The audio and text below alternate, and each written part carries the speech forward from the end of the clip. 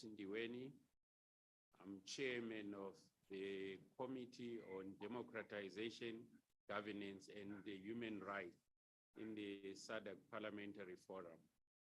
My expectations from this meeting is to enable myself and my committee to deal with the issues of human rights and corruption or anti-corruption. I don't know which one to use, whether it's corruption or anti-corruption.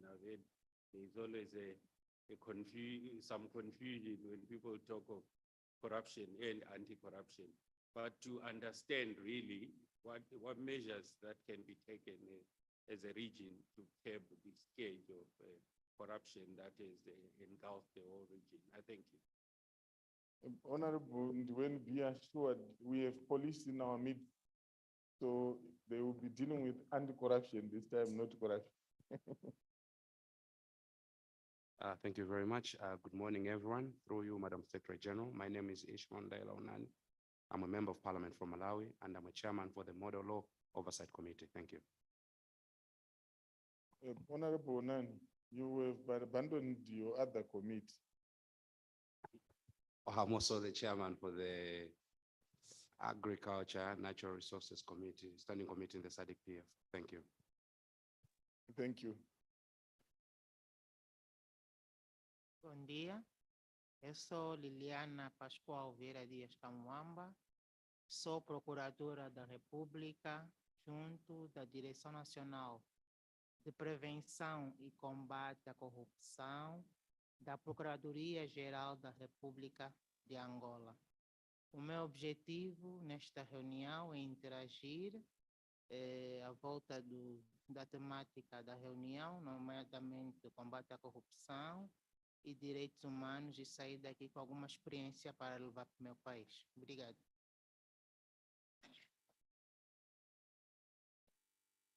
Good morning, everybody. My name, I'm Joseph Shizitempuka. I'm from Namibia. I'm from the Republic of Namibia. I'm with the police. I'm with the Namibian police. My duties are, I'm an investigator. I investigate corruption and criminal cases that have been committed by police officers. So my objective here, or just maybe to get notes, to understand how other counterparts approach the issue of corruption and so on, maybe just to gain knowledge. I thank you.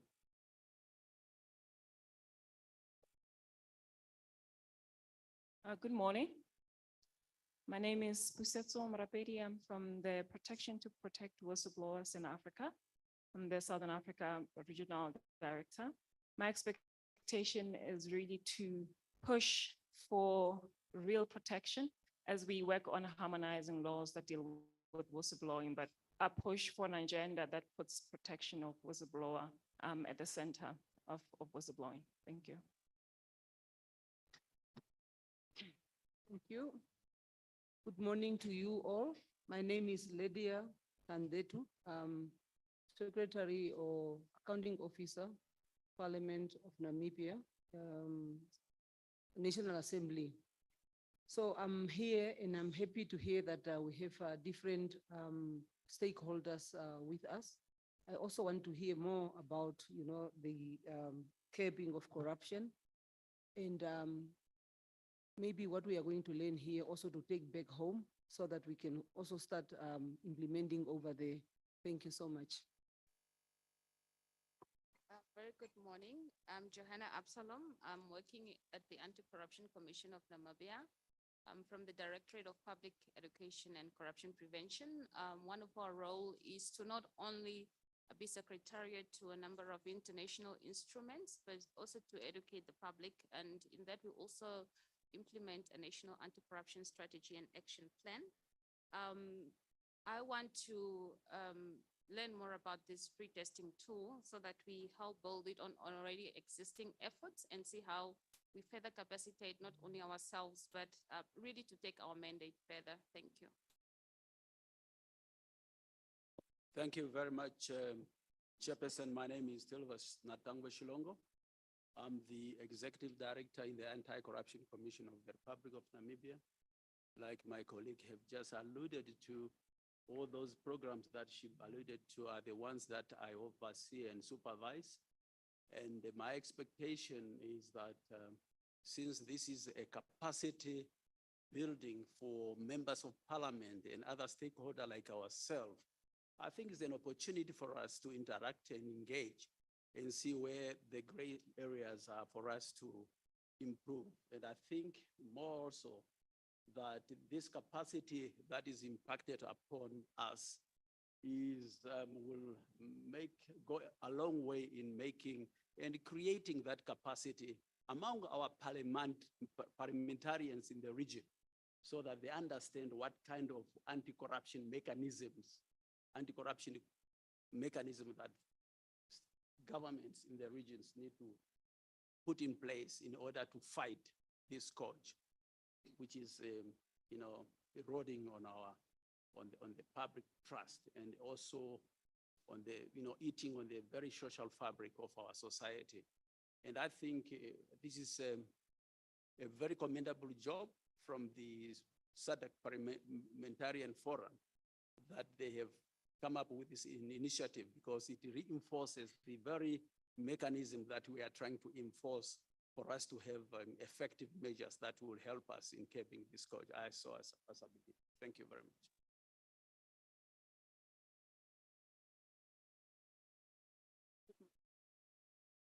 Good morning. I'm Nomasondo Sunda from the Clerk of Parliament of Zimbabwe, representing my club. My expectation is to gain a better understanding of the two knowledge tools and how our parliaments can effectively implement and utilize these tools. Thank you.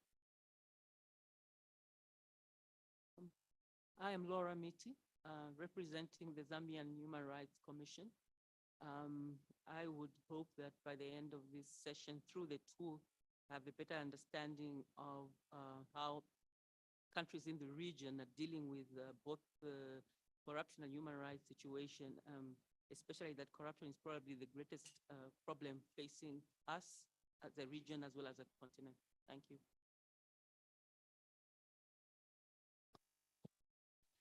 Thank you.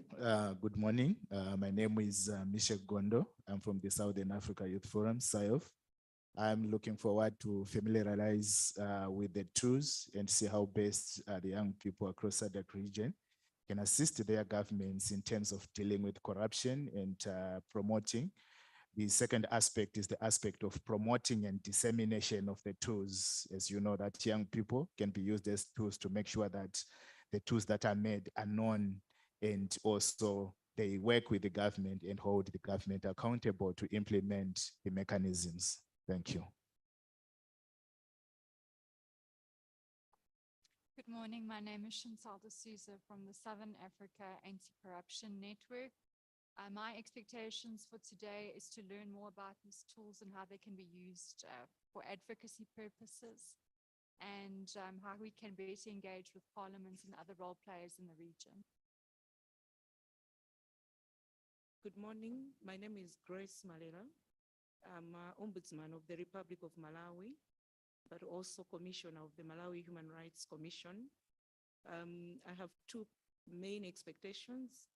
Number one is how the two tools can enhance interagency cooperation.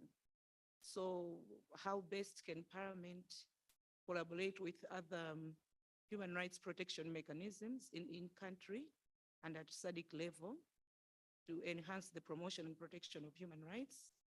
That's number one. Number two is how best these tools can bring up pragmatic strategies for really promoting and protecting human rights, but also curbing corruption, so that we go beyond developing of tools as a way of checklisting, but tools that can really be effective given our different country contexts, but also the regional context. Thank you.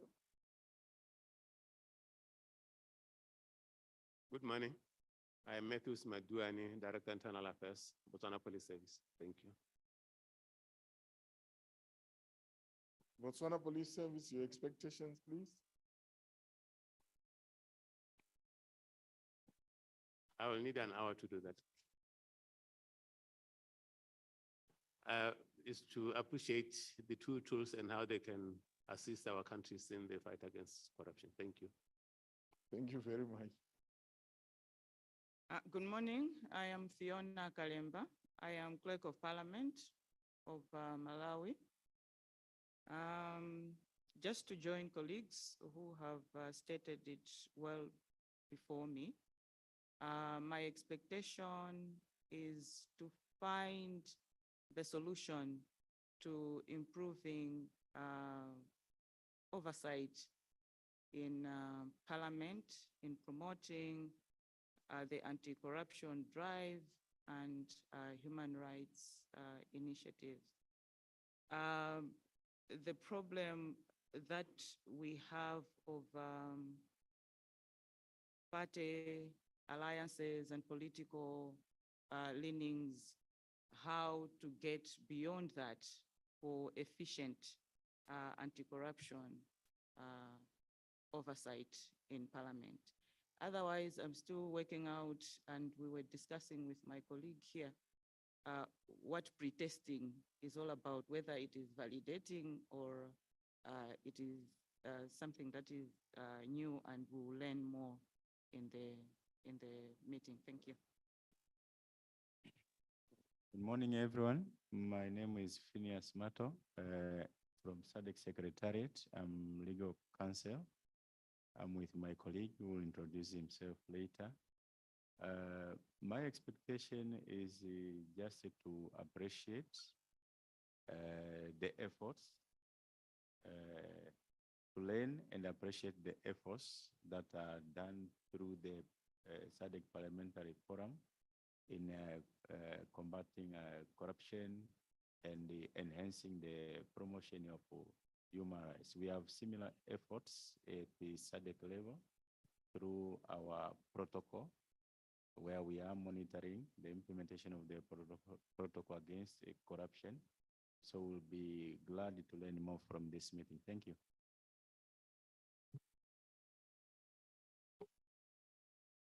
Je dis bonjour à tout le monde. Mon nom, c'est Calvin Ndema Panza.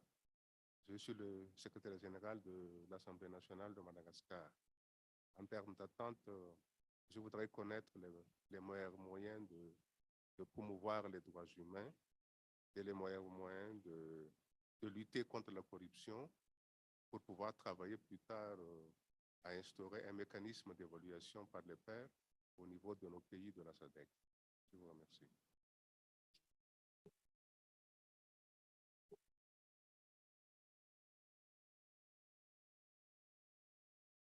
Merci beaucoup de m'avoir donné la parole. Bonjour, Monsieur le Président. Bonjour à tous les participants.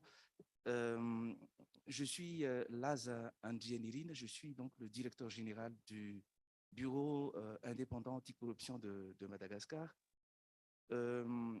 Mes attentes, c'est d'abord une bonne compréhension des instruments, des deux instruments. Et puis, deuxième attente, c'est comment en faire un bon usage, sachant qu'à Madagascar, il y a un véritable défi. L'Assemblée nationale est impliquée dans la procédure judiciaire, notamment en ce qui concerne la poursuite des hauts dignitaires de l'État, et on rencontre actuellement un véritable blocage là-dessus, compte tenu du fait que l'Assemblée nationale ne vote pas la procédure de mise en accusation. Et le Bianco, l'agence que je dirige, a transmis actuellement une quinzaine de dossiers, et ça reste bloqué à ce niveau. Et donc, j'attends un bon usage justement de ces instruments afin de débloquer la situation à Madagascar. Merci beaucoup. Good morning, ladies and gentlemen. My name is Honorable Regina Spawa, Member of Parliament from Seychelles. I'm here in my capacity as a chairperson of the Regional Women's Caucus of SADC-PF and member of the Oversight Committee of SADC-PF. My expectation is to engage with stakeholders and learn more on the role of Parliament in curbing corruption and the promotion of human rights and people's rights, especially the marginalized group and the disabled, and how and learn how women in the region can play an active role in prevention of corruption and promotion of human rights. Thank you.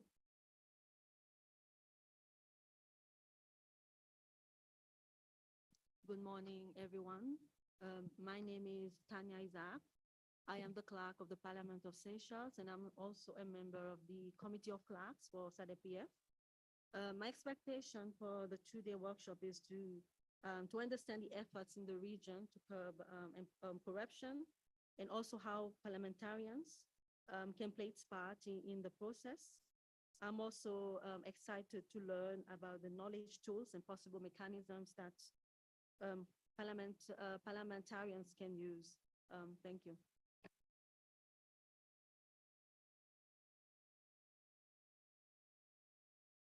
Good morning, everybody. My name is Rosie Bistoke. I'm a member of the parliament from the Republic of Seychelles. I'm also the chairperson of the Human and Social Development and Special Programs of SADC-PF. My expectation here today is for me to at least learn different approaches, what are the different approaches to curb corruption within the SADC region. And at the same time, understand all those proposed tools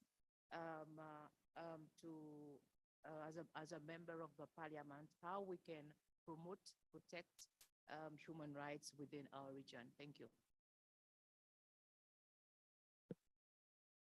Good morning. I'm Jemima Nebs Barlow. I am the Deputy Regional Director for Southern and East Africa for the National Democratic Institute, otherwise known as NDI.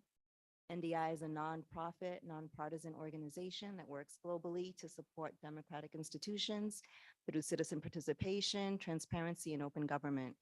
My expectations are to contribute to the experience sharing today, as well as to learn about potential ways that NDI could be supportive through this process in the future. Thank you. Good morning, everyone. I'm Honorable Ashley Itu, Member of Parliament of the Republic of Mauritius. I'm a member of the SADC-PF and also a member of the Parliamentary Committee of the local anti-corruption agency, which is the ICAC. Of course, it is a pleasure to be here. My takeaway from these 2 days would be get a better understanding of the knowledge tools that we are going to pre-test together, get to know more friends from the SADC and understand how each and every one of in your country are helping, how to curb corruption, and take away back home anything positive that will help me in my job as a lawmaker of the country and helping against this thing that we call corruption. Thank you. Mic on. Good morning. I'm Bibi Safina Luton. I'm the clerk of the National Assembly of the Republic of Mauritius. And I was around when the Prevention of Corruption Act was passed in 2002 in our parliament.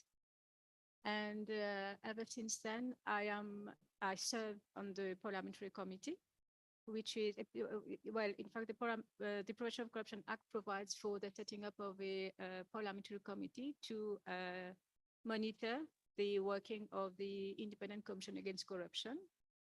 And I serve on this committee. If it's not me, it's my assistants who serve this committee, so that we are there to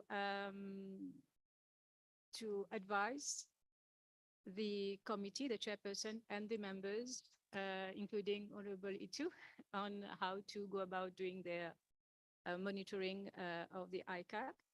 And I work also as accounting officer. I work directly with the Director General of the Independent Commission Against Corruption for anything that concerns the committee. And as a public body, so that I'm very much concerned with whatever goes on with anti-corruption measures that can be done over the world, and including in the SADC parliamentary forum, in the SADC.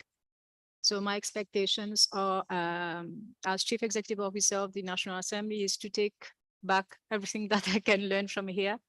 That will help me in all my roles in the Mauritius National Assembly. Thank you.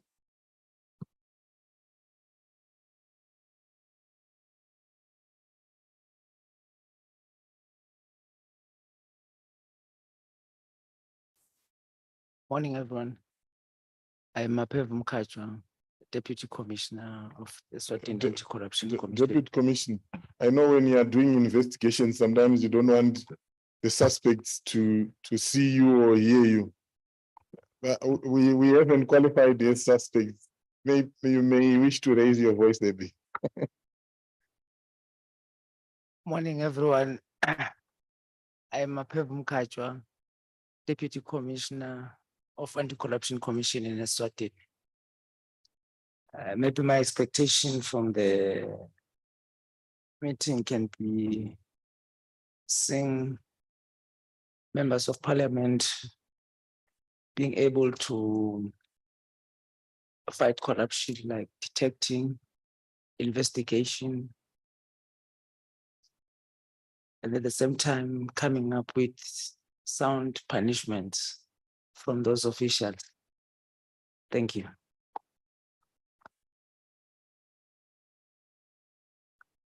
A very good morning to everyone. Chairperson, I'm Jabile Malaza, Director Research Parliament of Eswatini. I'm here representing the Clerk Parliament.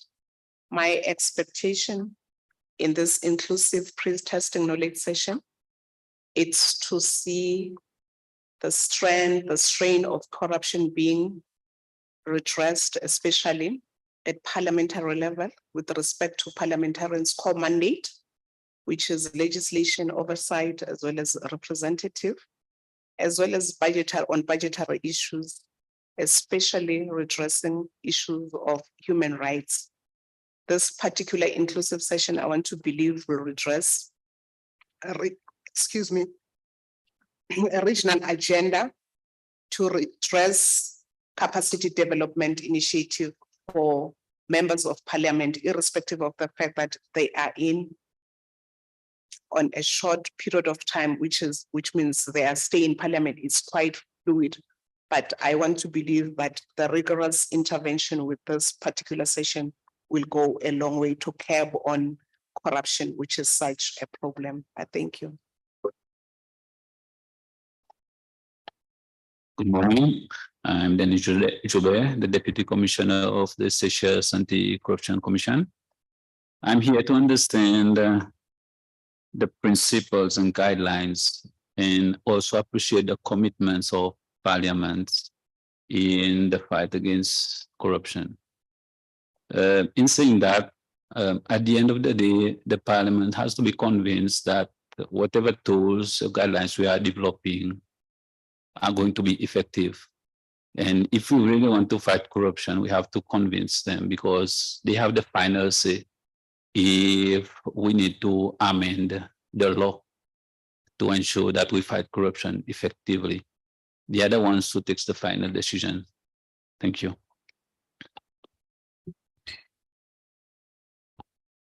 I'm Mr. Kailash Kunjal, representing the Anti-Corruption Agency of Mauritius.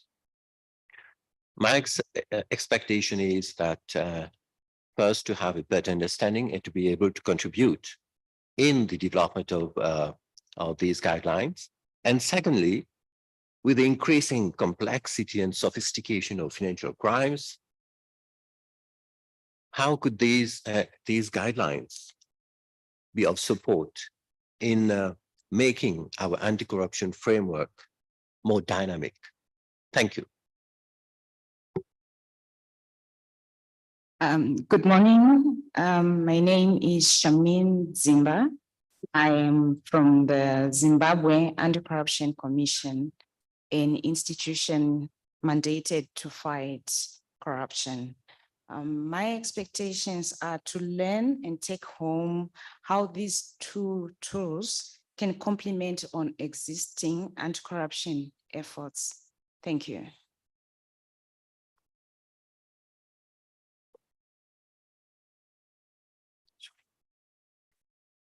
Morning, everyone. My name is Leslana Kwamufidikwan. a prosecutor from the Office of the Director of Public Prosecutions, Lesotho.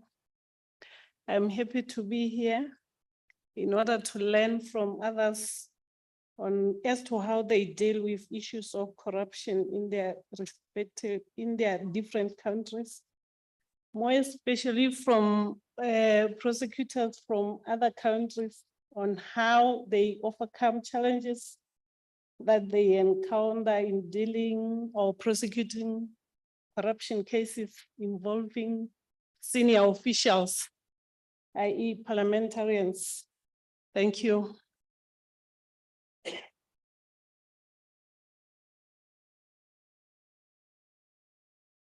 Good morning. My name is Pianam Sopole from the SADC Secretariat, specifically responsible for the anti-corruption component. I'm happy to be here, but also to see quite a number of faces that I work with from the member states. My expectation comes from the fact that the anti-corruption program for SADC is mainly developed to oversee the implementation of the protocol against corruption. And this implementation takes place at the member state level. And when we look at the member state level, Parliament is indispensable. It's a critical stakeholder, it's a critical institution that can play a significant role in ensuring that the protocol against corruption is being implemented, it is being complied with. And one of the important issues that is stated in the protocol is for us to monitor the implementation and the domestication. So my expectation is to ensure that how can we enhance that role of Parliament to ensure that the protocol is being implemented, but also more importantly, we are in the process of strengthening our partnership with SADC Parliamentary Forum. We believe it's an important institution that we can work with to ensure that the protocol is implemented. So the anticipation is that we can strengthen that partnership and also ensure that the Parliament plays its role more effectively in the implementation of the protocol. But let me also commend SADC Parliamentary Forum for including the agencies.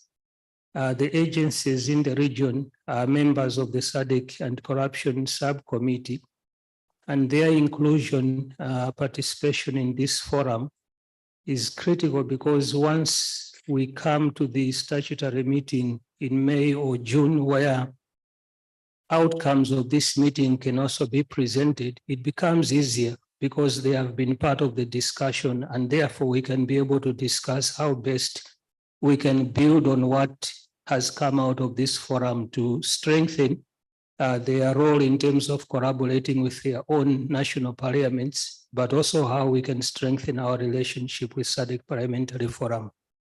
Thank you so much.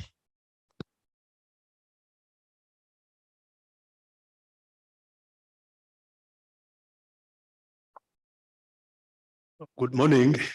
My name is Claudius Chikojo. I'm here in several respects. First of all, I've been tasked by GIZ to observe and assess the capacity strengthening initiatives that the SADC Parliamentary Forum has been running since 2019.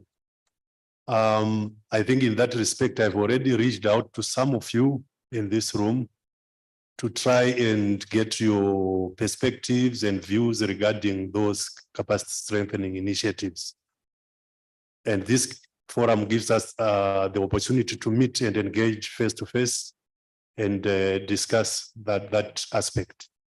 But secondly, just to mention that incidentally, I think in early 2022, I worked closely with the SADC Secretariat to develop the regional anti-corruption framework for SADC. so I can relate very easily to some of the issues that you are going to be discussing this week.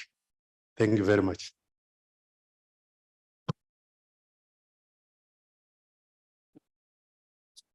Good morning. My name is Ronald Venva. I'm the ICT officer for the SADC Parliamentary Forum. Mine is to better appreciate these tools in the context of human rights and our rule of law and accountability. Good morning. My name is Nino Vieira, and I'm an ICT intern at the Parliamentary Forum, the SADC Parliamentary Forum. And my expectation is to learn more on the principles and guidelines of, yeah, it's fine. Good morning, everybody. My name is Raj Kubla. I am the project accountant at SADC Parliamentary Forum, and my objective is to learn the various anti-corruption measures that is in place in the various SADC countries. Thank you. Thank you. Good morning. My name is Togo Kumeta from the Parliament of Eswatini. I am a legal clerk and I'm also a legislative drafter. Also, I am a secretary for the Regional Parliamentary Model Law Oversight Committee of the SADC PF. My expectation is to learn more on the guidelines and the principles for promoting human rights and for curbing corruption in our respective countries, and also to take home on how best this can be applied in Eswatini and how to incorporate them in the legislation that are being put in place to ensure the protection of human rights and also to curb corruption. Further, I wish to learn more on how to incorporate these in our model laws, the ones that we have already and ones that are going to come in future for purposes of ensuring that human rights are protected and promoted in our respective countries and in particular in the national parliament in Eswatini. Thank you. Good morning. My name is Paulina Kangwashivi. I am the Assistant Procedural Officer and Coordinator at the SADC Parliamentary Forum. My expectation is to learn more and to appreciate how these tools will help all of us to keep corruption in our countries. Thank you so much.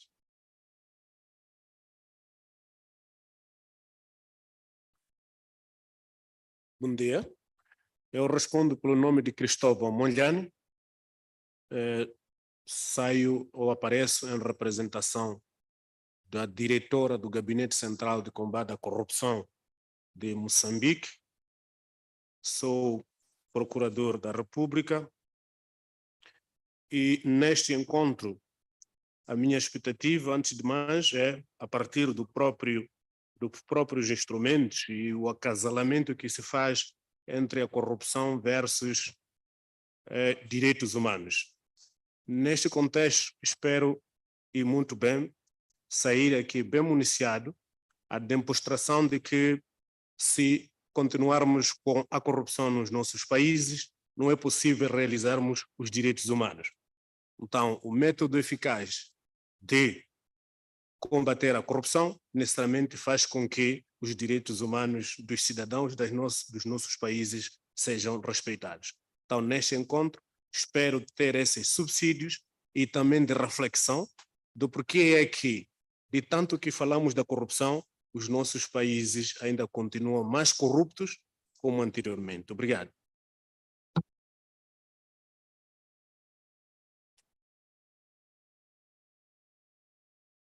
Good morning. My name is Yapoka Nyirenda Mungandi. I'm the Director of Finance and Corporate Services at SADC Parliamentary Forum. I hope to learn from best practice within the region on the subject matter And of course, I'm here also to gauge whether the investment in this, our investment, SADC-PF's investment in this process is indeed bearing fruit, and how we can continue to engage with various stakeholders going forward. Thank you.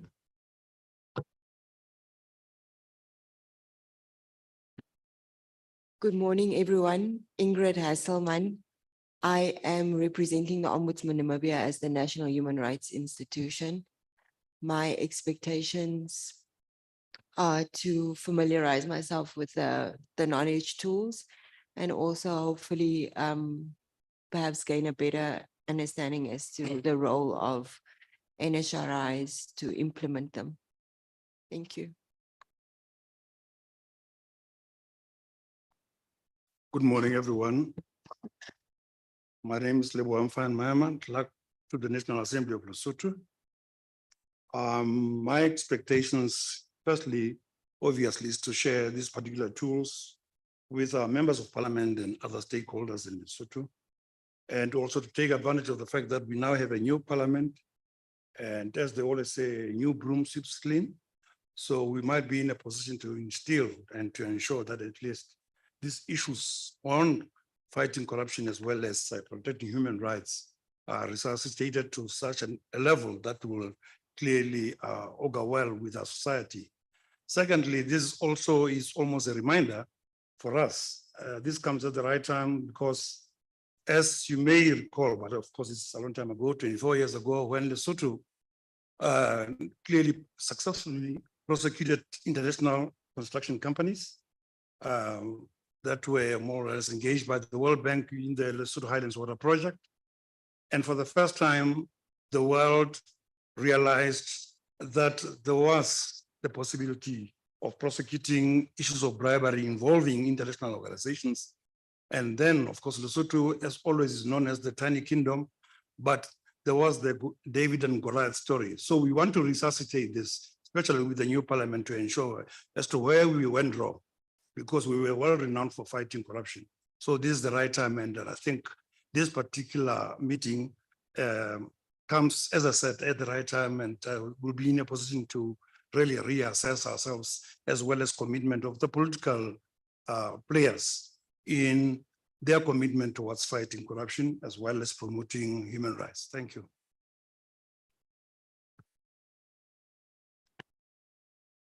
Good morning, everybody. My name is Pius Mboya. I come from the Parliament of Tanzania, and I represent the clerk of the National Assembly. My expectation is that this program will help us to learn and experience different techniques on how to properly advise members of parliament on how to make amendments and how to make laws and to harmonize domestic laws and international instruments regarding the corruption laws. And I expect also to come up with new techniques on how the parliament and parliamentary committees can cooperate with other stakeholders in the combating and fighting corruption. And apart from that, I also expect that we are going to learn on techniques regarding on how parliament can play its role in protection of human rights. Asante.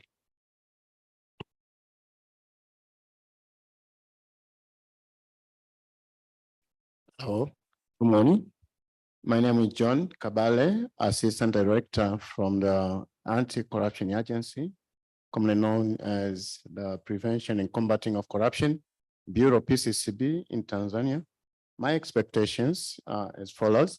One is to understand the pretested tools which we are going to discuss here and take back home the experience shared by the member in this room. Secondly is to see how stakeholders can support the anti-corruption agencies in their respective member states within the region. And thirdly is to see the roles of course, effective laws which can be passed by the member of parliaments, which really support these anti-corruption agencies in their respective countries, in the member states within the region. Thank you so much.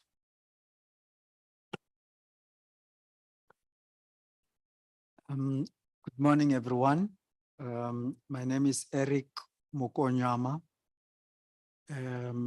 I work for the South African Human Rights Commission. I'm representing the chairperson of the commission, Professor Bongani Majola. I'm currently the Chief Operations Officer of the commission.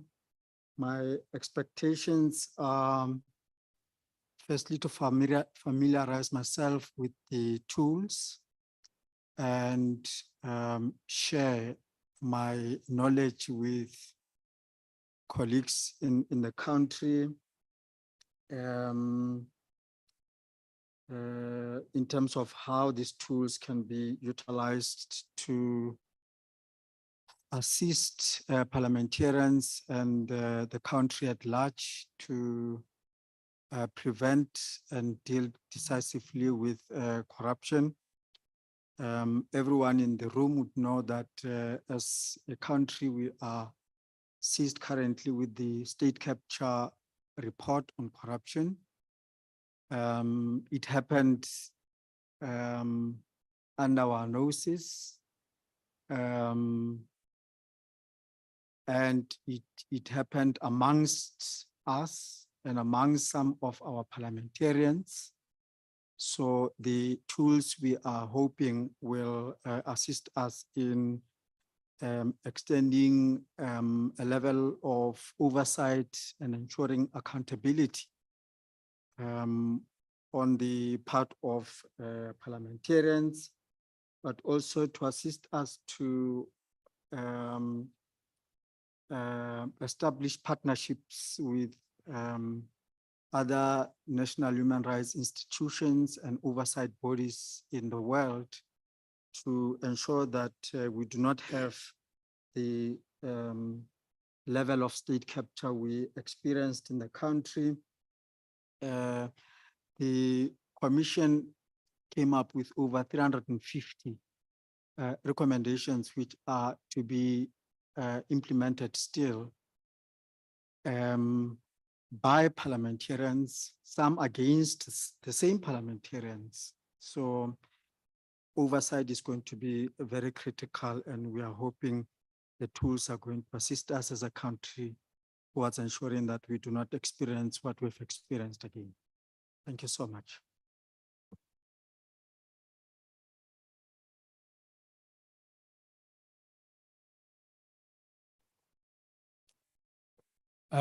Good morning, distinguished delegates. My name is Matthew Mwaimu. I'm the chairperson of the Human Rights Commission of Tanzania, Human Rights Commission and Good Governance of Tanzania, which is a state containing Tanzania, mainland Tanzania and Zanzibar. Our commission plays two roles.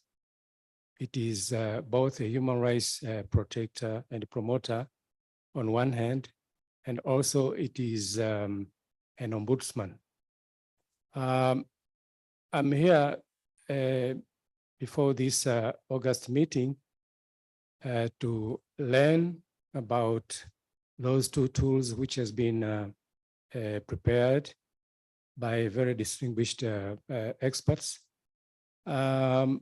We know that corruption and human rights have so many institutions in our states which are dealing with those areas, thematic areas. But I think the aim of this, those two tools is to ensure that members of parliaments, which are oversight bodies to the governments, those to ensure that those governments are fighting corruption as well as protecting human rights. So my expectation is to see that those tools are improved so as to make, to take members of parliament to another level in fighting corruption and also in protecting and promoting human rights. Thank you. Good morning. Good morning. My name is Asha Jenje. I'm the director in the clerk's office, Parliament of Zimbabwe. I think being the last, almost the last one to present, I would say much of the expectations have been shared by everyone here. But my interest is on how we can reduce the skills gap in terms of addressing issues to do with anti-corruption as well as human rights issues. I think those are my expectations. Thank you. Good morning, honorable members and participants. My name is Agnes Lilungwe. I'm the Executive Secretary to the Secretary General at SADC Parliamentary Forum. My expectation is how the SADC PF Secretariat can facilitate MPs in using these tools to combat corruption. Thank you.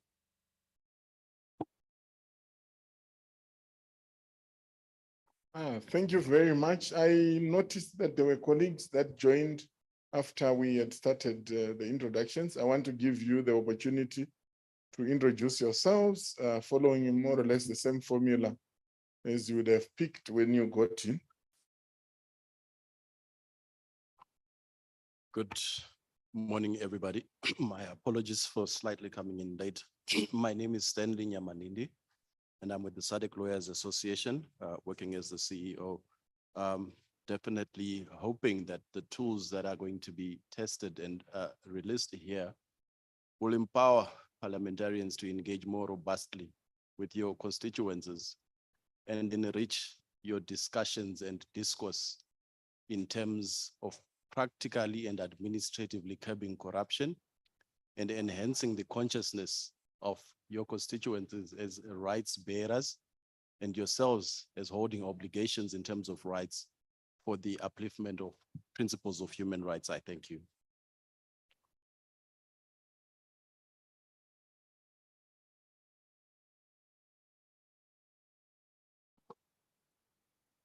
Good morning, everyone. My name is Bright Ngwenyama Gunde. I'm a programs officer at the SADC Lawyers Association.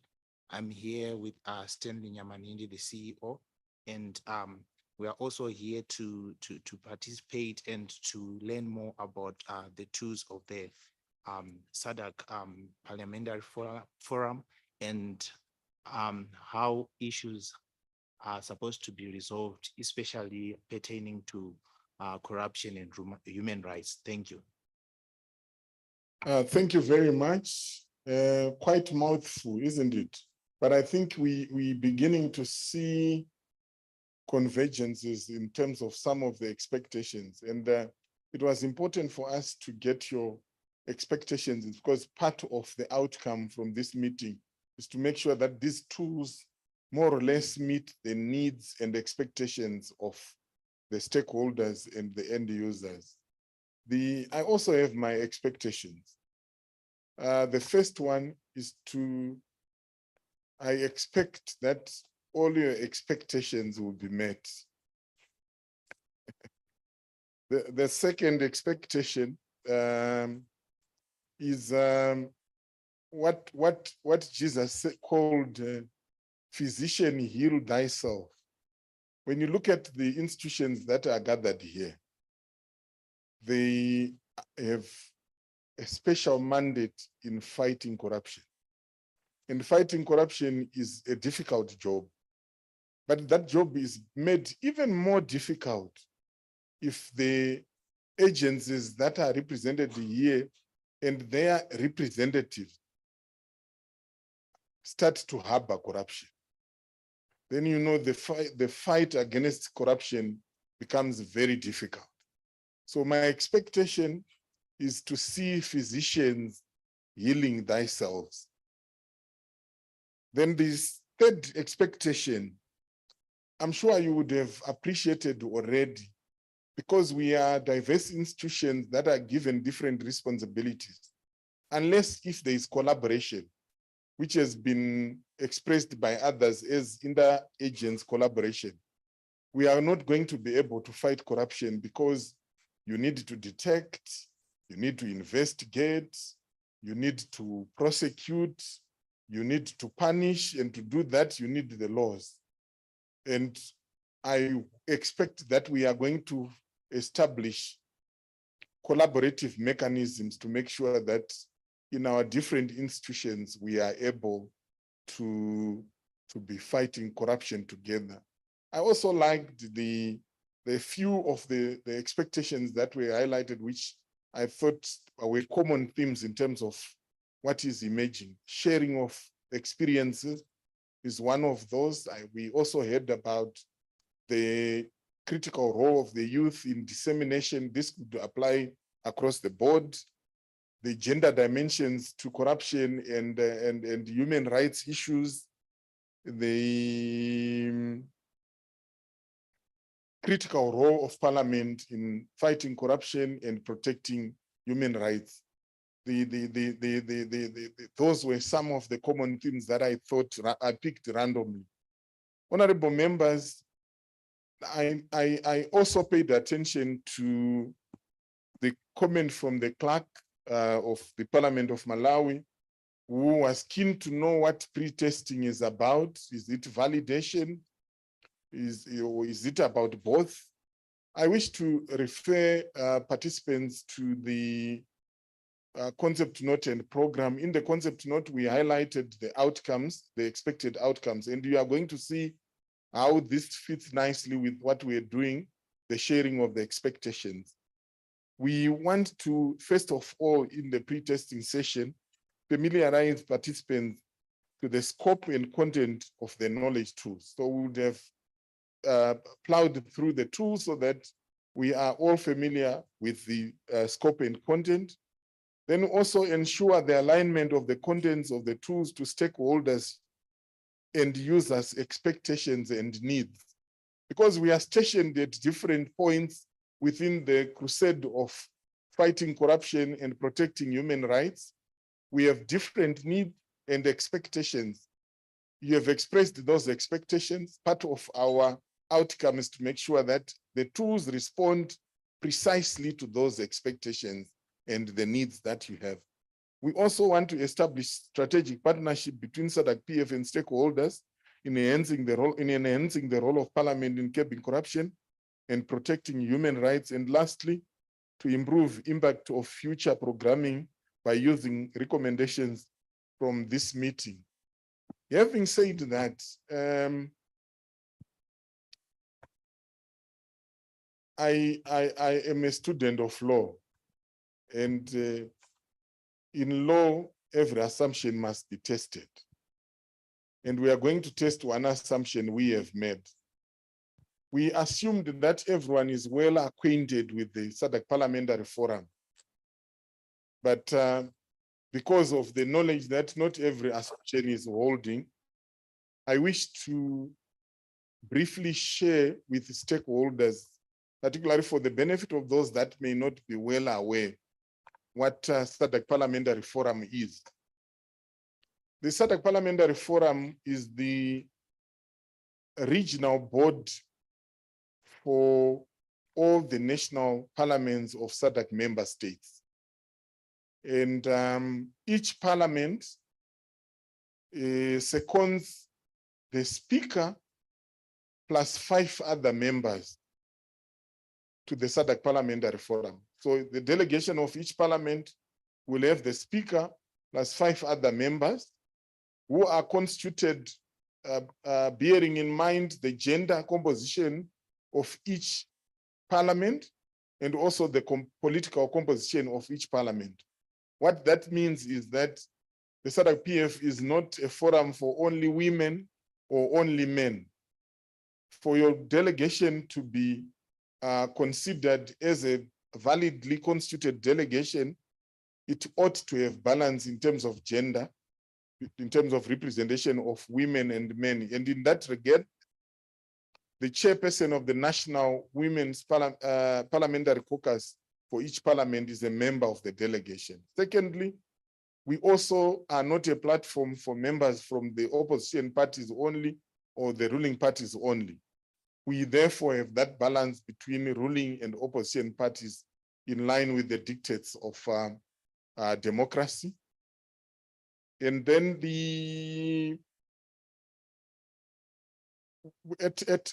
in terms of our organs, we have the plenary assembly, which is the highest policy-making body. So when each delegation comes together and they meet together in plenary like we are, that is the plenary assembly.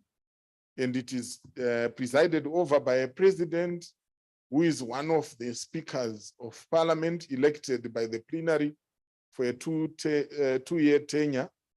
There's also a vice president who, if in line with gender, if the president is female, will be male and vice versa.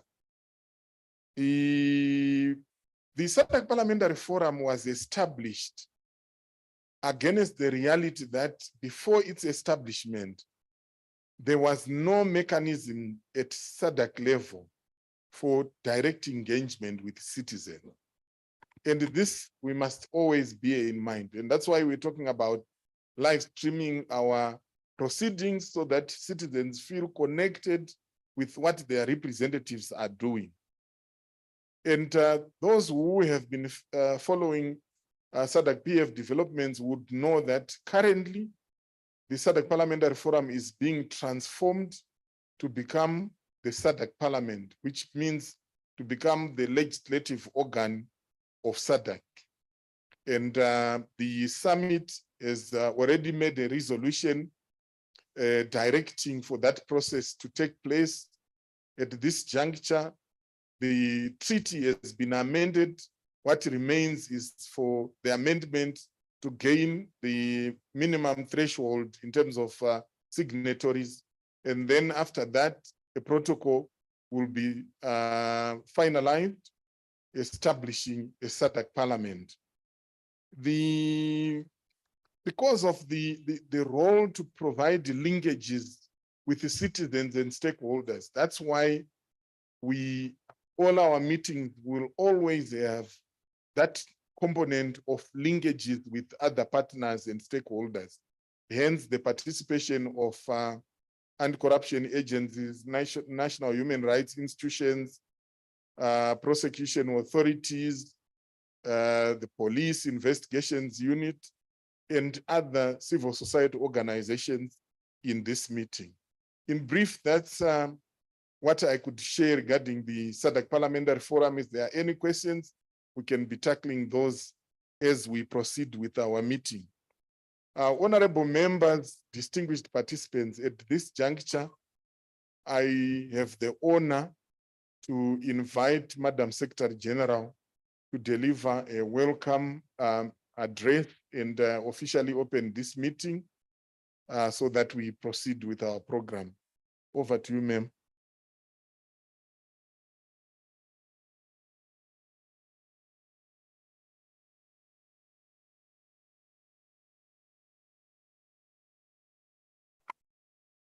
Thank you very much, Mr. Shionene Kurasha, Director of Ceremonies. I think he did a great job this morning. We can give him a round of applause. Good morning. Bonjour. Bon dia. Allow me to stand on the protocol that has already been established. First of all, let me recognize the Chair of Chairpersons, Honorable Daila Onani, who is also a member of Parliament in Malawi. Allow me to also recognize the chairpersons of the SADC Parliamentary Forum standing committees who are here present, who constitute membership of the Regional Parliamentary Model Laws Oversight Committee. Let me also recognize you, heads and representatives of anti-corruption agencies of SADC member states, heads and representatives of national human rights institutions of SADC member states, heads and representatives of prosecution authorities of the SADC member states, heads and representative police investigation units, my dear colleagues, clerks, and secretaries general of national parliaments, the SADC Lawyers Association, officials from SADC Secretariat, representatives from civil society organizations, distinguished resource persons among us, the SADC Parliamentary Forum Secretariat staff, staff of our national parliaments, distinguished participants and SADC citizens who are joining us online. It's with the utmost humility and gratitude that I appear before you today to open and welcome you to this momentous meeting during the pre-testing phase of the knowledge tools which are under development at the level of the SADC Parliamentary Forum. Today and tomorrow, we meet to discuss two cardinal knowledge tools which add to the Forum's Bill of Rights and bring new perspective and directional guidance to the development discourse. In turn, we shall deliberate and engage on the principles and guidelines for Parliament in curbing corruption, which will be discussed during session 1 and 2. And tomorrow, we shall turn to the principles and guidelines for parliaments in the promotion and protection of human rights in the SADC region, which will be addressed during session 3 as per your circulated program. Dear colleagues and participants, after all, human rights and the anti-corruption framework are interlinked themes, and we feel it is apt that we are able to address both knowledge tools under the umbrella of a single event, which would enable yourselves as participants to focus and comment on common issues such as form, presentation styles, and contextualization. We are confident that by the end of this meeting tomorrow, the SADC Parliamentary Forum and national parliaments will be further enriched by the depth and the variety of the deliberations, which would have assisted us to prune and refine both knowledge tools in view of proceeding for further validation. Why have these knowledge tools been developed? As you are well aware, the SADC Parliamentary Forum has since inception been a long-standing proponent of human rights and democratization for the Southern African region and beyond. To attest to this, the Forum's commitment to implement human rights, the respect for a culture of human rights, has been enshrined as a central guiding principles of the Forum's strategic plan. Equally, there is also a core objective in the strategic plan to promote prudential planning and good governance, which are necessarily outcomes of a corruption-free environment. The Forum promotes both civil and political rights and socio-economic human rights as contained in the African Charter, also known as the Banjul Charter, with an understanding that all human rights are interlinked, indivisible, and interdependent. When we look at socio-economic human rights, these are also heavily hindered in our societies today, which are plagued by corruption. Hence the need to address corruption first to create the clean slate necessary for human rights to prosper. As you may be aware, these tools have been developed following different experiences and observations garnered at the level of our standing committees of the SADC Parliamentary Forum, whereby it was felt that there is sometimes a disconnect between parliamentary work, the anti-corruption framework, and the implementation of human rights. Yet all of you have emphasized this morning that these three themes are directly related. Dear colleagues, without freedom of movement and the right of one person to one vote, there will be no free vote cast in favor of any elected representative. The prohibition of discrimination on the basis of sex or gender is the human rights standard which enables all women to vote at par with men. Without the right to privacy, there will be secret votes. That is no confidentiality in relation to votes that are cast. Without the notion of equal treatment before the law, there will be no belief in the rule of law such that electoral commissions would function independently. Without freedom of association, there will be no political parties and people gatherings. Without a strong anti-corruption framework, elections could have been rigged through bribes and fraud. In addition, corruption is the fertile ground for all state institutions to fail, thus having a cascading effect on Parliament. The principles and guidelines thus also acknowledge that representative democracy expressed through both an anti-corruption framework and a culture of human rights are like the two weights which cling on both sides to keep the balancing scale of parliamentarism in equilibrium. Around the world, parliaments are thus inclined to strengthen the anti-corruption framework. They have no choice. And the respect for human rights, since these represent the only true guarantee for parliament as an institution to properly reconstituted after its term. Accordingly, and in line with our strategic plan and the objectives of the SADC Parliamentary Forum, we have stood guided by our membership to develop the principles and guidelines in the form of knowledge tools in view of the parliaments to equally internalize same. So some of you wondered or emphasized the need for collaboration with parliaments. They have so directed, and I believe that the commitment is already established. Why are we pre-testing the knowledge tools? That is one of the questions that was asked.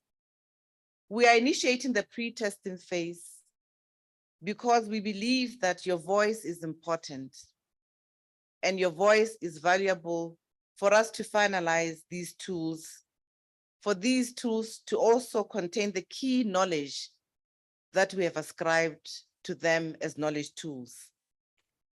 We also believe that you are the implementers at national level, and thus it is of paramount importance that you are given an opportunity to make a critical evaluation of the effectiveness of these knowledge tools prior to their formal launch at a later stage. We are of course conscious that sovereign parliaments have different processes of how these tools can be internalized and be allowed to operate in our respective countries. Consultation at this stage is also imperative to ensure that the principles and guidelines befit the SADC context and are adapted such that each parliament can make optimum use of them and domesticate them in close collaboration with partners such as yourselves.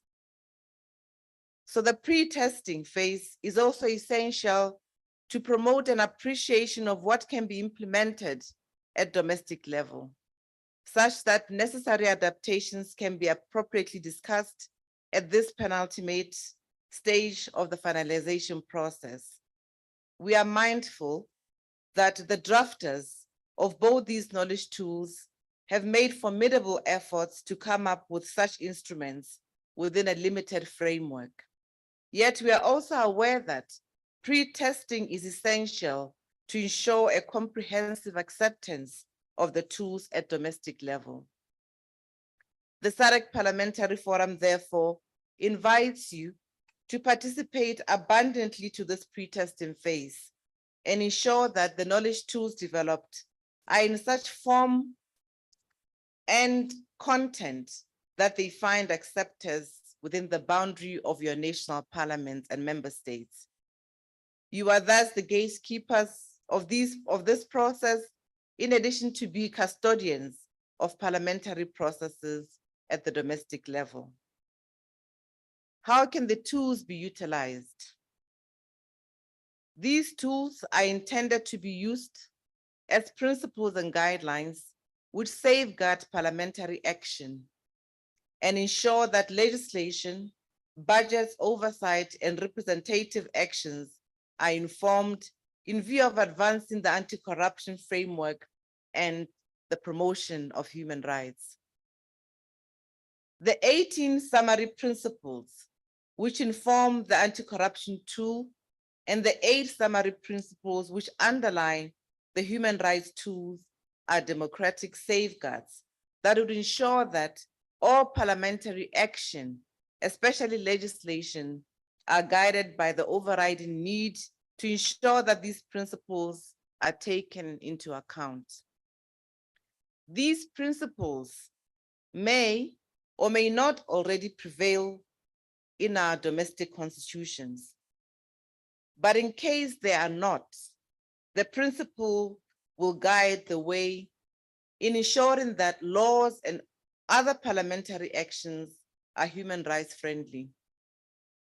And they'll take into account the need to preserve a robust anti-corruption framework at the domestic level. These tools are also destined not only for members of parliament, but also for line ministries and other non-stakeholders and civil society organizations, which may interact directly or indirectly with parliament, since anti-corruption framework and the implementation of human rights are universal concerns for each and every citizen. Dear colleagues, in addition, I wish to emphasize that the knowledge tools must be read together and in accordance with other developed forum instruments, such as our recently developed SADC model law on gender-based violence, the SADC model law on public financial management, and the SADC model law on elections, to name a few, as they also contain relative safeguards which are necessary to preserve the social fabric in a functioning democracy.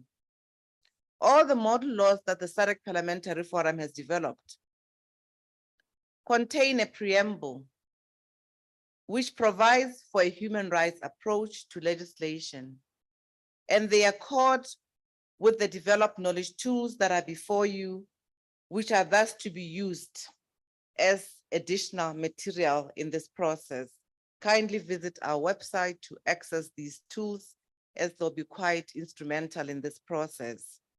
They will help you as part of additional material in unpacking and domesticating the model laws. The knowledge tools therefore supplement the Bill of Rights of the SADC Parliamentary Forum. In particular, you'll find that the human rights knowledge tools supplement the model law on child marriage, the model law on GBV, and the minimum standards for protecting key populations, whilst the anti-corruption tool complements the SADC model law on public financial model law and the SADC protocol on anti-corruption.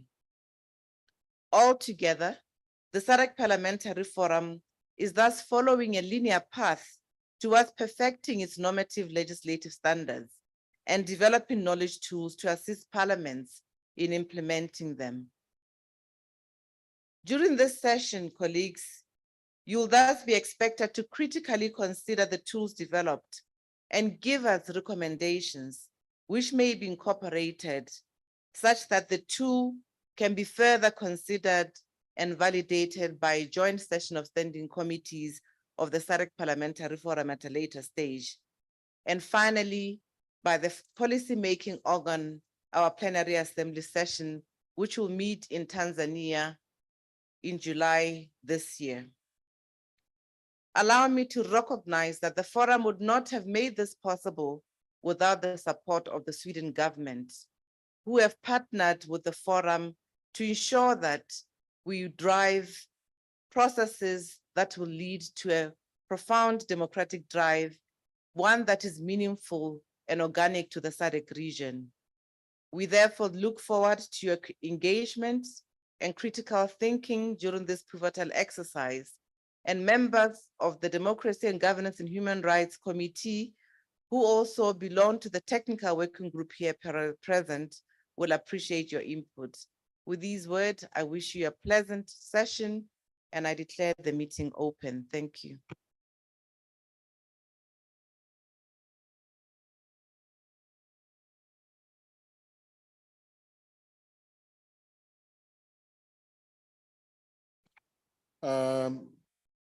Thank you, Madam SG, for those profound remarks. I think we can give a second round of applause.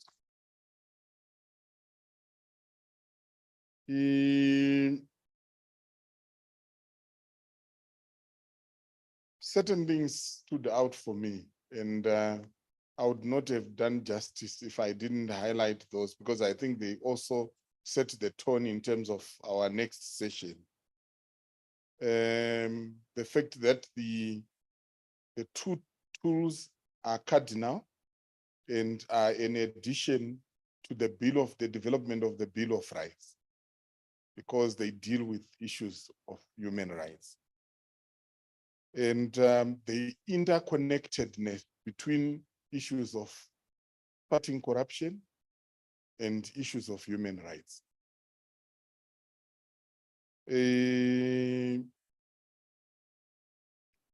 The enrichment, very direct enrichment that national parliaments and SADC PF are drawing from this meeting. The inter-agents collaboration and the commitment for parliaments to avail themselves to making that collaboration work. The gesture of listening to stakeholder input.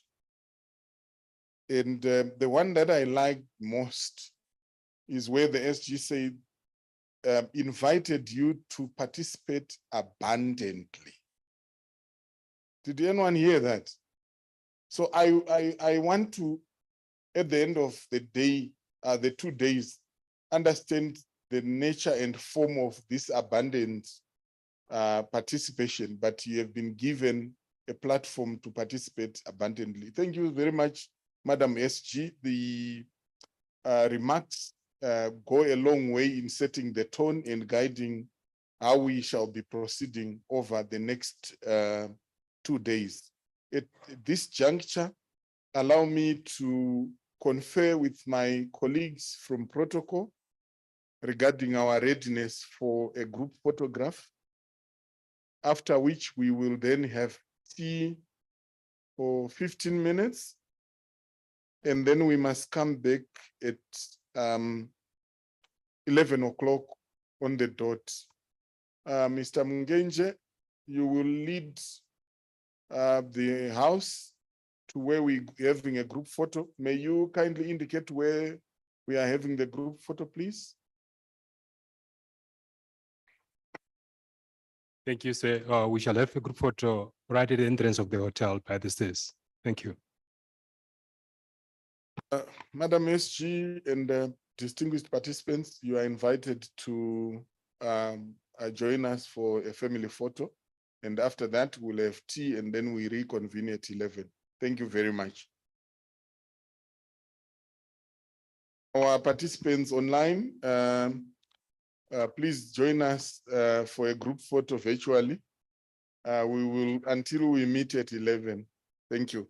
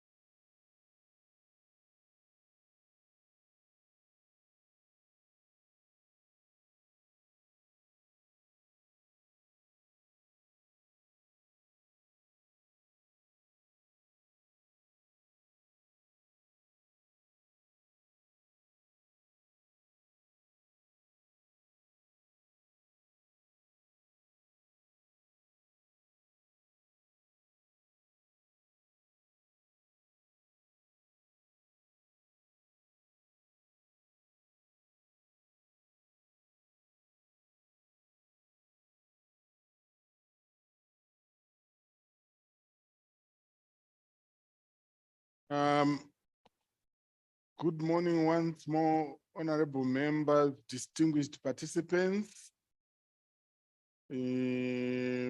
Welcome back. We must be resuming the next session where we are going to consider the tool, the first tool. So how we will proceed as per your program.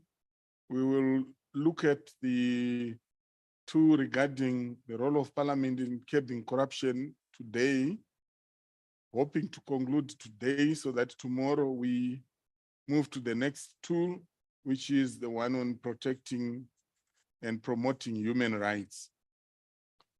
And how we proceed, we propose that we will go into section by section. I wish to be guided by the House.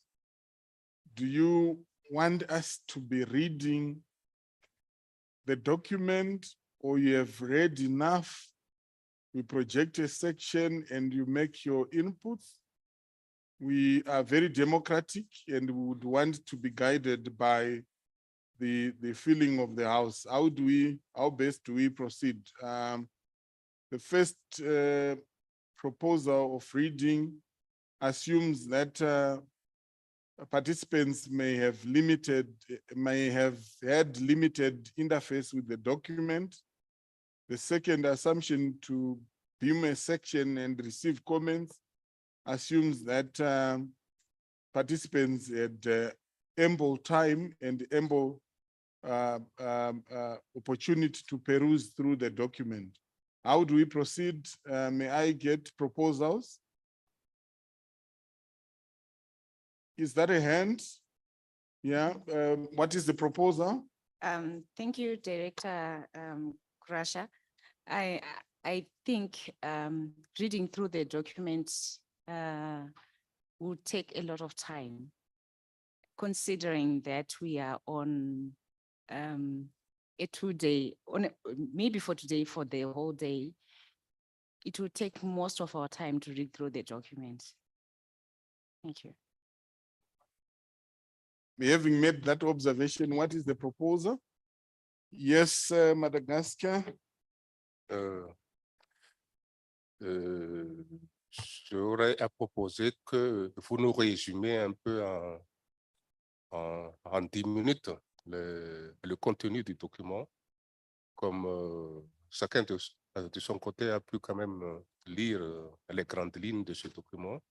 C'est mieux de le résumer en quelques minutes et puis après on allait dans le vif du sujet.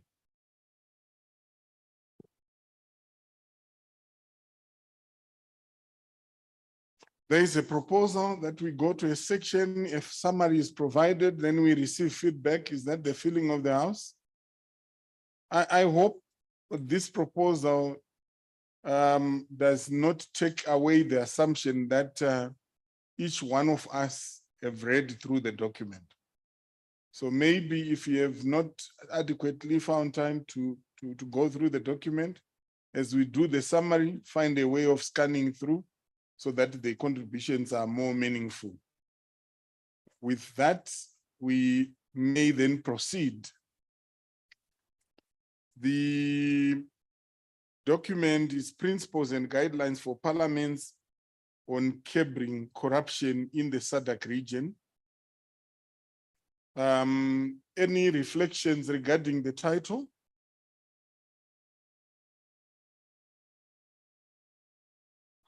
We presume there is no comment or addition to the title. How does it read in French, in Portuguese? Does it capture the same essence?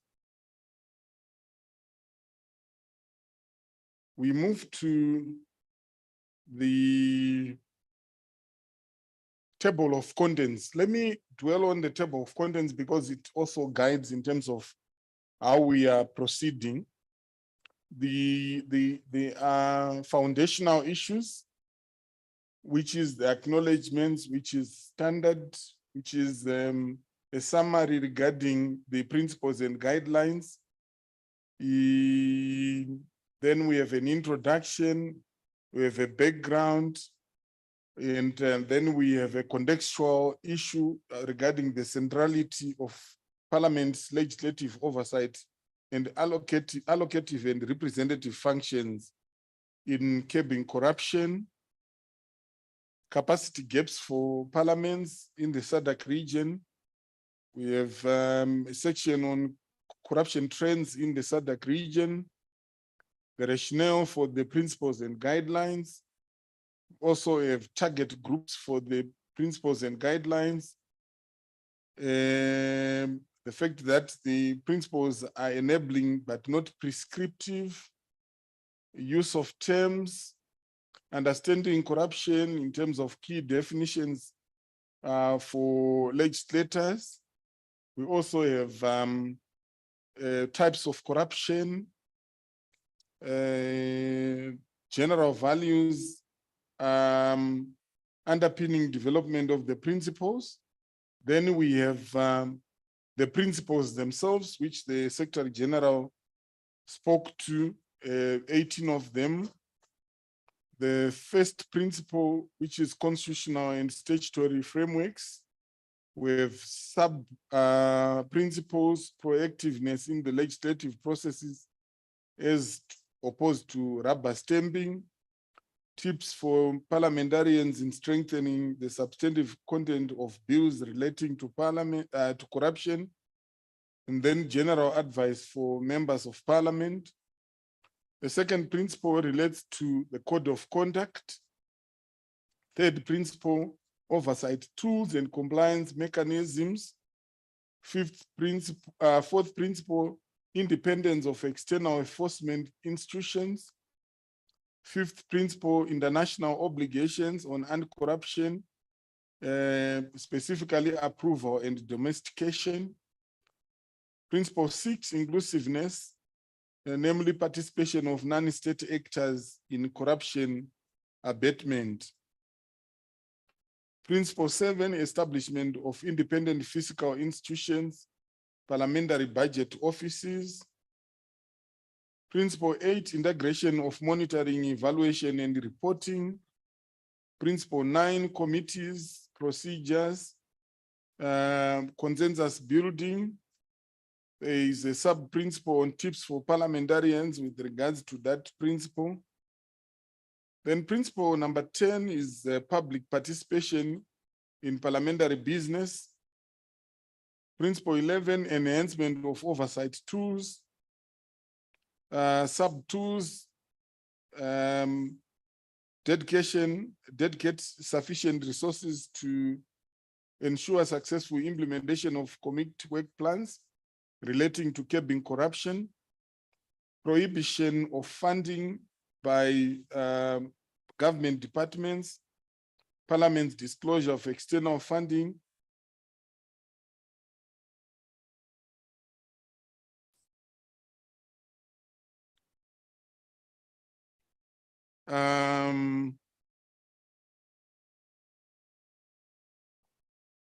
Parliament disclosure of external funding by the private sector.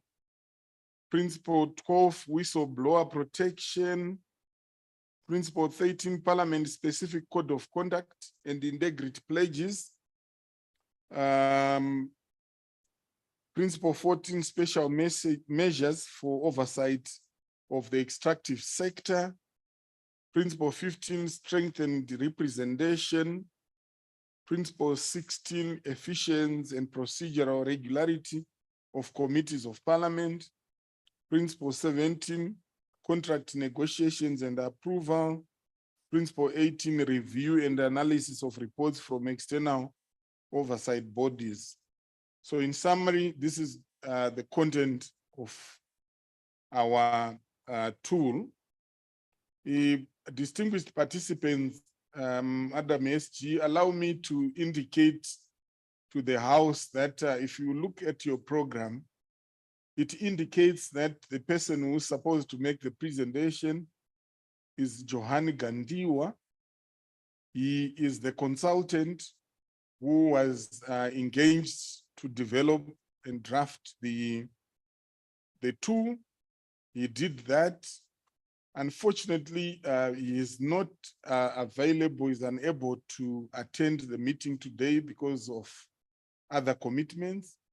And as a result, I will step in and do the presentation on his behalf, just as a way of informing the House.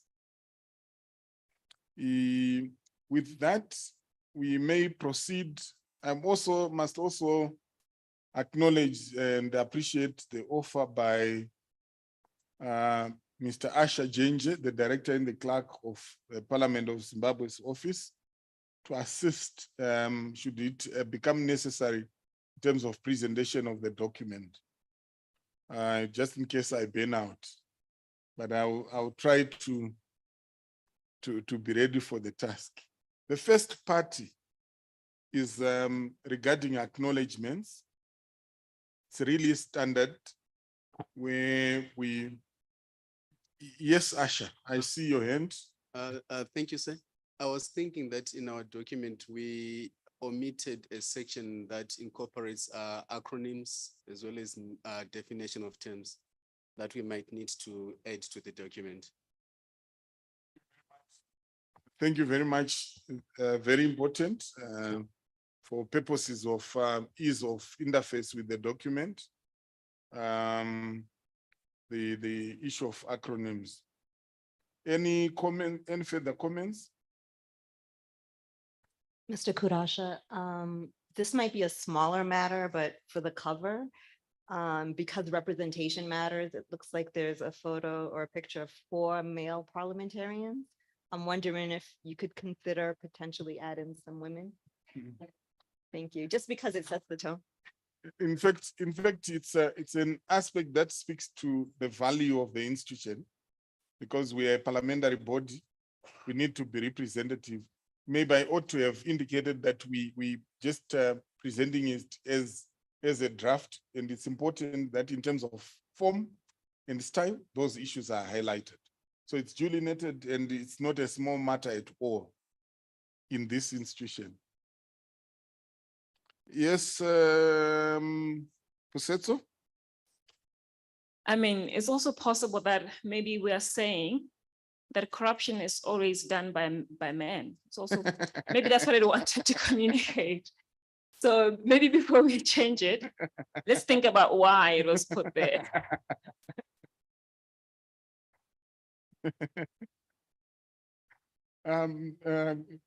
Thank you for that. Right. Let's proceed. Are there any further comments?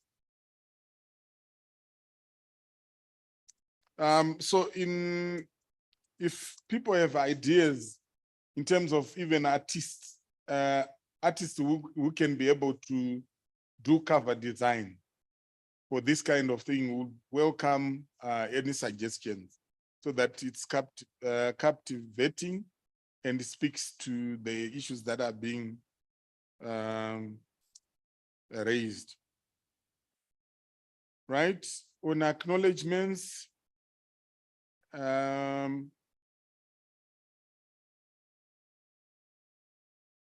the addition we will make is in addition to the Austrian development agents, we need to also acknowledge the contribution of the Swedish government.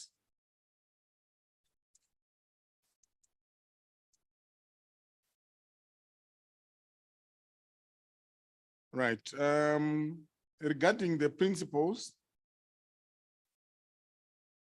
it highlights the context in terms of the impact of corruption in society in general, but also on the state, on citizens in terms of their trust of public institutions. It also puts into context the role of SADC Parliamentary Forum and its mandate in promoting democratic governance in general, but specifically curbing of corruption in particular. It also indicates the fact that being proposed in the document are 18 principles and guidelines for parliaments in curbing corruption. Why 18? 18 is not a magical number. It just happened to correspond with the number of principles that were identified. Through this process, they may as well expand, or some of the principles may be consolidated. We are open to that process. But it also points out in the important aspect of the different processes and stages in terms of what Parliament must do to curb corruption, in terms of enactment of corruption-specific legislation, elimination of corruption in public procurement processes, enhancing transparency in contracts negotiations, developing whistleblower protection frameworks, and formulation of anti-corruption specific codes that are of specific and general application. Then it also indicates the important collaboration between state and non-state actors. Then the international law and domestication relating to anti-corruption and establishment of independent enforcement institutions, and then the effective use of parliamentary oversight tools and frameworks, and enhanced stakeholder participation. Are there any further comments regarding that section? So in summary, yes, I see a hand there. Thank you. I take it that tools of this nature are expected to be user-friendly. Yeah. Is there a reason why in principle number 6, we are using language such as symbiotic interaction? Can this be unpacked so that anyone coming to this tool will get exactly what we mean by symbiotic interaction? And on principle, the one on the same one, number 6, I see that we want that symbiotic interaction to exist between state and non-state actors. I'm not sure if we have made reference to that symbiotic interaction to first and foremost start within the state actors, or is our assumption that all is well within the state actors? Where I come from, we have seen challenges between the directors of public prosecutions with their counterparts in anti-corruption commission, and also between the police and the anti-corruption commission, because their mandates tend to overlap. And if not well coordinated, I think that is derailing the fight against corruption. That would be the case for Malawi. I'm not sure, I'm sure it's not unique to Malawi. So I just had those quick issues on principle number 6. Thank you. Thank you very much, very useful. A rule of thumb in editing, if you read it first time and it sounds like yes, the next reader is likely to feel the same way. So when you did not think that symbiotic was communicative enough, did anything cross your mind? Can we receive a proposal? What could we put in place of symbiotic? Asha, I see your hand. Maybe mutually beneficial. There is a proposal of mutually beneficial. Any other? Interrelated? Interrelated.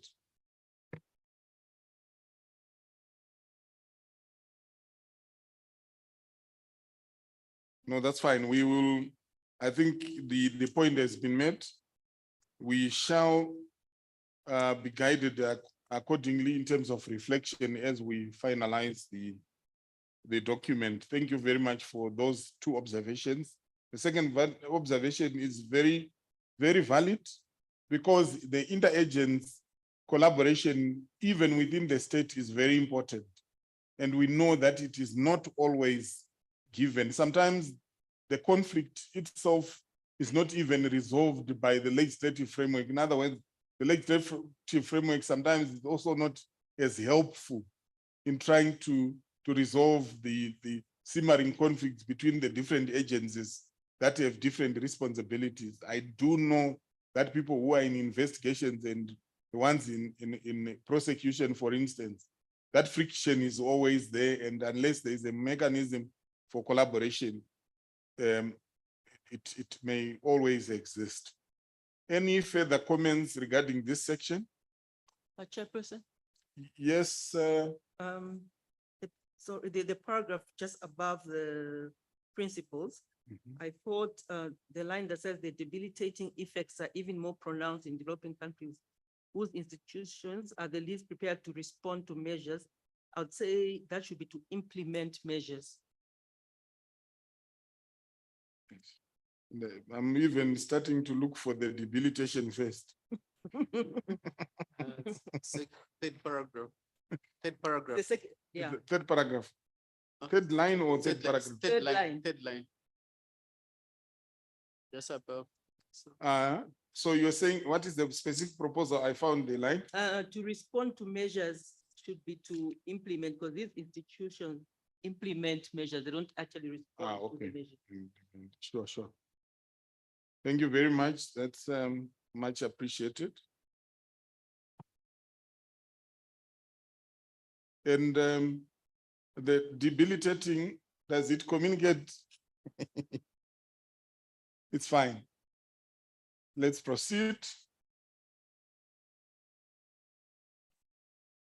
So maybe I would want us to pay attention to this one. The last paragraph, the principles and guidelines will serve as a learning support and capacity building tool for parliamentarians, anti-corruption agencies, government ministries, civil society organizations, and other relevant institutions with an interest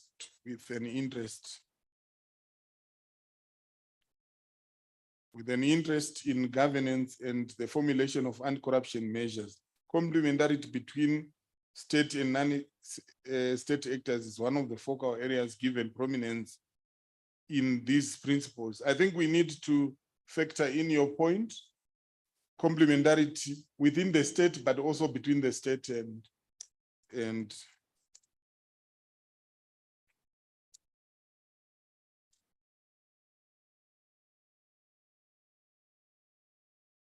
right. The introduction part.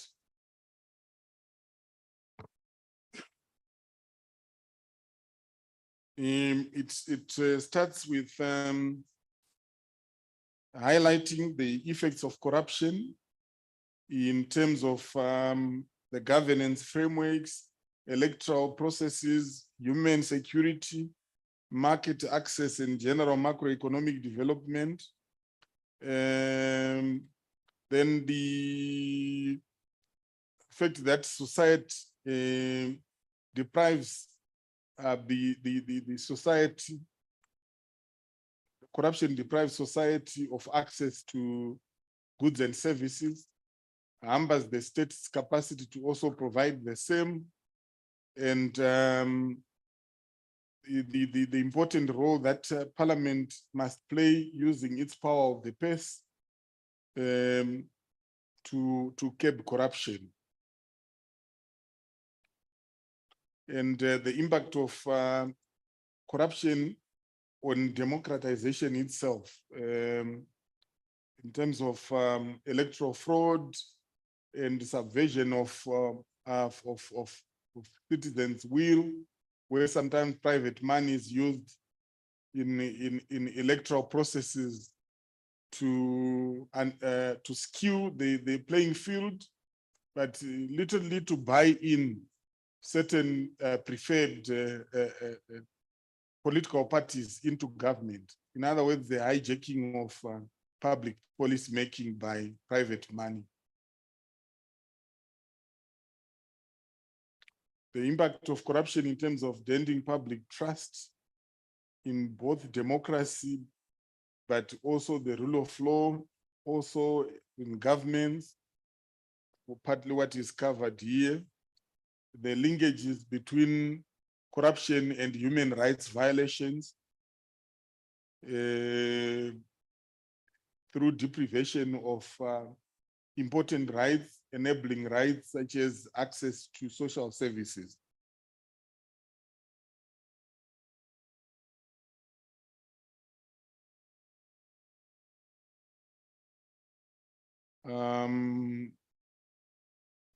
The next paragraph quotes from Kofi Annan, the former Secretary General of the United Nations, who observed that corruption is an insidious vice that has corrosive effects on human security, national economies, and socio-economic development.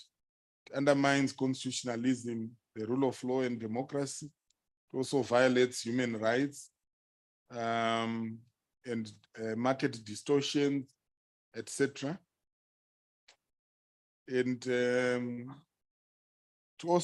is also very pointed in highlighting that corruption is one of the most pressing governance pandemics confronting the SADC region. I think this also came out during the expectations.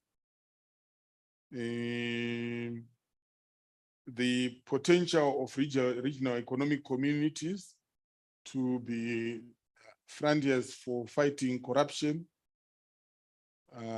That's in essence what this paragraph is about. I mean, this section is about. Any comments? Chairperson? Yes. 1.0 introduction, the third line, I think we could lose parochial and not lose any meaning. Third line. Okay.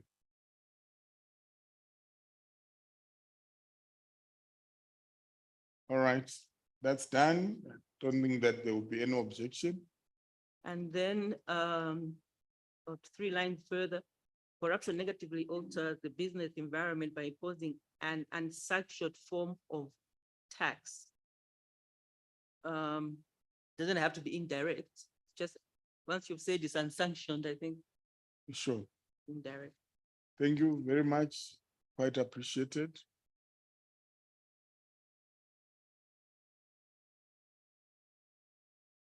Any further inputs? Do I see a hand, someone? Yes, ma'am. Yes, 1, 2, 3, 4, 5, the 5th line. From the top? Yeah, from the top, where there is such as inter area. It's either or such as or inter area by citizens. So what must be taken out? Either you keep such as or you keep inter area, either or. Okay, yes. Yes, that's a repetition there. Sure. Thank you very much. Appreciate it. Yes, ma'am.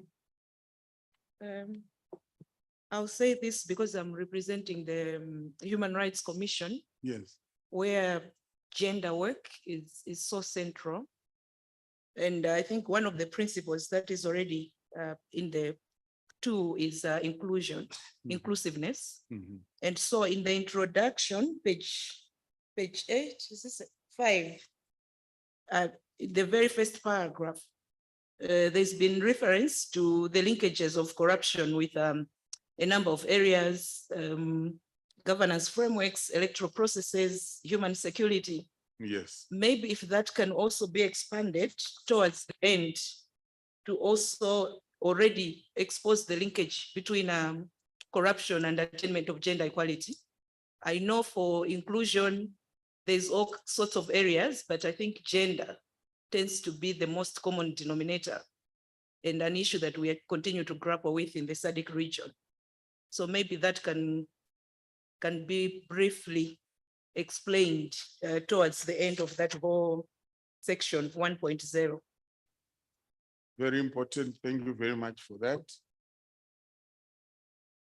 Yes, sir. Thank you, sir. I see across the document, there has been usage of the the binary reference in terms of sex, his or hers. And I want to propose that perhaps that be deleted and maybe we use the plural form of reference, there, because not everyone, even in this room, is him or her. Some of us do not fall within the binary categorization. Duly noted. I think it's progressive. Let's proceed. Any further comments regarding the introduction part?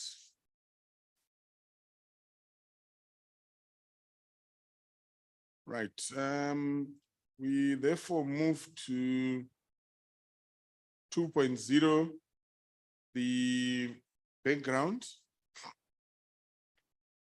The background simply highlights the fact that the tool is developed within the context of the mandate of the SADC Parliamentary Forum in terms of its constitution, its strategic plan, and the mandate to promote principles of economic governance through collective responsibility as articulated in the constitution.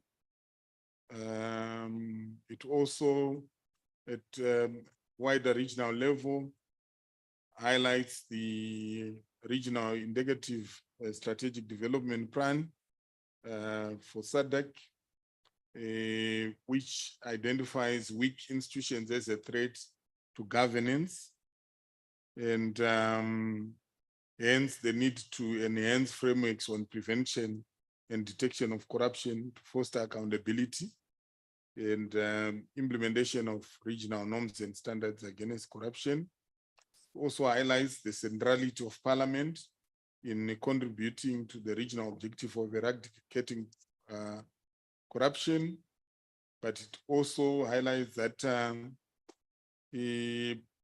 parliaments are not necessarily always institutionally and operationally capacitated to be able to effectively respond or to execute this mandate. And the fact that fighting corruption requires a multidisciplinary and an integrated approach, which recognizes separation of powers and responsibilities, and also the fact that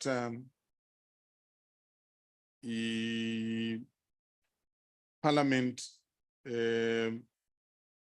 must be seen not just at national level, but also regional level collectively to be eradicating corruption.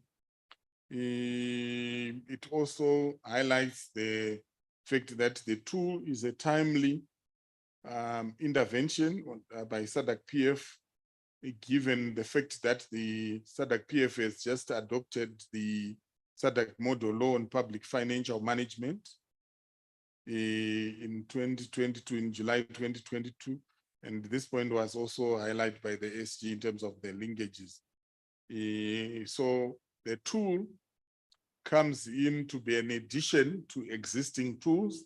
So for instance, if we were looking at the issue of corruption, the Secretary General already this morning alluded to the principal tool, which is the anti-corruption protocol, SADC anti-corruption protocol. Are there any further comments to this section? Is that a hand? Yes. Yes.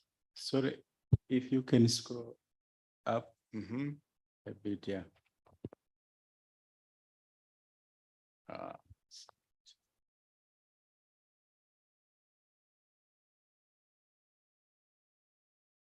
Down. Okay. Slowly. All right.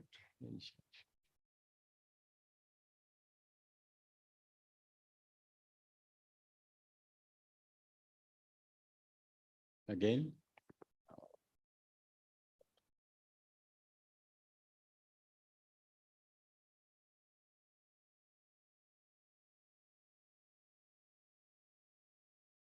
Again, the next page. Okay, sure.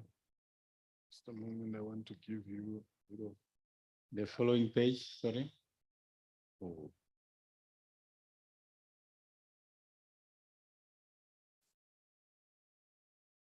Yes, on top there. Parliaments in the region as supreme oversight bodies are not institutionally and operationally capacitated. This one, it appears, comes from some finding, yeah? Some research, some finding, whatever. So it's good if there is a source for that conclusion there. It can be provided through a footnote at the end. Would it help if we said are not always institutionally and operationally capacitated, so that we provide for both ends of the spectrum? Thank you. So, there is a hand. Yes, my apologies. I may not always be able to see, so do use your verbal capabilities to draw attention when I'm not able to notice. Thank you, Chair. On that page that you're on, there's a mention of principle of separation of powers. I always thought the separation of powers is higher than a principle, and it is a doctrine as opposed to a principle. I think principle is a subset of the doctrine. Thank you. Duly noted and effected. Any further comments? Right, so we proceed to 3.0, understanding the centrality of Parliament's legislative, oversight, allocative, and representative functions in curbing corruption. Self-explanatory, recognizing the role of Parliament. Yes, ma'am. Yes, Jabu. Just about the paragraph about 3.0 speaks to the regional parliamentary body adopted the SADC model law on PFM, which is true. What if we could cite the other model laws, because they also equally speaks to issues of protecting human rights issues? Like, we are not only specific to the PFM, we also cite the other model laws, or we specify and the other model laws.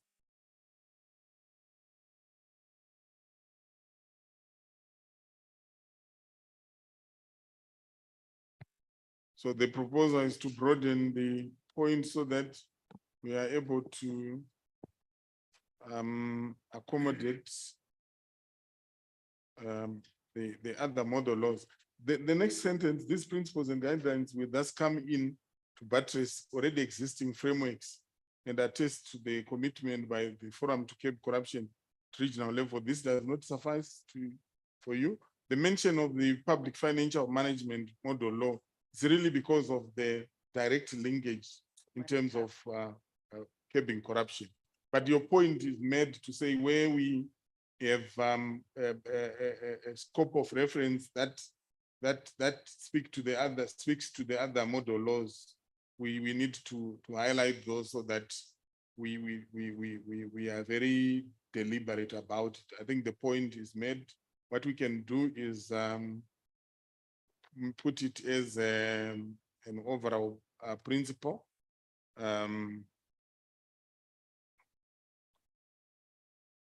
Referring to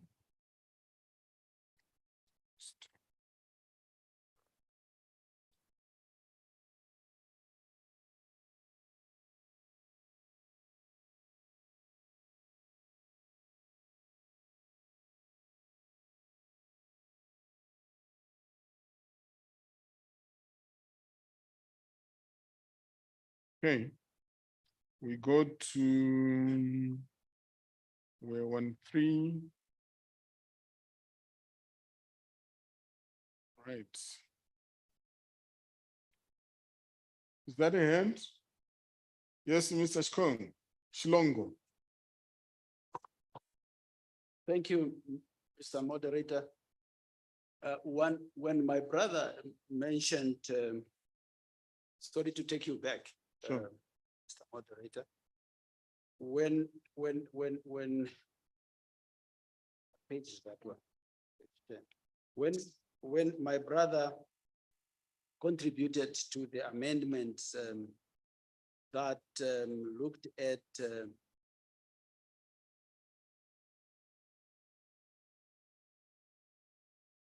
that spoke of about that most parliaments in the region as supreme oversight bodies are always not institutionally and operational capacitated to respond effectively to the scourge of corruption. I was also thinking that not only corruption, but I would want maybe to be advised if it's covered elsewhere in any of the principles mentions, but I was also looking at the critical areas that are covered there. But I was expecting also to see where Parliament should be preoccupied and be concerned with the capacitations, you know, institutions, as well as, you know, operationally and institutionally of the anti-corruption or anti-graft agencies, because that's where they also battle. Equally also, I would have recommended that that aspect maybe becomes part of the critical area so that we can have it right at the beginning there, because I was looking at page 32, where we expanded on that principle. Yes, it speaks of oversight by committee must be supported by robust statutory power or instrument to protect MP as they execute their mandate. But maybe I was not looking at seeing that thing that talks about the for them to be institutionally as well as operationally capacitated. But I also want that capacitations to be made for the anti-corruption agency so that they must be operationally and institutionally capacitated, because they also at times lacks human and financial resources. But if it's covers elsewhere in this document, I'll be glad to be advised otherwise. I saw something. Thank you. Thanks very much. I think we will be able to, I've highlighted the point. We'll be able to look at the principle that speaks to the power of Parliament in allocation of resources and see, or oversight, and see to what extent does it address the issue of the capacity of the other institutions that are mandated to be curbing corruption within the realm of the mandate of Parliament to make laws and to oversee government institutions. Any further comments? If there's no comment, Jabu, can we switch off the mic? Okay, no, that's cool, Jabu. Let's proceed. You need your mic to be on now. Sorry. On acknowledgements, we have the last paragraph. Quite big. Page Jabu. 3, I'm sorry, I'm very sorry, honorable members. No, that's fine. Yes.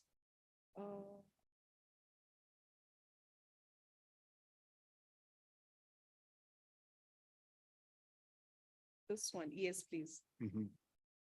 That parliaments in the region and beyond, as the true embodiment of the will of the people, are encouraged to make use of the principles and guidelines as they perform their interwoven and sacrosanct legislative. Can you speak to sacrosanct or maybe use a milder terminology? Thank you, Chairperson. Do you have any proposal, counter proposal to sacrosanct? There's there is an observation by Jabu that the use of sacrosanct legislative oversight and representative function there, she thinks that we can replace sacrosanct with something. I've not asked what prompted it, but she feels that way. Is this a shared view? Any counter proposal or any proposal in terms of the actual phrase we could use in place of sacrosanct?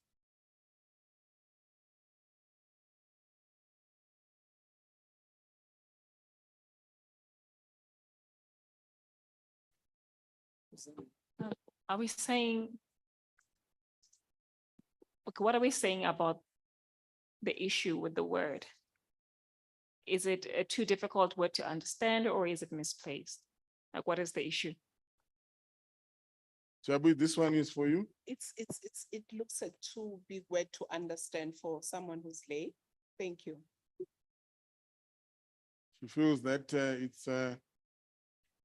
it's a bigger word where meaning is hidden in its bigness. Okay, so maybe then we can just put important instead of sacrosanct. There is a proposal. Yes, Chair. Yes, Madam Clerk. I propose that since we all have a constitution, a written constitution, so we can say the constitutional, legislative, or representative function. It's the constitutional. We all have a constitution, isn't it? Proposing? Yeah. It's a proposal, constitution.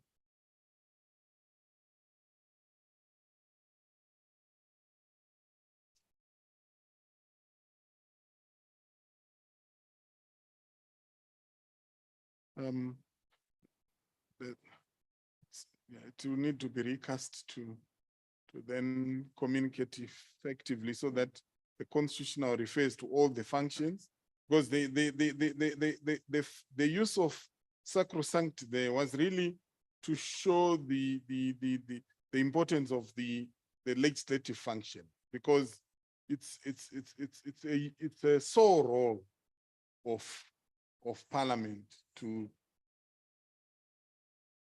you want sacred. When it is sacred, it is sacrosanct. Can I buy your concurrence, Jabu, that we highlight this, but we leave sacrosanct there for now. When we are doing final edit, we will reflect further. If there is a way of making it communicate better, that would be our preference. But thank you for that observation. So I will highlight it here so that it will be a subject of reflection, further reflection. We were, said, where were we? Then they said we were where we were.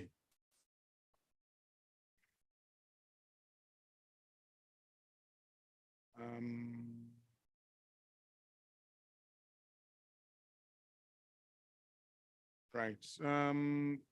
So we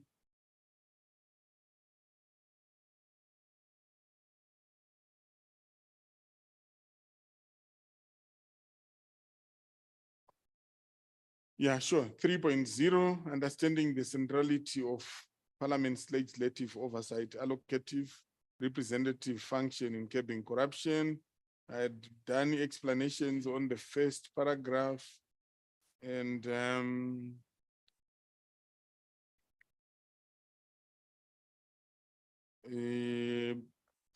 there is a section that speaks to the importance of political will in fighting corruption.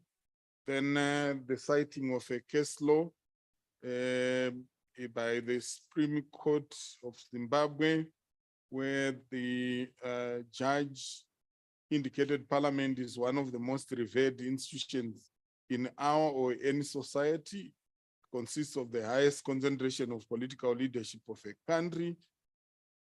Parliament makes the laws that we all obey. So the point is that fighting corruption is a function of the effectiveness of the laws that are enacted. political will and the allocative role of Parliament when approving budget policy implementation by executive and oversight by Parliament. The importance of parliamentary oversight in a democracy is highlighted in that section. It is also talks about the Supreme Audit Institutions, the offices of the public protectors or ombudsman or ombudspersons in oversight and accountability. The importance of Parliament being seen in action, speaking against corruption in plenary, and how this connects with citizens, and that parliamentarians could and must use their privileges and immunities to push the agenda of anti-corruption because of the protection they are accorded, which other category of citizens may not always enjoy. And the fact that the tool therefore serves as a response by parliamentarians in the SADC region to fighting corruption, and its capacity or potential to serve as a capacity building tool is also cited in that paragraph. Any comments? Yes, Madam Clerk. Yes, can I take you to sixth line on page 7? Sixth At line. 3.0. 3.0, this Yes. sixth line from the top. 3.0, yes, from that paragraph, 3.0. Yeah, 1, 2, Sixth 3, line. 4, 6. Yes, ma'am. Yes, just for consistency, mention is made of the 16-member SADC Regional Economic Community, whilst on page 6, in 2.0, fifth line, make mention of currently grouping 15-member parliament. So here you're talking about 15? Member states Yeah. versus member parliament. So the issue is that with regard to member states, Comoros is a member of SADC. But when it comes to the SADC Parliamentary Forum, Comoros is not yet a member of SADC PF, hence 15. Yeah, so it's a factual. Thank you. Sure. There's a hand, yes, Toko. Thank you, Chair. Not that I have anything against Zimbabwe, but I feel the reference to a decided case in Zimbabwe, even though Zimbabwe is part of the SADC and SADC PF forum, I think maybe we should make reference to a general observation made by a body which is more inclusive than making reference to a decided case in another jurisdiction. I understand the essence of it, but like there was reference to what Kofi Annan said, maybe we should find a reference that would be in those lines instead of referring to a particular jurisdiction. I do not have any provision that I would put to highlight the supremacy of the institution of parliament, but with the assistance of those that have some provisions that can sort of highlight this particular institution as the highest institution, can assist so that we do not see this as a biased provision in the principles. Thank you. Thank you very much. There is an observation. I see hands wanting to respond. There is a, Yes, yes, go ahead. just to support that one, the way it starts, the Supreme Court of Zimbabwe is as if, because there is jurisdictional issues, yeah? And we have similar decisions. For example, I'm from Tanzania. I'm aware of 1 or 2 decisions of the Court of Appeal of Tanzania. So another alternative to that one is to say, for example, the Supreme Courts in SADC, yeah, in SADC countries, then this one can be, for instance, then you cite this one, you cite another one, at least 2 or 3. Thank you. But while I have the floor, the last paragraph.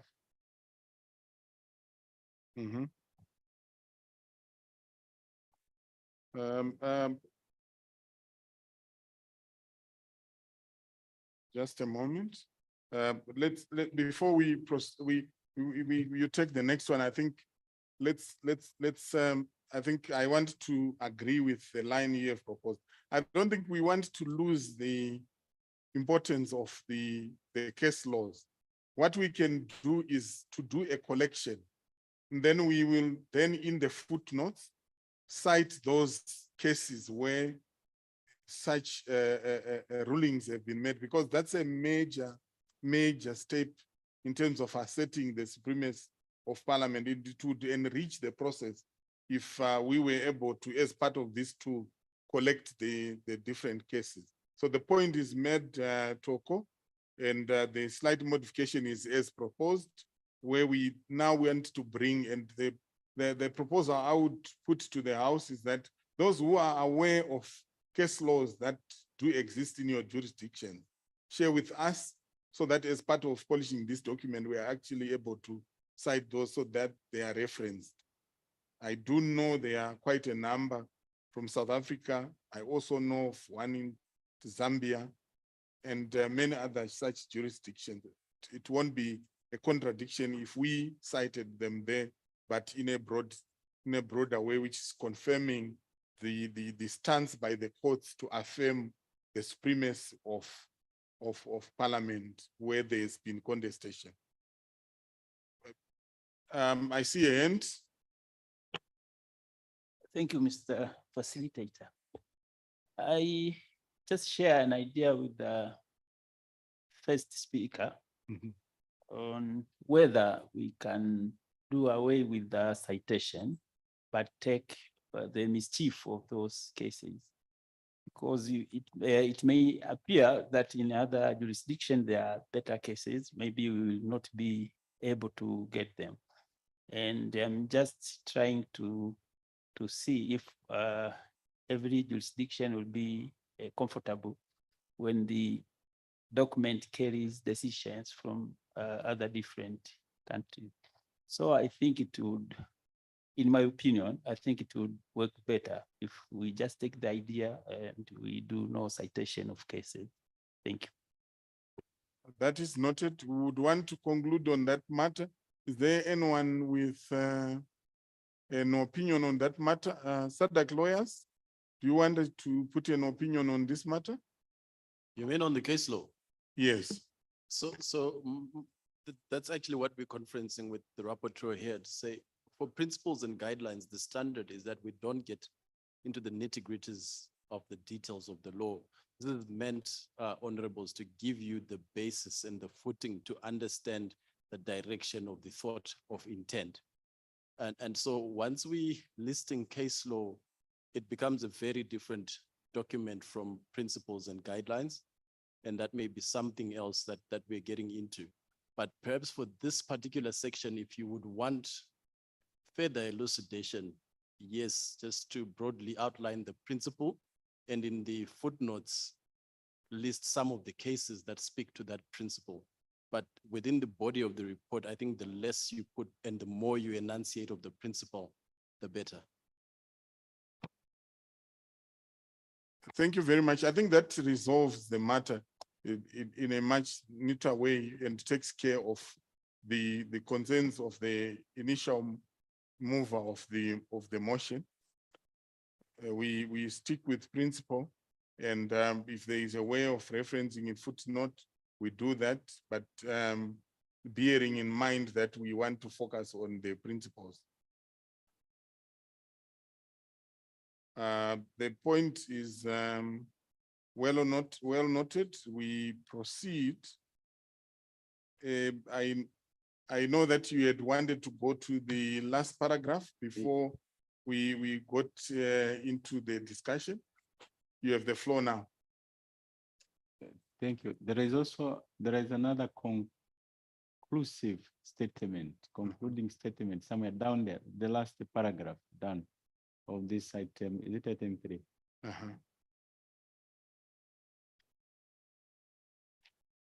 Yes, the last one, the last sentence. Yeah, maybe if we can qualify it also. Thank you. Definitely, it needs recasting to speak more in general terms than in definitive terms.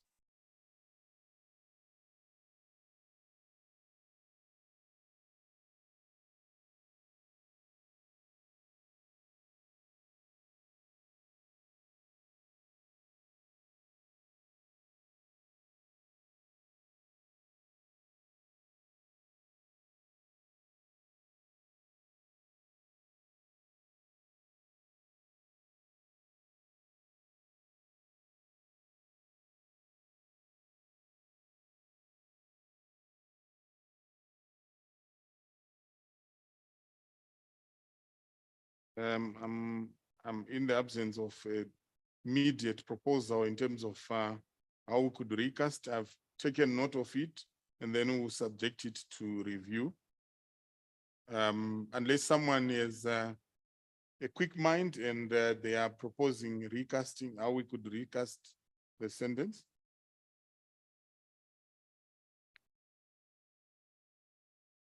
Maybe we can say this may lead to parliaments not effectively executing their constitutional functions,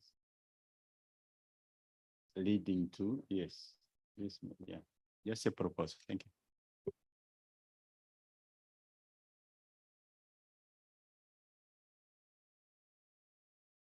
Okay, thank you very much. I think you have done it quicker than I imagined. It's much appreciated. I see quite a couple of hands. I will have you. Then I see Madam Yapoka. I also see another hand there. Over to you. 3.0, second line, second sentence, which says in parliamentary democracies with systems on, I think we should remove parliamentary and just leave it as democracies, because not all democracies in SADC are parliamentary.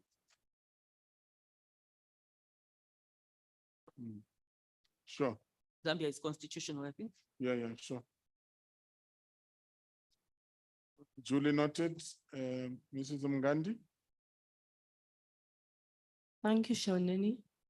It was the sentence before the last one we're looking at.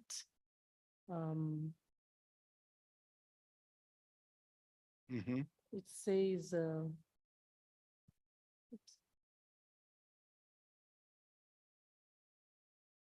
while most SADC member states have made inroads in coming up with statutes, strategies and policies to curb corruption, capacity assessments have revealed that I'd propose that we put that some parliaments in SADC member states have limited capacities.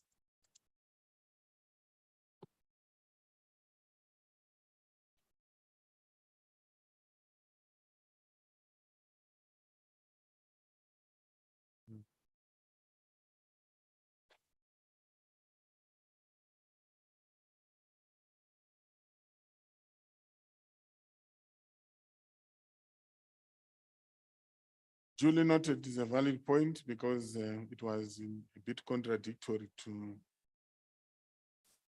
the earlier point, but more importantly, it was also definitive. Say you had your hand up.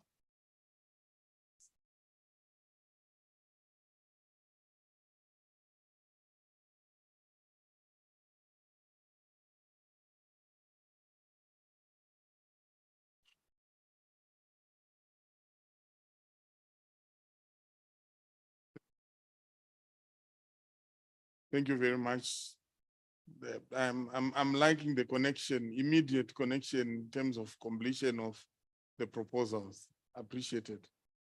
I see your hand, Pusetso. Just a question.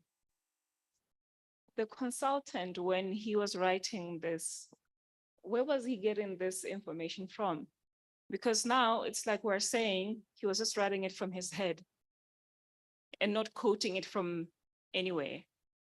Unless we're saying what he wrote, wherever he got it from, is incorrect. And we are actually now, what's the word? We're questioning the content, the veracity of what is written. Is that what we're saying? I mean, I'm from civil society, so there are certain sensitivities in with politicians and government that I never understand, and maybe I'm not understanding that. So what are we saying when we change all of that? Because we're literally changing a context. Pusetso, the reality of the matter is that the parliaments are at varying capacities. So speaking in definitive terms in a principles and guideline tool like this would defeat exactly what we are trying to achieve. So I think I see this as improving in the communicative capacity of the document rather than watering it down, because we just trying to, and remember, a parliament which is strong today may not always be stronger tomorrow, and vice versa. And a parliament which is strong in one aspect may not always be strong in the other aspect. So it's important to then craft it in a way that allows for communication in both aspects. I would think that until now we have not, what the contributions have not sought to water down anything. We have actually tried to strengthen the communicative capacity to accommodate both ends of the spectrum. Well, then wouldn't we need to put a reference for that then? Or it doesn't matter really, it's just, it doesn't matter. Okay. Yeah, I borrow from the argument put forward by Stanley from SADC lawyers regarding an earlier point. He said, let's state the principle and then in a tool, and then, because remember, this is just context setting. We have not even gone to the actual principle. So for me, it shouldn't worry us at this point. Stanley, are you supplementing on this matter? Because I want to recognize the clerk of Malawi. Not really, but I might move on the same direction where we're trying to tune the report to the ears of the people we want to listen, as opposed to the perspective of a writer in any other particular context, which can be ambiguous. So if we try to tune it to the listener, you've got that language there in the very last line, which says general decadence. That is a non-neutral statement. And if you've been sitting at high level diplomatic meetings trying to draft, you find that you might replace that with deficits in governance framework as opposed to decadence. And then you might find some responses and communication.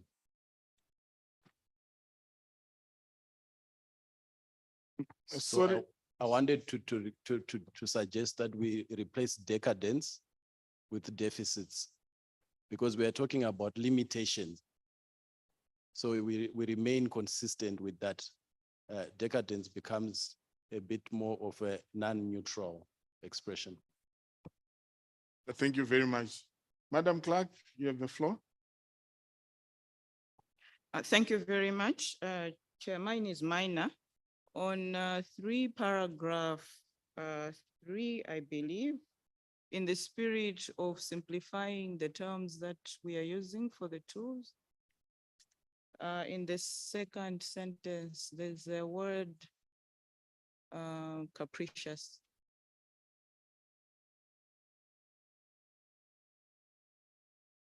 I think it's just below the Zimbabwe case. Capricious. You know, unfortunately, I don't have a replacement. The terms that come to mind sort of decorate it. And so my proposal is to consider deleting it, but it doesn't really change the substance.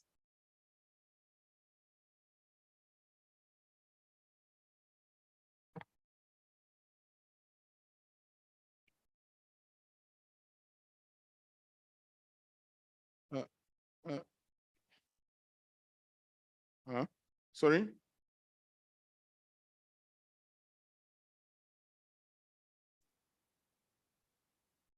Okay. Then, yeah, it then takes care of what I would have raised. Thanks. Any further comments? Yes, ma'am. Yeah, if we can go to the last paragraph for that section, the one we're revising. Yes, ma'am. Yes, for those of us that would want to find this tool useful in collaborating with Parliament, I'm not sure if it is enough. Now that the sentence has been changed, it is saying still face capacity challenges, which at first was limited capacities. But I thought the framers of this could have gone further to sort of elaborate what these capacity challenges are. That will make the document much more useful to third parties, donors, very quickly highlighting which areas are those vis-a-vis the subject matter of this tool. And I had an earlier observation, it's more of a question to the House. On page 8, it must be. Ma'am, if you may hold on there so that we dispense with this important aspect you are raising. It's a matter that even the Madam Secretary General also raised, because when you look at, and it also goes back a bit to the point that Kusetso had raised earlier, there is a section where he said, the consultant says capacity assessments, and these are not cited. It would be good to then have a conversation with the consultant to verify which ones are these, and then we see how we either quote from those or make deductions from those based on the various assessments that he may have referenced. So the proposal is to actually indicate that we need to verify with the consultant, and then we will recast in view of the sentiments expressed by the House.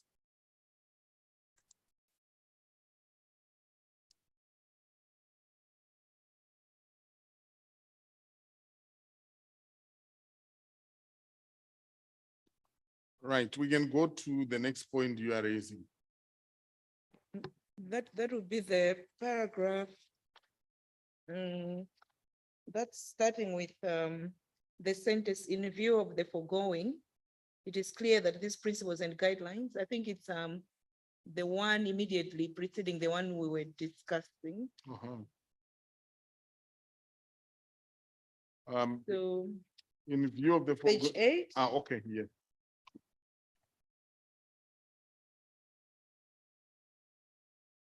Yes, that one. Yeah, I was just going to ask a question for purposes of learning and maybe more clarity in the document. The sentence that's starting with, whilst most SADC member states have made inroads in coming up with statutes, strategies, and policies to curb corruption. So I'm looking at qualifying that with the word most. I'm wondering whether it is not a fact that all SADC member states would have probably have statutes, strategies, and policies for curbing corruption. Perhaps what is different is the extent to which they're being implemented. But I stand to be corrected and guided. Thank you very much. I think it's a valid point because it's the same sentence where we're also having to look at the capacity assessments. We will attend to that aspect when we deal with the matter. But meanwhile, I think we lose nothing if we deleted most, but it's highlighted. They will then be able to finalize it when we look at the actual assessments and what the findings were. Thank you very much. Any further comments on this? Yes, sir.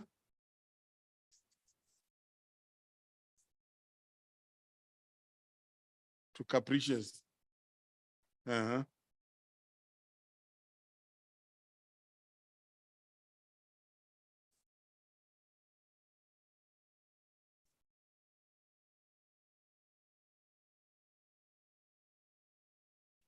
Sir, is your mic on? Yeah. Sorry. Yeah. Sure. There is reference there to oversight is key in exposing and checking corruption. I'm not sure what we want to mean or what we mean by checking corruption. There's reference to curbing corruption across the document. I'm proposing that we replace that checking and other use exposing and curbing or dealing with corruption, because I don't know what it means checking corruption. Julie Dancy, we have put curbing, and I think it's an improvement to the text. Yes, so. I mean, it could be checking in terms of in checks and balances, not literally checking it, but checking it in the form of playing an oversight role, maybe. It could be that. Could be in that context. But we wouldn't know because he's not here, but it could be in that context. You want to supplement the same matter? Yes. I hear you, but I'm not sure how we would expose and then check.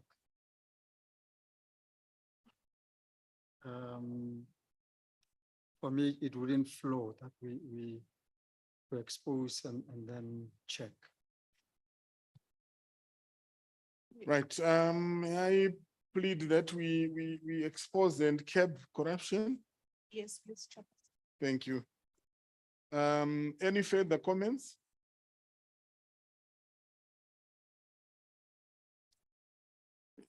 Yes, Madam Honorable Bishop.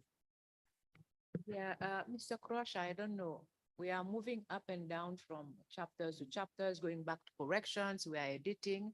And as a member of the parliament, what I would like to see is that this document should be a working document for us. And maybe we should sort of concentrate more on the fundamental principles, so that especially when we talk about equality, non-discrimination, universality, human dignity, all those ones, so that at least once we leave here, we know what we have provided, and at the same time, whether the human rights and the protection of human rights have been sort of institutionalized, so that when we go back for us to domesticate or create new laws, model laws for anti-corruption for the member of the National Assembly or for the Parliament, then we know that all those approaches that we have discussed here are universal, and at the same time, we can sort of have a better understanding, so that we know that it was a commonality that we sort of provide our input into the document. Because if we move like I mean, the way we are moving now, we can go till Christmas next year. I don't think we shall be able to finish. Thank you very much. Thank you very much. In fact, it's like you read my mind. I was going to gently remind members that when we convene at 8 p.m. tonight to finalize the document, we will be left with probably 3 principles then, meaning that the pace at which we're moving, probably we're not going to be able to finish. But I think maybe it was also good because as the sponsoring institution, sometimes we we can be blind to our own black spots in terms of communication. You know, sometimes there's over circulation of certain language. You take it to be meaning the same to the other stakeholders. One of the things that I have appreciated is how the other role players sitting different from where we sit are going to interact with the document. Yes, ma'am. Yeah, it's a good thing, but the thing is that maybe we participants, we didn't have time to read the whole documents before. We should have done that before coming to this meeting.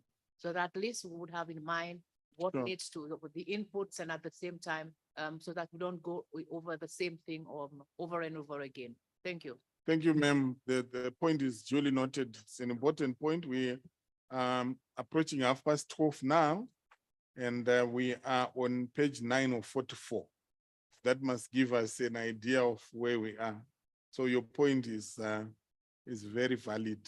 Let's see how we can speed up as we proceed. If there are any further proposals in terms of how else we could do it to speed up, we are open to those proposals.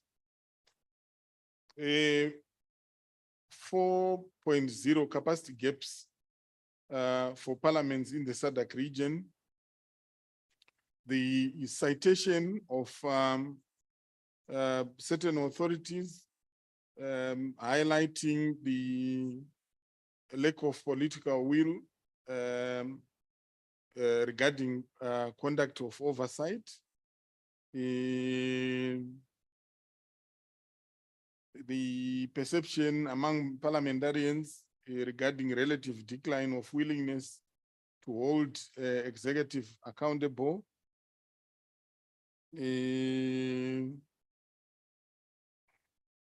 is also the constraints that are distinguishable with regards to parliamentarians from the ruling party.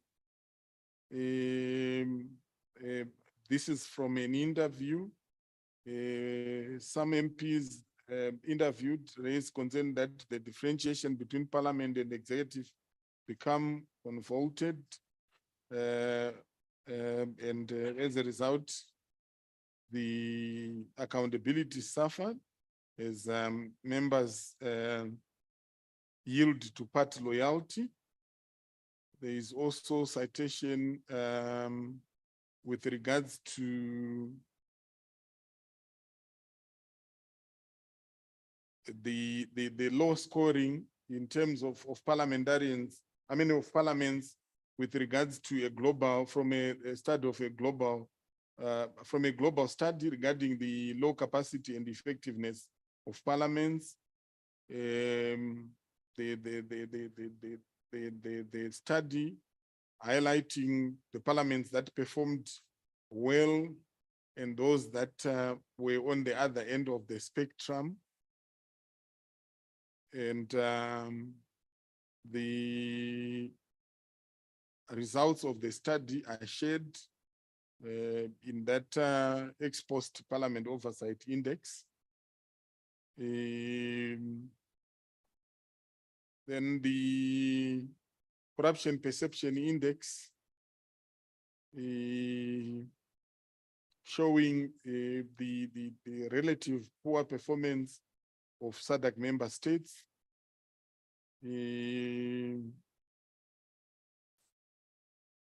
So this is a contextual way, which is just showing the capacity gaps within parliaments with regards to oversight, with regards to dealing with the dynamics of political party membership and affiliations, the whipping system, and that how that plays out when it comes to performance of the oversight role.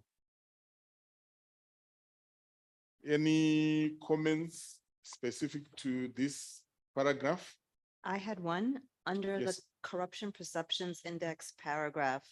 It looks like Botswana was erroneously mentioned as a distant runner-up because it notes that Seychelles tops the region with Cabo Verde and Botswana. And then it says the distant runners-up are Botswana, Lesotho, and Eswatini at historic lows. So I don't think Botswana should be mentioned twice. All right. That's on page 12, the first paragraph. Page 12.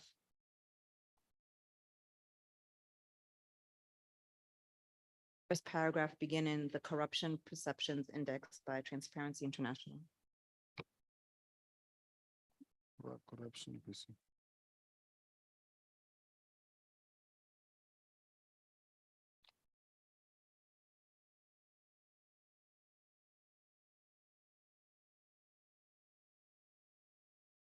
Ah, okay, I got it.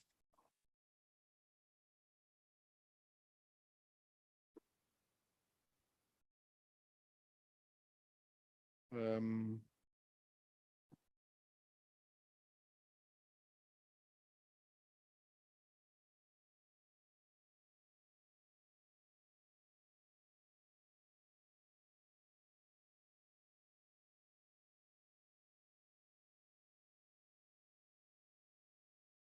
yes, sir.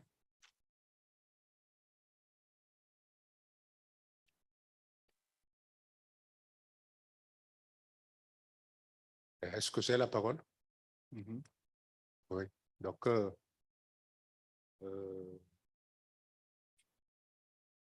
c'est pour une suggestion dans le déroulement de nos travaux pour aller un peu plus vite.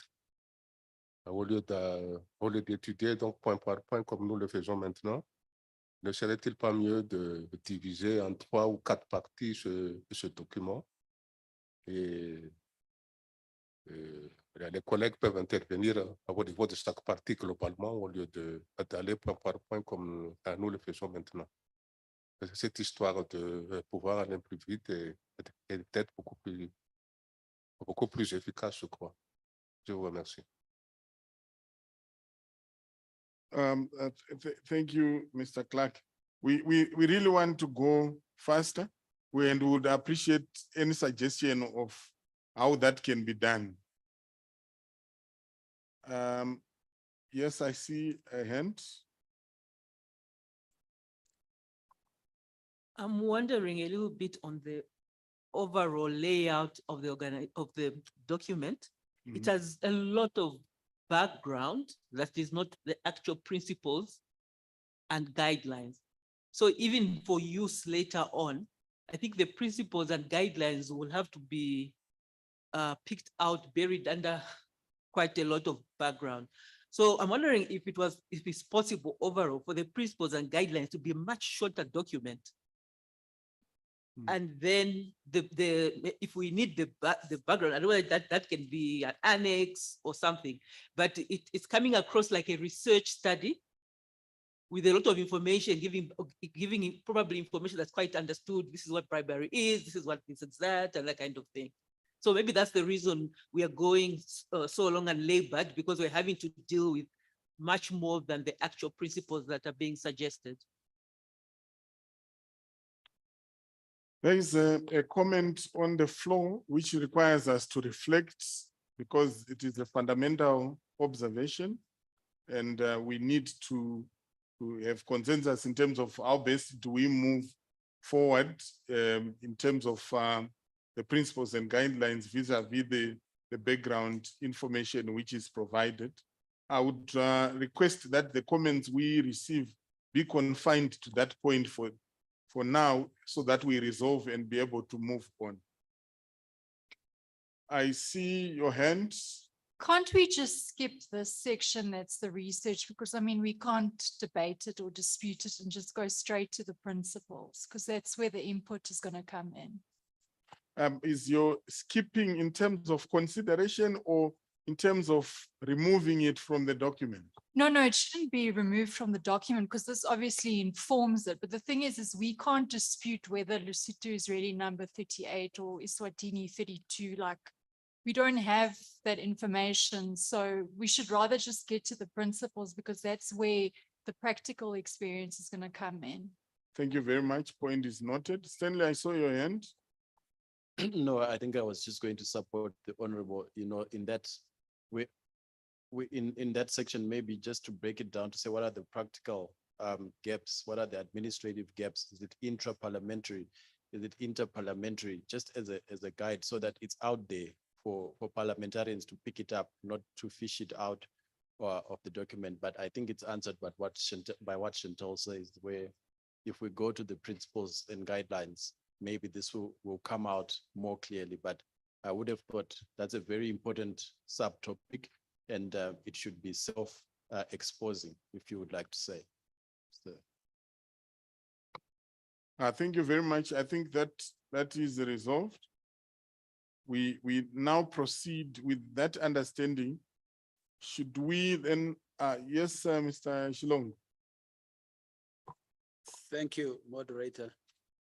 I take you back to, of course, I took note of the commentary made by the 4 speakers, but I want to take you back to the first paragraph under capacity gaps for parliaments in SADC regions. That word convoluted, I know it's a word used, but can it not be replaced by a better word that is user friendly?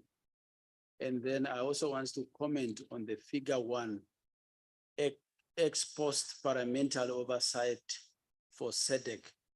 But if you look at the figure itself, countries that are mentioned there are not limited only to SADC. They went beyond SADC. Can we maybe also just improve on that? I think those are my 2 comments I have wanted to make. I submit. Thank you. Right. Thanks very much. I'm looking for the word that you picked, and I'm struggling to fish it out. You said it starts with some MPs interviewed raised the concern that the differentiations between parliament and the executive became convoluted. Maybe it became complicated or complex, and accountability suffered as a result of the party royalty. I'm only concerned with the word convoluted. If it's okay. No, that's cool. I got it. User friendly.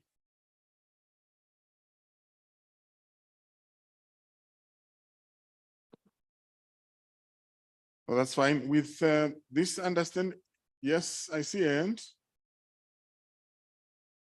Merci, Monsieur le Président. En ce qui nous concerne, nous aimerions vous proposer une méthodologie d'examen plus, on va dire, fine de ce document qui fait quand même un peu moins de 50 pages. Et vu d'ailleurs l'agenda que nous avons aujourd'hui, normalement, on devrait finir l'examen de ce document, le premier outil, aujourd'hui, pour pouvoir passer à l'examen du deuxième outil demain. La proposition de méthodologie est la suivante. On propose une équipe de techniciens composée de quelques personnes issues des délégations ici présentes pour la partie, pour examiner la rédaction exacte, avec les termes exacts à utiliser dans le document afin de nous permettre maintenant, en Assemblée générale, d'examiner les valeurs et surtout les principes, parce que c'est la partie qui nous intéresse, au-delà de ce qui a été fait d'ailleurs tout à l'heure, contexte, etc., et définition, type de corruption, etc. On risque de beaucoup perdre du temps là-dessus. Et la deuxième méthodologie pour pouvoir examiner justement l'essentiel, c'est-à-dire les 18 principes, eh bien, on va se poser un certain nombre de questions. Et je propose, par exemple, y a-t-il d'autres principes à voir? Parce que la question qui se pose, est-ce que ces dispositions, ces principes sont exhaustifs? Ça, c'est la première question. Deuxième question, est-ce que ces principes, la mise en œuvre de ces principes sont faisables techniquement, financièrement, etc., etc. Donc, la question de la faisabilité, pour pouvoir en faire un bon usage après au sein des États parties. Bref, les questions très pertinentes pour pouvoir effectivement, à la sortie de cette première journée, on a déjà une idée des modalités d'application de ces principes. Et d'ailleurs, par rapport aux différentes attentes, d'ailleurs, il y avait une question qui consistait à savoir comment internaliser, comment rendre effectifs ces principes et quelles sanctions en cas de manquement. Voilà un certain nombre de questions qui peuvent, autour desquelles d'ailleurs peuvent être articulés nos examens de ce document qui fait quand même un peu moins de 50 pages. Donc voilà un peu ce que nous on propose au sein de la délégation malgache. Merci beaucoup.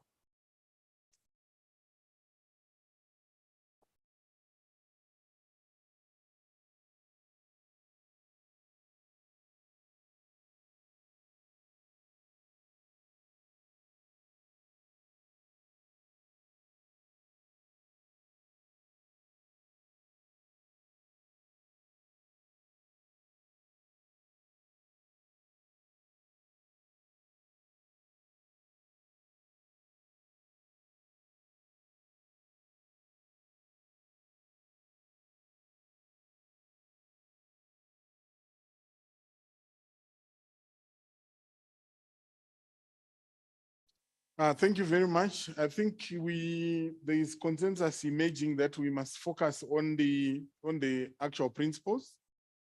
And in terms of the approach, because there are 18 principles, would it add value to the process if we divided ourselves into groups, allocated each other certain set of principles to look at, and then we come and present?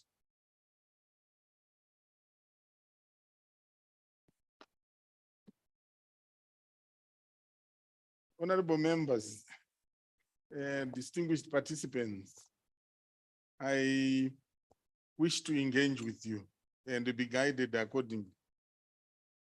Because there's a proposal. Let's proceed. What are you proposing, sir? Thanks, Chair. I'm proposing that, we have 2 days. If we could go straight into the principles now. Yes. We could do 9 today and do 9 tomorrow, so that by the time we leave, we are all enriched with a combined engagement and discussion on all the principles. Thank you very much. Just a reminder that we have 2 tools, knowledge tools. So this one with the 18 principles is for today. Then the other one for tomorrow is a separate one, the one on human rights. I would add that the group work might be difficult because of the translation. We have Lusophone, we have Francophone here, and Anglophone, and the interpreters are here. So I don't know that we would be able to break up into groups. Translation can be taken care of, because what we can do, the group that requires translation can be in the house. If the thinking is that groups would work, that we can make it work. Yes. I think this comment, earlier my colleague from Seychelles made this point earlier, and it was not really taken into consideration, and a few people have made this consideration now. And what we should do is deliberate on the principle collectively. But what we should do is limit the inputs of people, so that you can organize in a timely manner on each principle, so that at the end of the day, we finish according to the time. I think we need to be more, we need to manage our time effectively. But I think this is an issue in our region. It has been said so many times. This is a time to come out and show that we can manage time effectively. So the consensus is that we do it collectively. Is that the feeling of the House? And that secondly, we try to limit in terms of the amount of time we take on each principle, so that we are able to move. Sten, is that a counter proposal No, or not a at all. modification? Just an addition to say, we've got a rapporteur in the room. Yes. If any delegation or through you, Mr. Chair, has got any particular issues around diction, language, this can be handed over to you and dealt into the report. And also to encourage that for tomorrow, let's read through the report so that we already have the more particular issues sorted out, and during the deliberations, focus only on the principles and whether they are acceptable or not. Thank you very much, Landy. Yes, that's our rapporteur for the 2 days, and you gladly take specific proposals in terms of recrafting of the text, and that should help us to be able to move faster. Thank you very much. On that note, we move to 13.0, which is principle number 1, constitutional and statutory frameworks. Page number, Chair. Page numbers may vary in different languages, but it could be page, to be honest,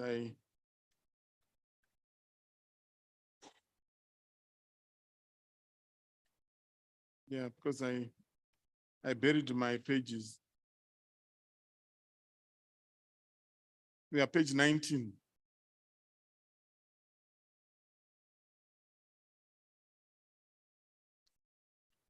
Right. Are there any comments regarding the first principle? The principle says enhance the legal framework on curbing corruption through the enactment of binding and comprehensive legislation.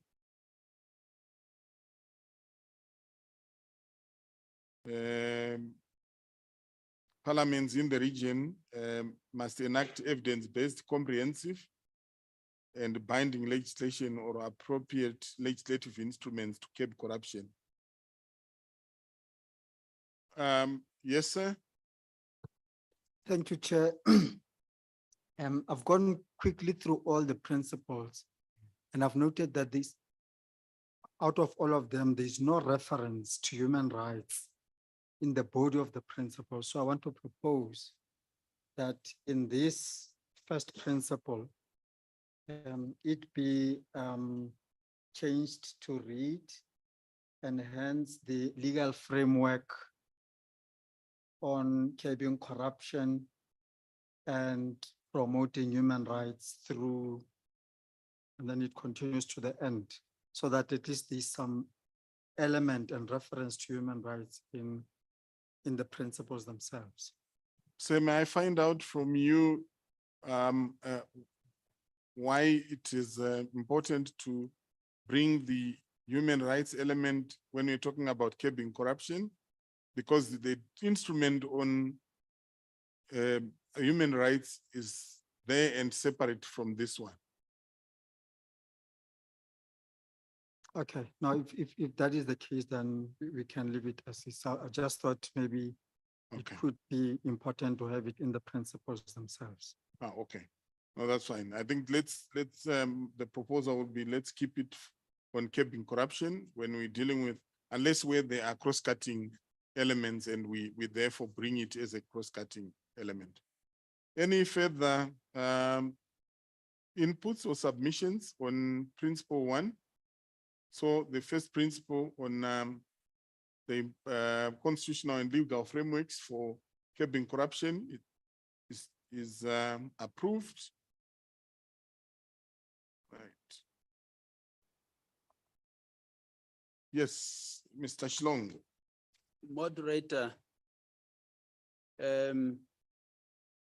on page 19, the second paragraph there, starting with notwithstanding this appropriate recommendation. However, most countries in SADC region do not have comprehensive, effective, and integrated registration to curb corruption. The word most.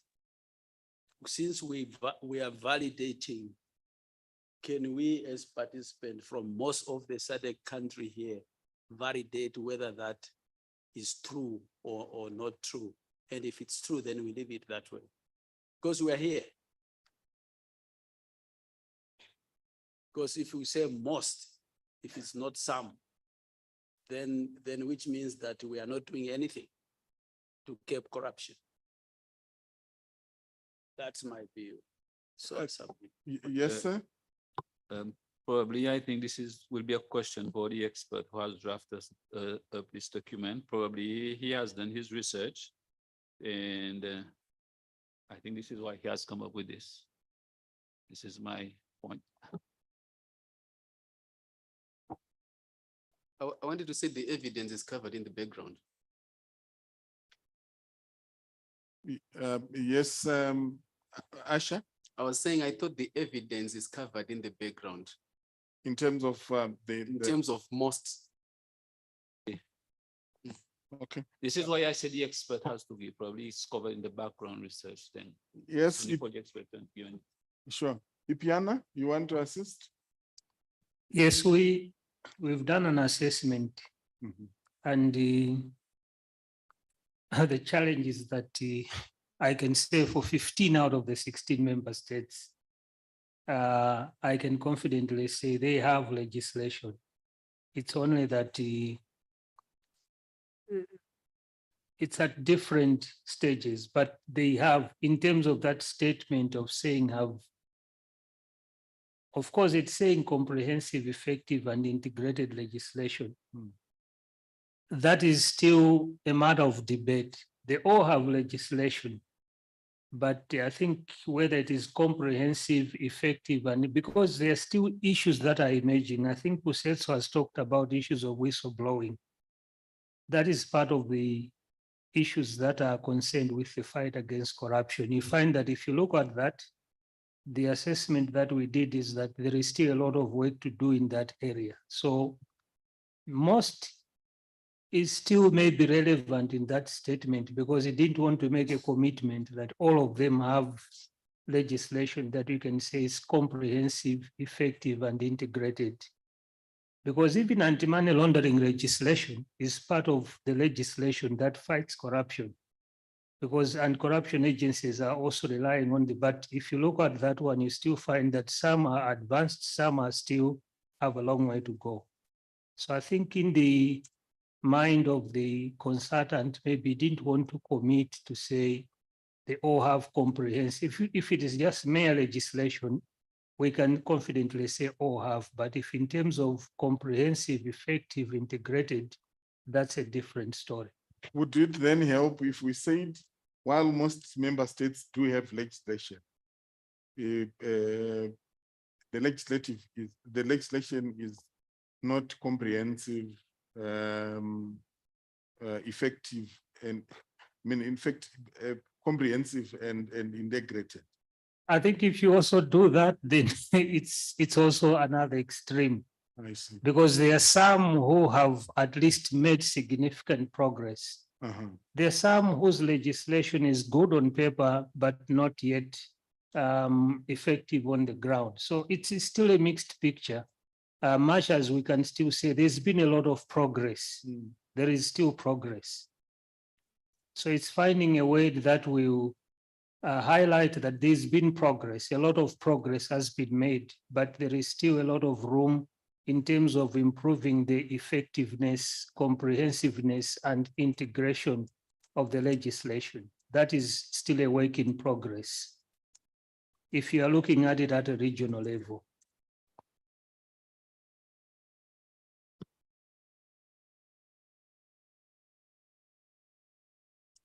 Okay, no, that's fine. I think the point has been made.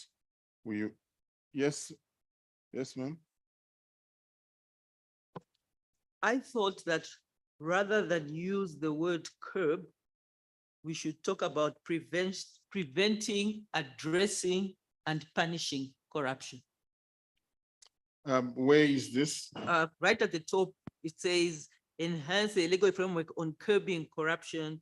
And through this section, you see a lot of, there's another one which says, I think notwithstanding, no, as such, parliaments in the SADC region must enact evidence-based, comprehensive, and binding legislation, blah, blah, blah, to curb corruption.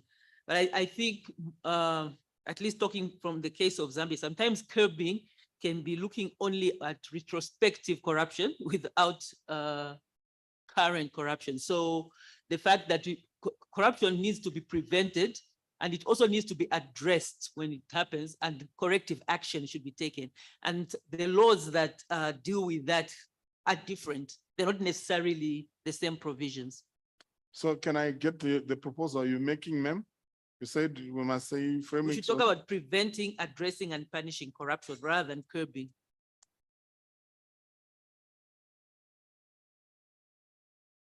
Any opinion on that, Ipiana? Maybe that reminds me of how the SADC protocol puts it. I think I'll provide the way it puts it, because it talks of prevention, eradication, and what. So that's the standard way it has put it. Okay. Yeah. Would be happy to align with the protocol in that regard. So we will look up to you to favor the drafter with the correct terms. Thank you very much. Any further comments? Yes, ma'am. Would we lose anything if we remove that sentence? That's notwithstanding.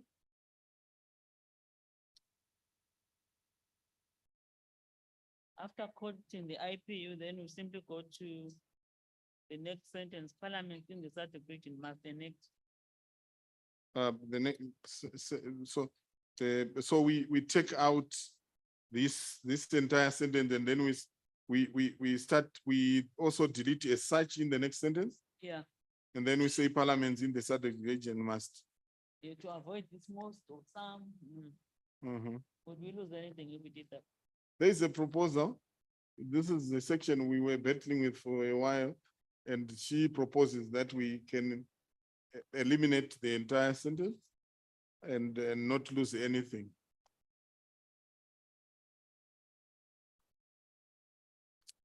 Can I be guided so that we move? We agreed that we want to move speedily. Yes, madam.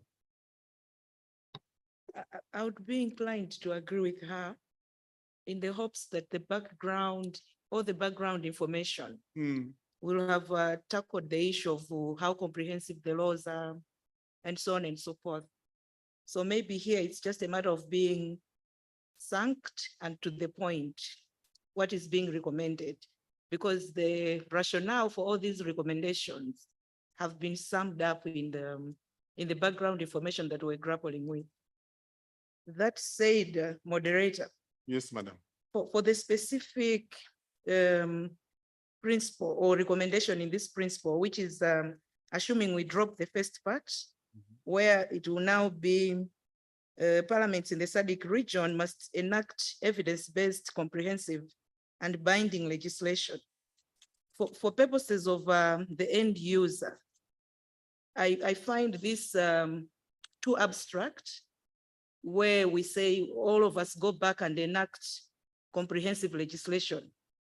What is that comprehensive legislation? I would look for some of the statutes and think for purposes of maybe my country, that's comprehensive for purposes of Malawi. But in another context, they would want their corruption law to cover money laundering and so on and so forth.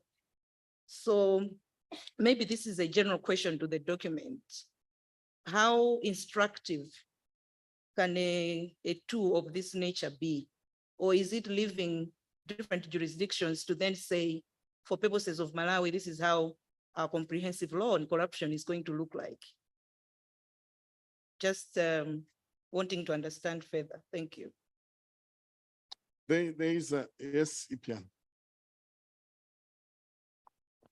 I think what defines comprehensiveness, perhaps just to suggest, is if it complies with international standards in international agreements that a state party has signed up to, like the protocols, the conventions, because I think those are a consensus among its member states that this is what can be described as the standards that we should ascribe to.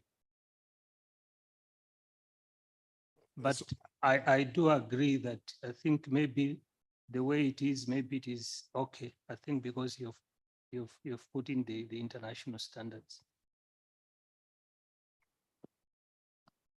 Yeah, thank you very much. I mean, I think it helps in terms of making it communicate more comprehensive in what respect, and that qualifier helps. Any further comments? Yes, sir. Thank you. I would like to make a comment with the principle one, with respect to principle one. Well drafted, but I think the consultant has been a bit shy in using the words, for example, risk or opportunities or corruption.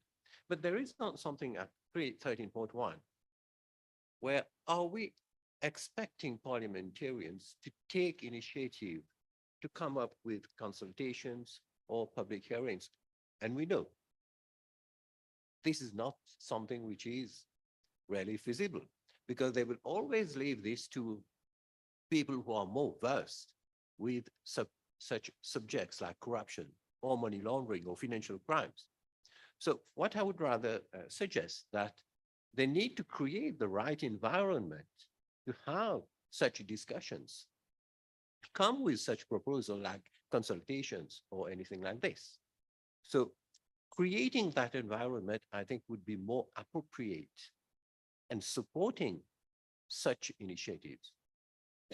Thank you. So is there a specific proposal you're making to the principal? At 13.1, yes. 13.1.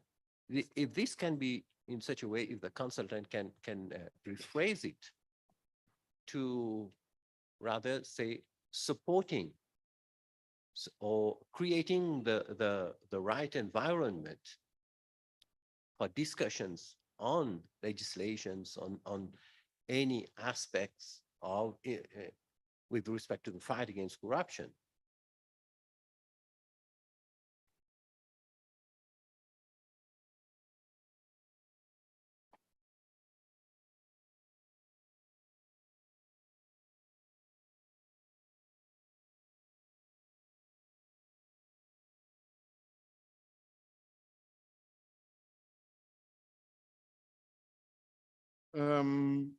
Any further comments? I'm also on 13.1, and I'm of the sense that maybe it should just go. It states kind of the obvious while insulting MPs, essentially say they always rubber stamp. That's what you're saying, and subverting the will of the. So proactiveness, I would think, would be something like private members' bills, maybe. If we want to talk about proactiveness, private members' bill, rather than talking about rubber stamping, which actually happens. We all know it happens, but I don't know whether we want to tell the MPs that.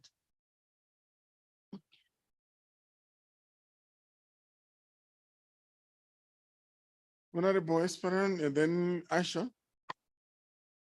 Kurasha, if we go back, you see wherever is a little 25, the sentence that follows reads to legislative includes enacting new law. Shouldn't it be read to legislate? Where are you, Honorable? 13.0. 13.0, Yeah, the first paragraph. Mhm. You have the small 25. Second line, which reads to legislative includes enacting new laws. Shouldn't it be read to legislate? Yeah. It's to legislate. It is. Yes, Asha, you were going to say something? Your mic, please. 13.1, the one that we're covering. Mm. I thought it's speaking to the judicious application of parliament processes and procedures in the enactment of laws. So do you want us to rephrase it like that? Something like that. Honorable members, there is a proposal, judicious. Application of parliament processes and procedures in the enactment of laws.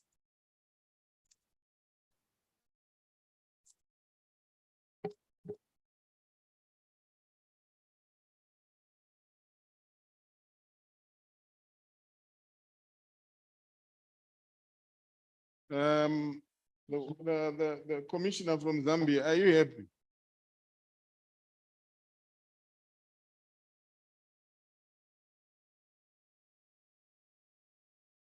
Does that take care of the concern you had raised?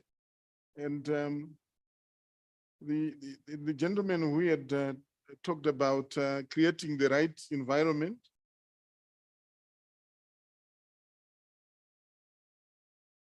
May I get your feedback so that we are able to proceed? Yes, Chandel? I'm not quite understanding what judicious application is, because doesn't that provision have to do that Parliament must actually check what the executive is trying to bring through Parliament? So are we just, the president brings the bill and he says, I want to pass this, and Parliament goes, yes, sure, go for it. Judicious application is something different. It's when you challenge the law. So I'm not understanding why that's there. All right. We are deep in what we wanted to avoid earlier. I thought when we got to the principle, we would be gliding because we had consensus that we needed to move. But I'm not sure, but I stand guided. I see your hand, say Madagascar. Are you helping us to get out of the conundrum? Certainement, certainement. Alors, par rapport aux différentes mesures, en fait, il y a 3 mesures qu'il faudrait lire en même temps pour bien comprendre justement les mesures préconisées pour parvenir à la réalisation du premier principe. Voilà pourquoi la délégation malgache est favorable au maintien même du premier principe. Et je m'explique juste un petit peu.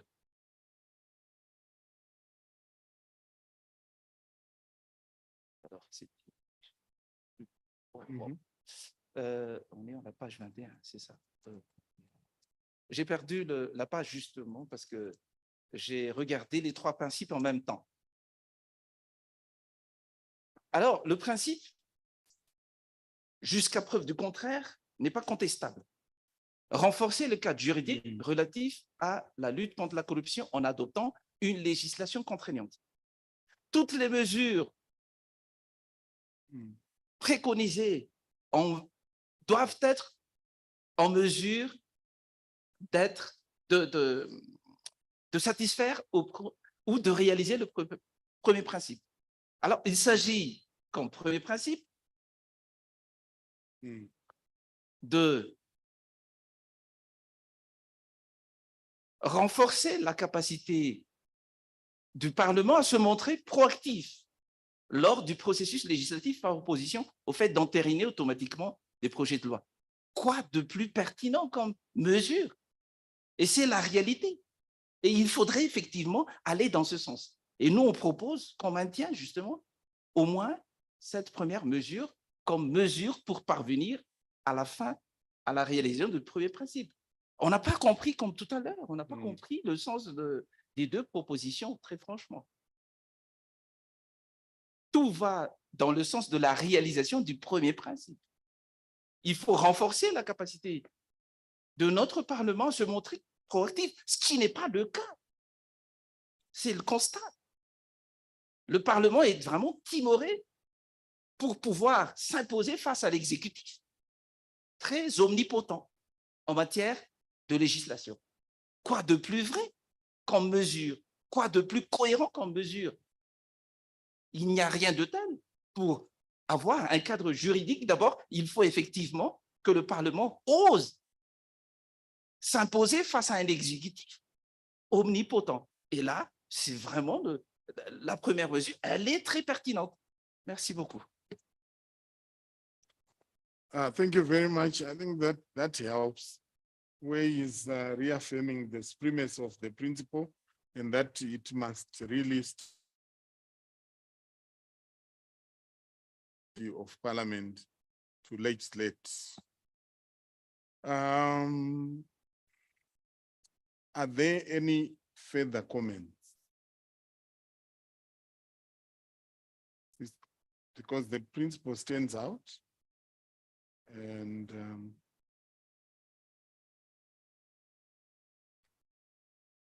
I presume once we align with the language in the protocol, we should be fine with this principle. Let's move to 14.0, which is the second principle. Principle 2, codes of conduct. Strengthen ethical and administrative codes of conduct that prescribe conflict of interest, ensure the proper use of public resources, and promote the highest levels of professional integrity and ethics by public officials. Yes, sir. You have the floor. Merci beaucoup. Je me demande si ce deuxième principe doit être le premier. Parce que, à mon avis, c'est le code de conduite qui doit être d'adhésion volontaire, qui doit donc qui doit primer en quelque sorte. Et pour que ce code de conduite ait son véritable sens, c'est quelques idées supplémentaires. Bien entendu, je m'adhère complètement au contenu actuel de ce principe, mais voudrais quand même y ajouter une idée que je vais subdiviser en quatre points. Le premier point, que chacun de nos pays dispose d'un compte de conduite, qui intègre donc ces différents points. Deuxième point, l'adhésion à ce code de conduite se fait sur la base du volontariat pour tous les responsables politiques et administratifs du pays. Troisième point, ceux qui adhèrent à ce code de conduite seront privilégiés dans l'attribution des hauts postes administratifs ou politiques dans le pays. Et enfin, quatrième point, ceux qui, malgré leur adhésion à ce code, pratiquent encore la corruption seront sanctionnés plus sévèrement, c'est-à-dire que cela serait considéré comme une circonstance aggravante en matière pénale. Voilà donc la nouvelle idée que je voudrais ajouter par rapport à ce deuxième principe. Je vous remercie. Thank you very much for the proposals in terms of strengthening the second principle. So you raised two issues. The first one, you was wondering whether that should actually not be the first principle. And then secondly, he proposes the 4 additional points that must be highlighted. Are there any further comments or responses to the proposal? Yes, I see a hand. Because he has made a proposal in moving the second principle to become the first, my question is, has the principle been written in hierarchy of importance? We have to consider this. If they are just 18 principles, or it is in the hierarchy, before we make any changes to the order. Okay. The issue is, in terms of the primacy, it would make sense for a principle that relates to Parliament to be speaking about legislative framework and lawmaking. That was the rationale. Then the rest can follow so that we place that at the primacy. But there is no hard and fast rule. At the end of the day, each of the principles speak to different aspects. Yes, sir. Thank you, Chair. With respect to code of conduct, I think this is a very important tool. Okay, a very important tool. And I think in terms of drafting the code, this is not a problem. Okay, but who should take the initiative? Who should come with such initiative? I think this is the first problem that need to be addressed. And I think to address this problem, the SADC-PF can propose a a generic code, a model code, okay? And secondly, I think when we come to the codes of conduct, the main problem is which entity or which institution should be entrusted with the implementation of such code. I think if we can address these two, we will move ahead. We will be able to progress. So a generic code, if possible, and secondly, which institution or entity should be entrusted with the implementation of the code. Thank you. Thank you very much. On that note, so that I'm also ethical in my conduct, it is time we break for lunch. And during lunch, let's continue to reflect and ponder on how we are going to manage time. Otherwise, do enjoy your lunch. Colleagues from admin, are there any announcements regarding lunch?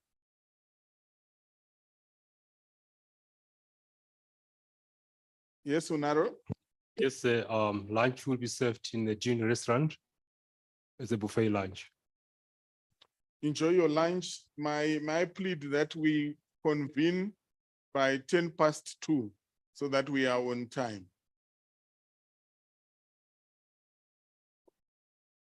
Asante sana.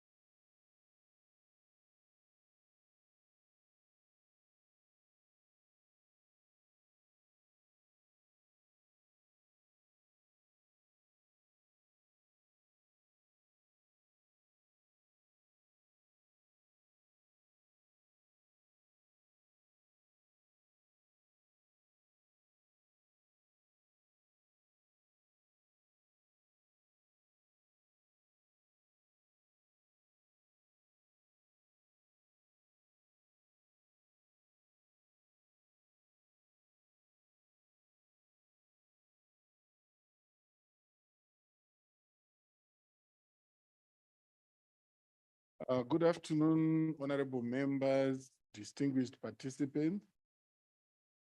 Good afternoon. Thank you very much. It can sound like virtual meetings.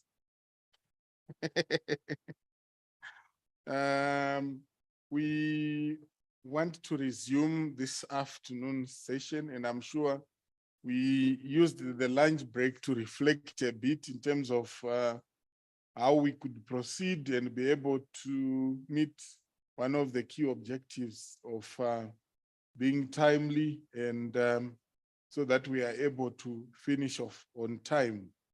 So here is the proposal on the table, is that as we focusing on the principles, let's focus on the principles, on the actual principle itself. And in terms of its sufficiency and whether there's anything we need to add regarding the principle. If the explanatory notes, something that we would request those who may have any inputs to submit those inputs, and then we will factor them in. As we do final review with the technical working group, in terms of the content, we can then be adjusting so that we focus on the actual principles themselves, whether they speak sufficiently to the actual principle. That is the proposal being put on the table.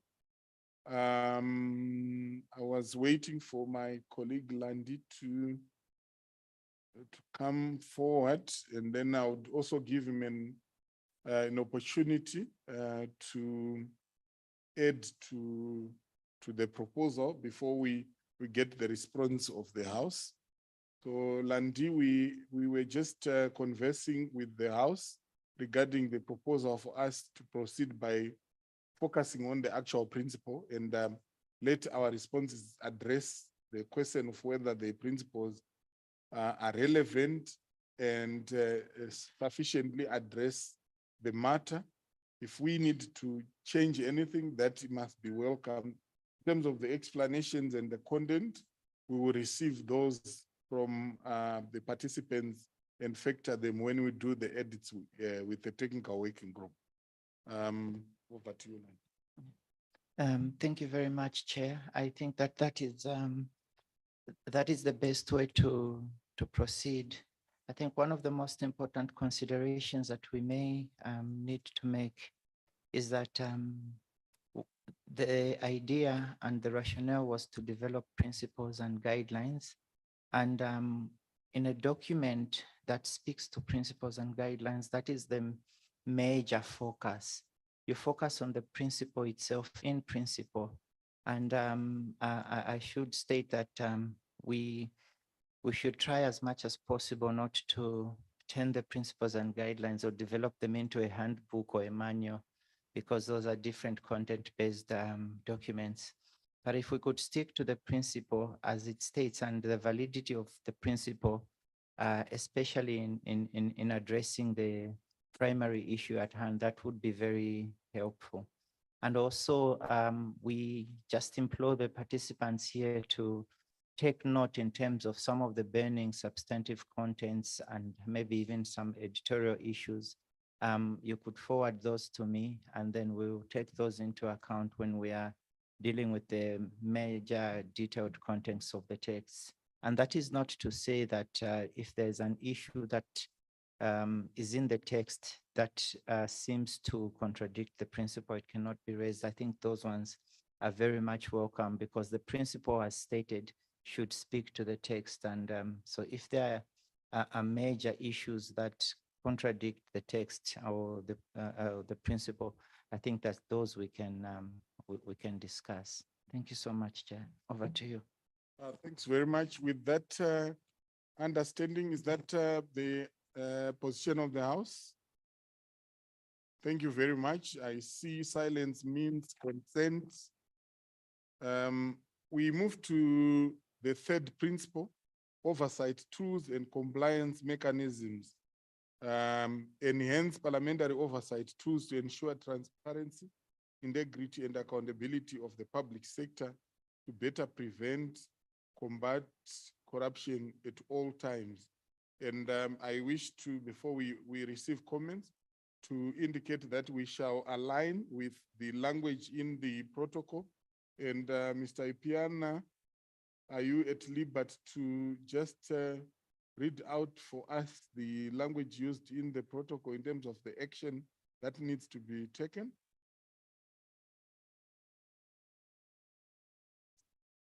The language in the protocol says prevention, detection, punishment, and eradication of corruption. Prevent, detect, punish, and eradicate. Punish.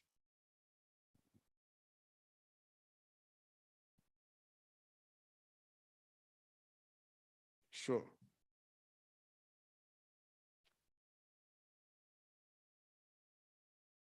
There we go. Are there any comments? Is that a hand? But can we have you speak through the mic, sir? For translation, for the benefit of interpretation. Thank you, Mr. Chair. In regards to contradiction that has just been mentioned, probably it would be wise, anyway, I don't know if it's a comment that will be, that can be, or will be shared by the majority, is that you're talking about the principle of the principles. And if we consider the title of the document, which says Principle and Guidelines for Parliaments on Curbing Corruption in the SADC region, and in considering that, you look at Principle 2, we have the Code of Conduct. And if you look in the objectives, and to me, the objectives is general to the public officials, not necessarily to the Parliament. And in saying that, you will also notice in the document that you also have Principle 13 on page 35, which is more specific to the Parliament as to the Code of Conduct. So we have two principles addressing Code of Conduct. One is specific to the Parliament, which makes more sense to me in regards to the title of the document, whereas Principle 2, which is Code of Conduct, is general to the public officials. So can I be enlightened on that before we proceed?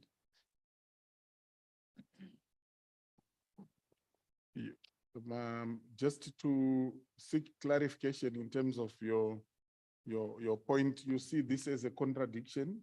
The extent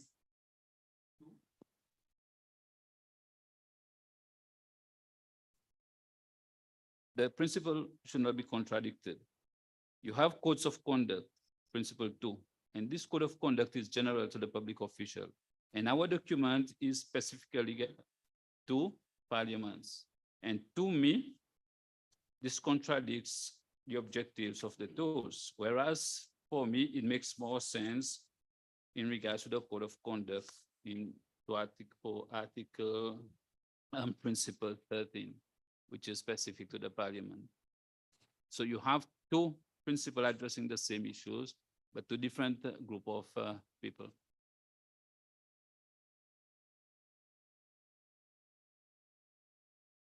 Maybe this should be migrated into one specific principle.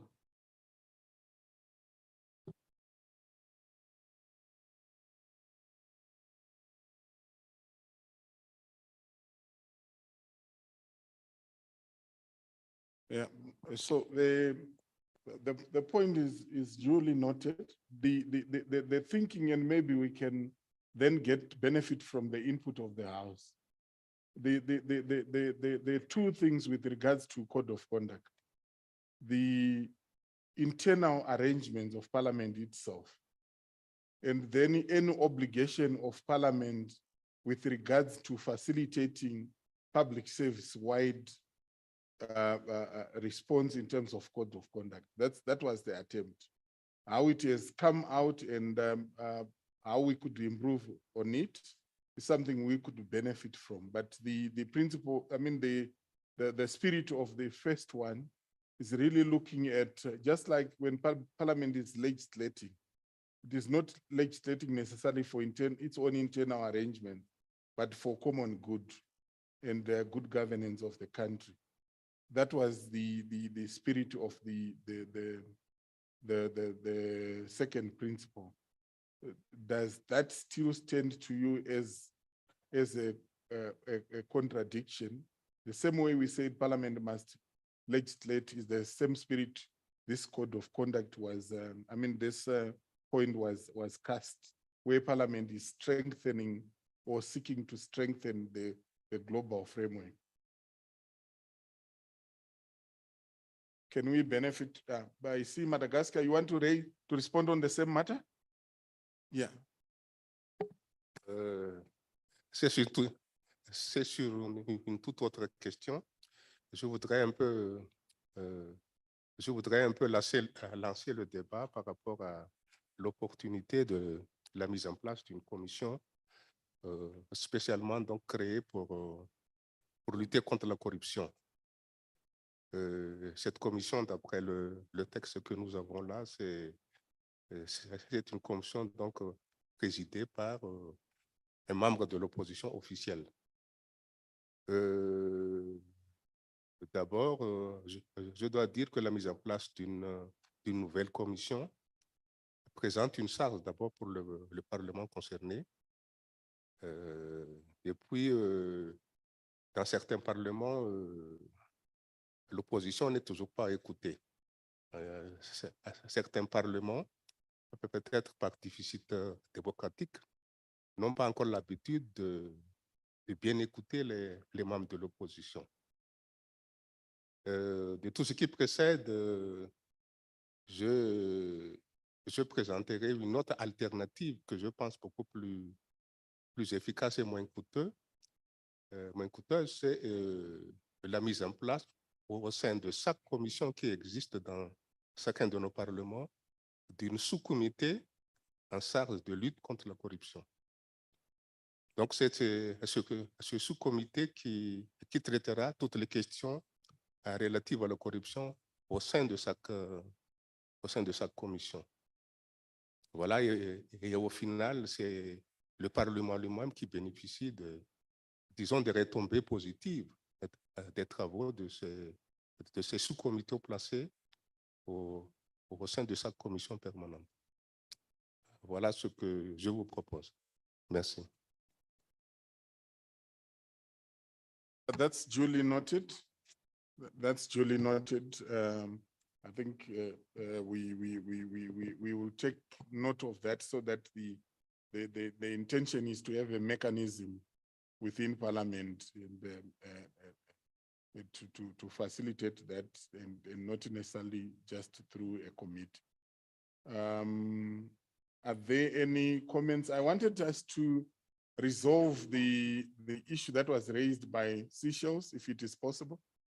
Then we will be able to proceed. I had made an observation, and maybe the mover of the motion, may we get your response in terms of what's your take after my response? Yes. Yes.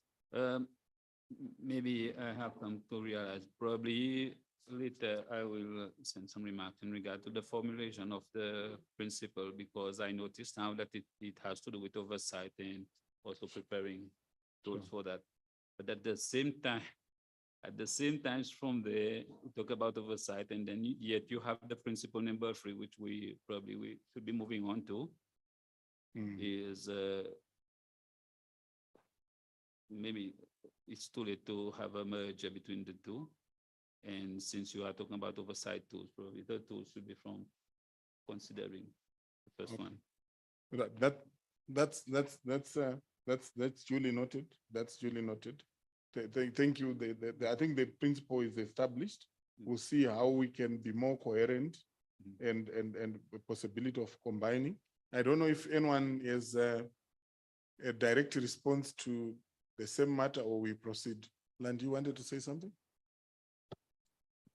I just wanted to mention that a merger could be considered to capture the principle as a whole, but then to break it down into the different types of codes of conduct and to whom they apply, and to ensure that the role of Parliament in overseeing the insurance of codes of conduct within Parliament itself and within those that they seek to legislate is captured under the principle. The Honorable Bistoke. I would concur with what Seychelles has mentioned as, and then probably we can incorporate it as a separate items Sure. as well. But at the same time, let's go to 15. Number 15, the one that we started and then we left. I may have a problem with the principle. Yeah, okay. Detect, punish, and eradicate. I presume the way it was written here, it was much better, at least to prevent, to curb, and to eliminate. Whereas the punishment, it will come when each country sort of domesticated and have or review their laws. That's when the punishment will come in as well.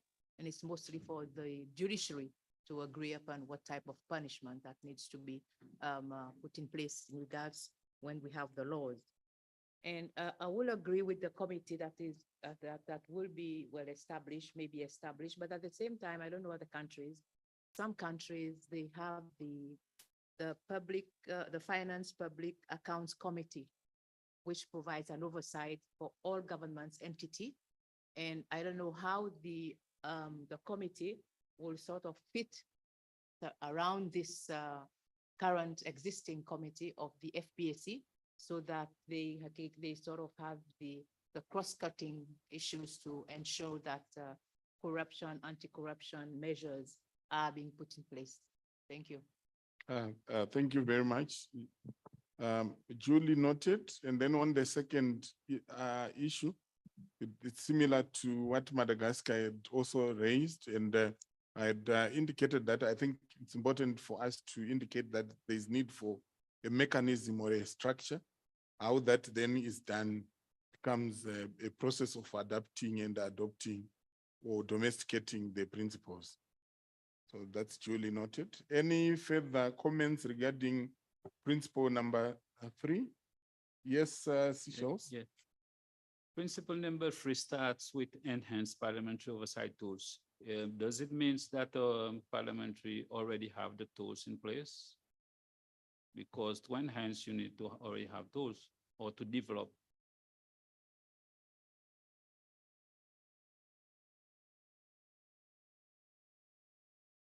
There is a question. Honorable members, you're in the house.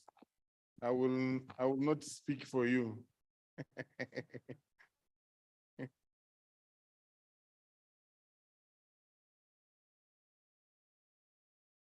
Yes, sir. Si je ne me trompe pas, la question est celle de savoir est-ce que le Parlement a des outils? Je répondrai par oui. En l'état actuel de nos textes, de nos règlements intérieurs ou bien des textes législatifs qui régissent le Parlement a bien des outils. Mais le problème est celui de savoir est-ce que ces outils sont bien utilisés par nos parlementaires. Voilà. Donc ça soulève une autre question. La plupart de nos parlements, du moins, y compris le mien, sont confrontés à ce qu'on appelle le fait majoritaire.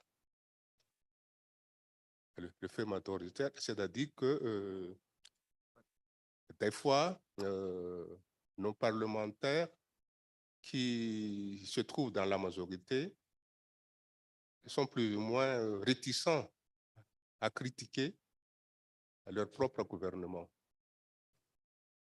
Alors que les outils sont là pour contrôler, donc, après les prérequis constitutionnels de ce gouvernement.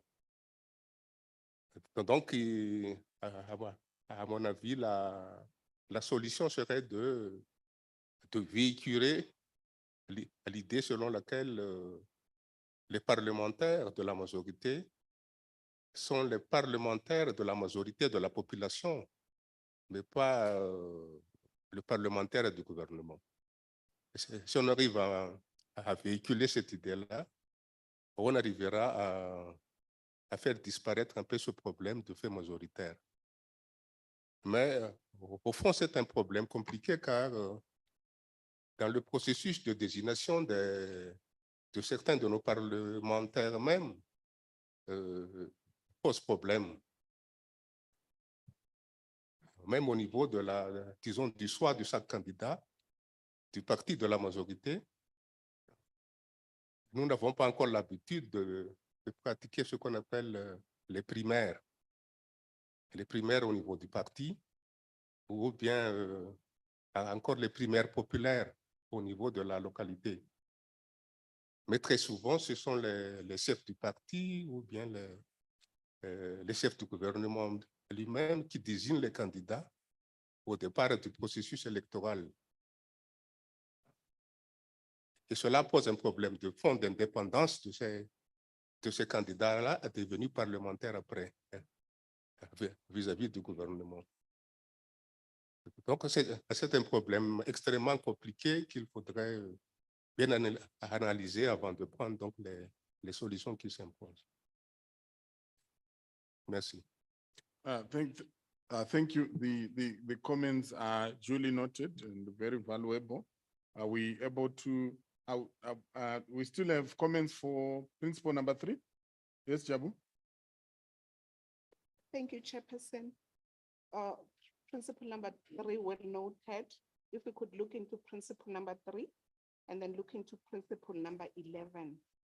It's a question to the House, but how can we best align? Because principle number 11 again says enhance the efficiency and structured use of oversight tools as a means to deter corruption in the SADC region. Whilst principle 3 speaks to same enhance parliamentary oversight tools to ensure transparency, integrity, and accountability of the public sector to better prevent and combat corruption at all times.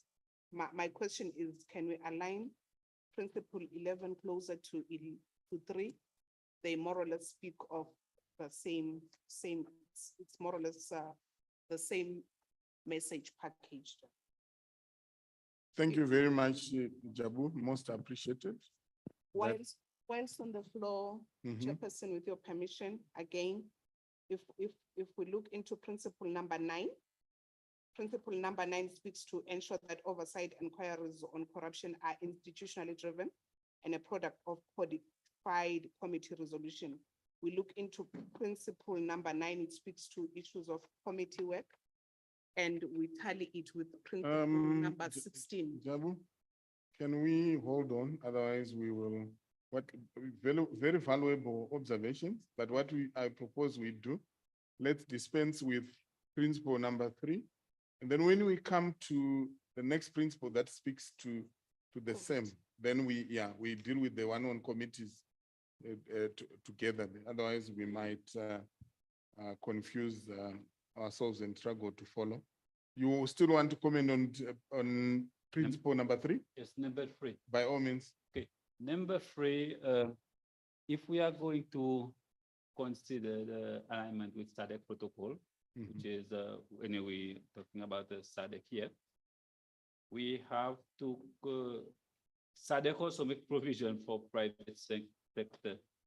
Article number 4, section J, it also says that each party shall adopt such legislative and other measures in the domestic law to prevent and combat acts of corruption committed in and by private sector entities.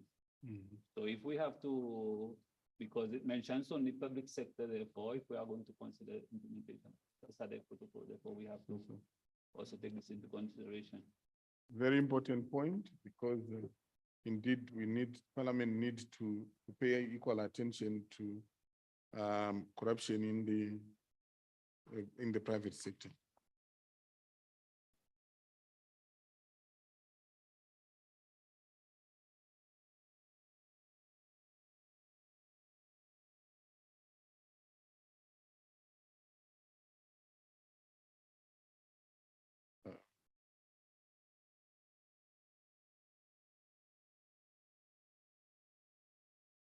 Thank you. Any further comments? Yes, Madam Clerk. Yeah, I just want to take you, while we are still busy with principle 3, page 24, bullet number 4 there. Parliament should consider legislating the sanctions for non-attendance by ministers and other scheduled to attend portfolio committee meetings. This is informed by the fact that in most other countries, there's no penal sanctions for failing to attend committee meetings, particularly by ministers. Now, I'm sure, you know, this document is talking, most of the things that are here is talking to what we are doing also at our different parliaments. And I'm sure also that somewhere there when we started, we said, you know, some of the parliaments or most of the parliaments. Now, I just want to reflect this one also that, you know, in Namibia, ministers are not, you know, attending committee meetings. So, but I'm sure it is, you know, for the other parliaments where they have ministers that are attending committee meetings. So I'm just taking note of that one. Thank you. Landy, do take note of that one so that when we do the editing, we will remember to come back to it. It's an explanatory note, not necessarily See the some principle parliaments. itself. Yeah, sure. All right, so any further comments on the principle itself, principle number 3? I see a hand. Yes, moderator, please. I think if I consider the principle 11, and I think there was a amendment 2, which talked about on principle 3, which talked about private sector. I think if we can remove the public on principle 3, it will cater for both, and also the issue of private sector corruption. Thank you. Okay. So there is a proposal to say to be inclusive. We actually, we can cure it by deleting the public sector so that we are referring to all sectors.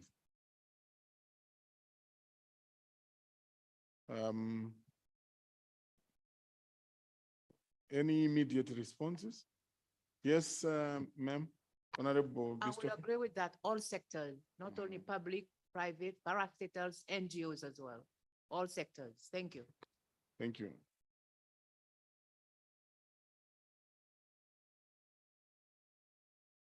Thank you very much. Much appreciated. So this would take care of the earlier comment which had spoken to the private sector. Right. We move to principle number 4.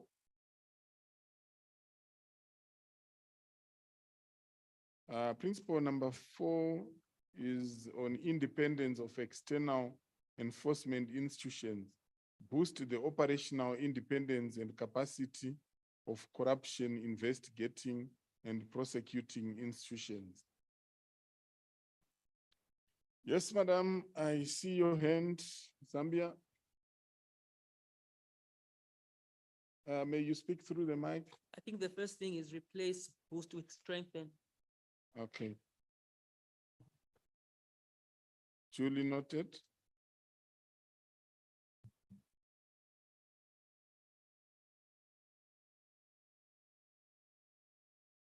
Yes, Honorable Ndwen. Thank you, moderator. Sorry, on principle number 3, now that you've changed public, I think the idea of public sector was in reference to Parliament having a direct oversight on the public sector. Yes, it doesn't leave out the private sector, but I think it was reference to that because as you go to the explanatory notes again, you might have to change everything because the explanatory notes then refer to the public again. And I think the reasoning was because of the direct relationship between Parliament and the public sector.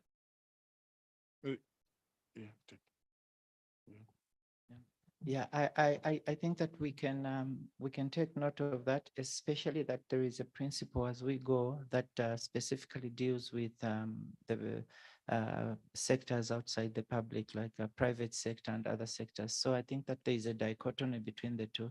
And once we get there, maybe we can make the decision. But there is a specific principle that deals with the private sector and other sectors outside the public sector.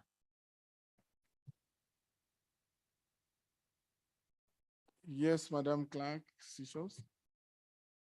Thank you, Mr. Kurasha. Okay, I don't want to go as to linger on the principle 3, the oversight tools, but I have a question for the last bullet on page 24. It falls under the following guidelines. We may ask this Parliament in stressing parliamentary oversight. The last bullet in respect to recommendations relating to corrupt practices. Is it possible to explain, to give me some more information about this this bullet? What is it addressing? A clearer explanation, maybe. Thank you.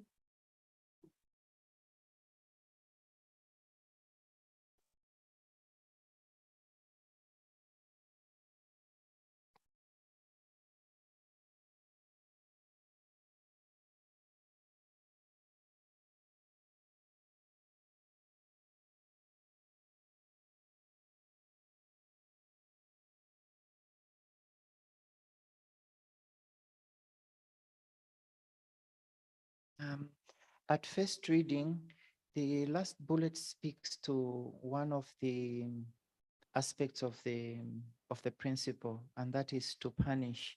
So when you read it, one of the things it says is that Parliament should make recommendations relating to corrupt practices by enacting laws that create remedies or that punish after a court has made a decision.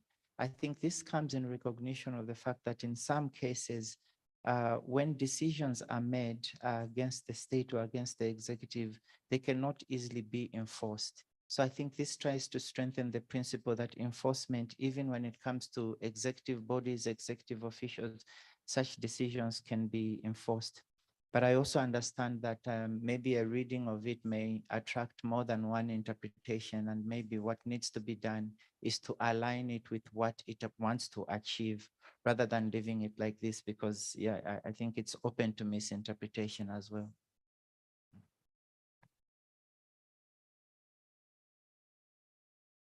Thank you very much for raising it. It's been duly noted, and the alignment will be done in view of the explanation given by Landy. Right. Can we now move to principle number 4? I already received an input to strengthen instead of boost. Any further comments regarding principle 4? Yes, sir. Au niveau du principe 4, j'aimerais avancer l'idée qui suit.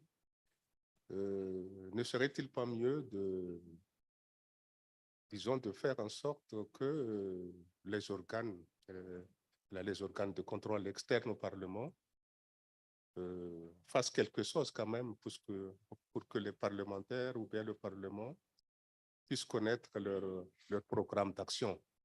Le programme d'action a une sorte de plan stratégique dans les 5 années à venir. Comme ça, le Parlement serait bien informé pour leur donner les dotations budgétaires nécessaires. Parce qu'il y a des organes de contrôle qui ne sont pas du tout actifs, et je vois mal le Parlement leur donner des budgets conséquents sans savoir au préalable leur programme d'action. Donc, c'est à nous de trouver comment insérer ça dans ce paragraphe, dans ce point numéro 4. Merci. Would that not come under the explanatory notes? my reading of the, and subject to your concurrence of the principle and the expanding sentence there, strengthening the operational independence and capacity of corruption, investigating and prosecuting institutions, would cover the aspect you're talking about in terms of having clear strategic plans for fighting corruption. And then under the notes, we can be specific in terms of program of action for the institution. How would you take that, Honorable?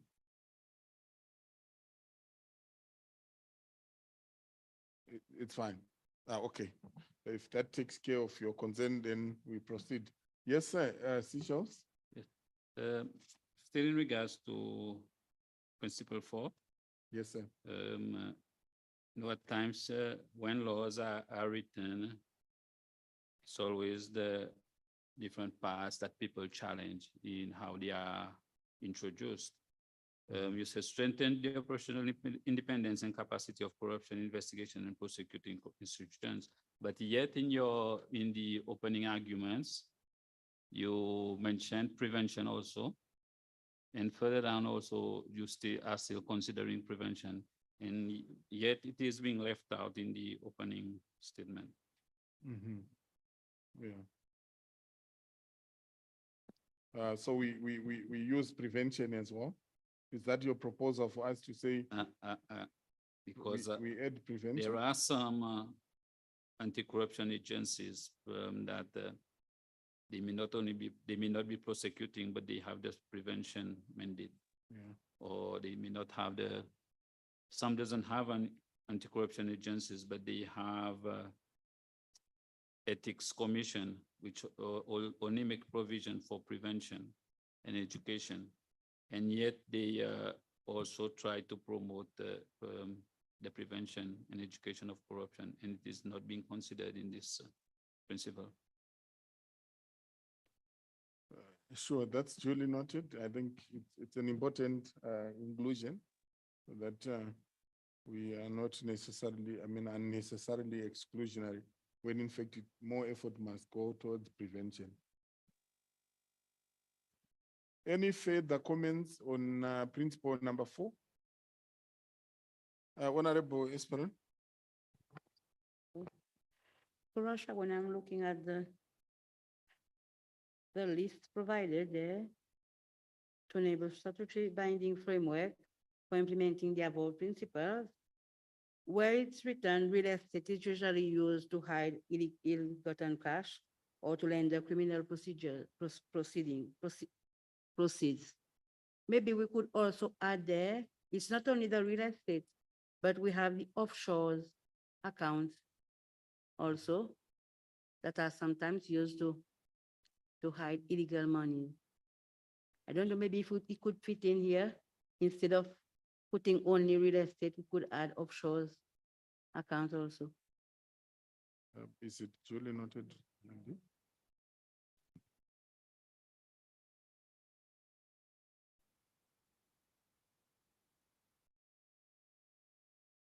Duly noted. It will be being noted in the and money laundering. Okay.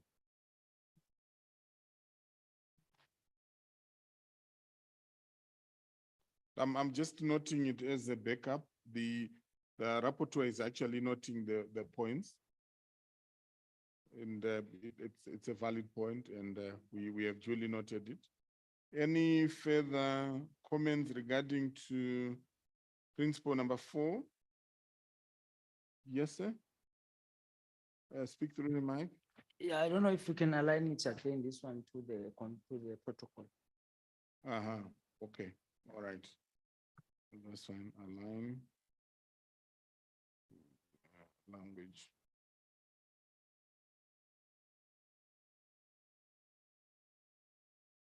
Duly noted. Thanks very much. I presume we can move to principle number 5. Something good happened over lunch, right? Principle number 5, international obligations and on anti-corruption. approval and domestication, enhance the implementation of international anti-corruption obligations, and strengthen international cooperation to counter corruption risks at all times.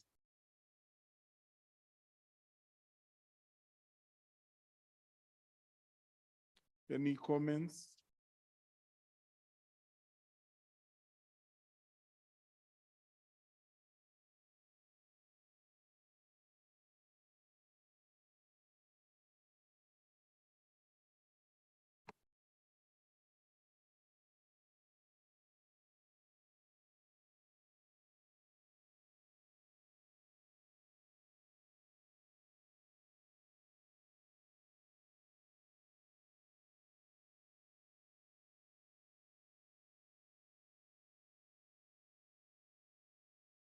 There are no comments. Is that deliberate or it's by default? Yes, sir, Madagascar. Merci beaucoup, Monsieur le Président. Dans les modalités, peut-être il y a lieu d'indiquer, par exemple, parce que souvent, hein, les gouvernements réchignent à répondre au Parlement lorsqu'on parle de lutte contre la corruption. Le fait que les agences anticorruption sont impliquées dans ce processus de redevabilité serait un plus pour encourager davantage l'exécutif, les gouvernements à rapporter auprès du Parlement le travail fait. Merci beaucoup. Donc, s'il y a une disposition allant dans ce sens, ce serait bien.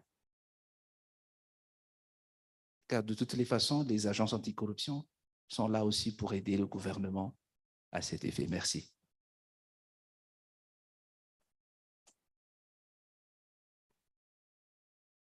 Duly noted, the rapporteur has noted the point. Any further comments regarding the principle number 5?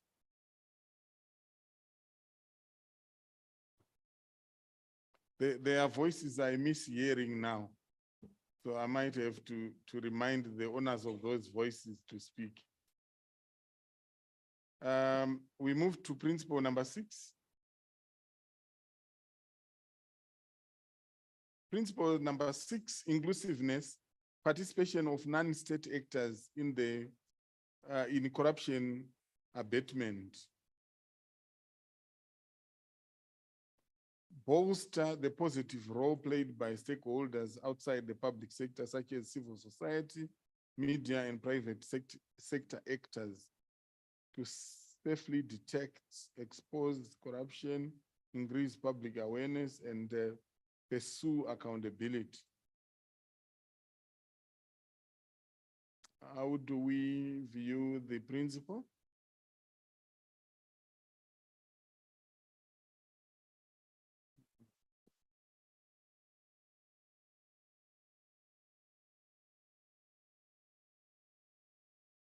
Earlier on, there was a proposal. Zambia, I was waiting for you to respond to this one. Where we are talking about bolstering, I was expecting that you would want to enhance or strengthen. Sorry, Chair, I'm scared that they'll say I'm here to to look for these words. But since you called on me, I think bolster should be strengthened and safely should go. Yeah, sure. What is to unsafely detect? that is that. Right. Yes, Professor.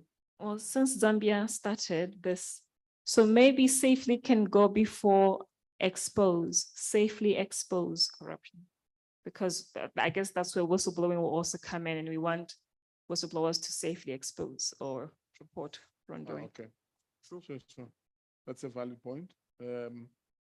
Whistleblowers are becoming endangered species. Any further comments? Yes, Honorable Esperon, and I will recognize you, Honorable Bisto. Mr. Kurasha. Yes, ma'am. Where is it to enhance partnership and collaboration of corruption abatement effort? The second bullet point, provide a hotline for reporting high-level corruption, particularly by political actors. I would like to know how many countries are doing this and if this would be practical at this junction.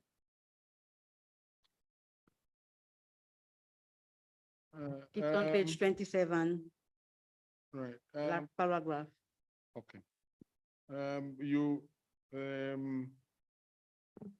Okay, honorable members, particularly the colleagues from police investigations unit, she's interested to know if there are any hotline services being put in place for reporting of high-level corruption. I guess out of learning. Namibia, do you have that? Can I be able to call and report high-level corruption on a hotline? We do have a hotline in place Mhm. and a website where they actually. So Namibia has, yes. South Africa, I will come to you. No, just We do have a hotline, but a high level corruption is for corruption, not for low level or high level, it's for corruption. Yeah.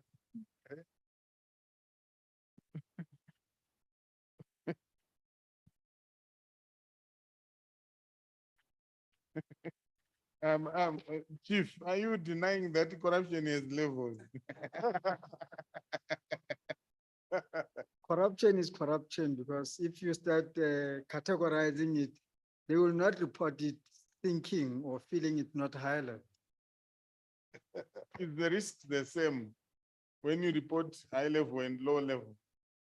But I'm raising this because I thought it's the mischief she was looking at in her question. Yeah. Yes. If I may come in, Chairman. Yes, this was my question. If we are putting it there, we have to know, is it practical?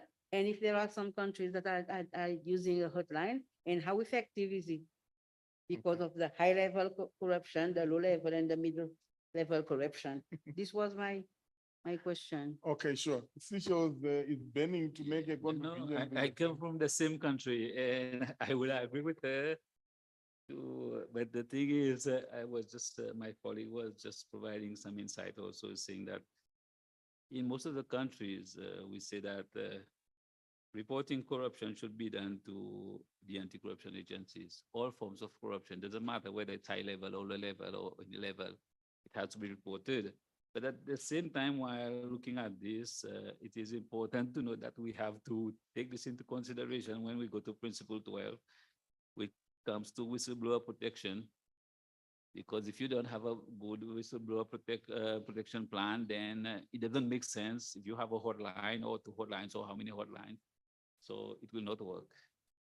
Okay, thank you. This is duly noted. The rapporteur has noted it. I had promised to come back to you, Honorable Bistoke, before I move to Malawi, to Honorable Nani. Thank you. So maybe we should have call lines as well. In relations to the principal six, in regards to exposures of corruption, where does the individuals or community comes in? Should we include them? I'm not talking about whistleblowers. I'm talking about community or individual in regards to exposures. Thank you.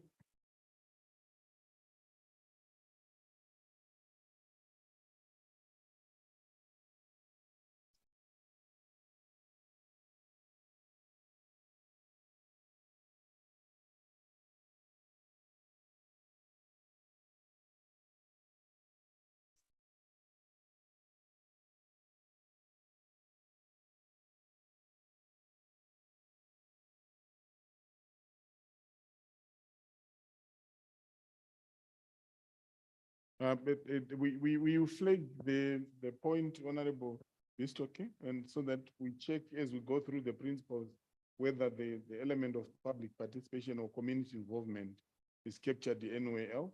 If it is not, then we will have to come back and see where it fits. So we will flag it, we will note it and pack it, and then we proceed. Honorable Onani.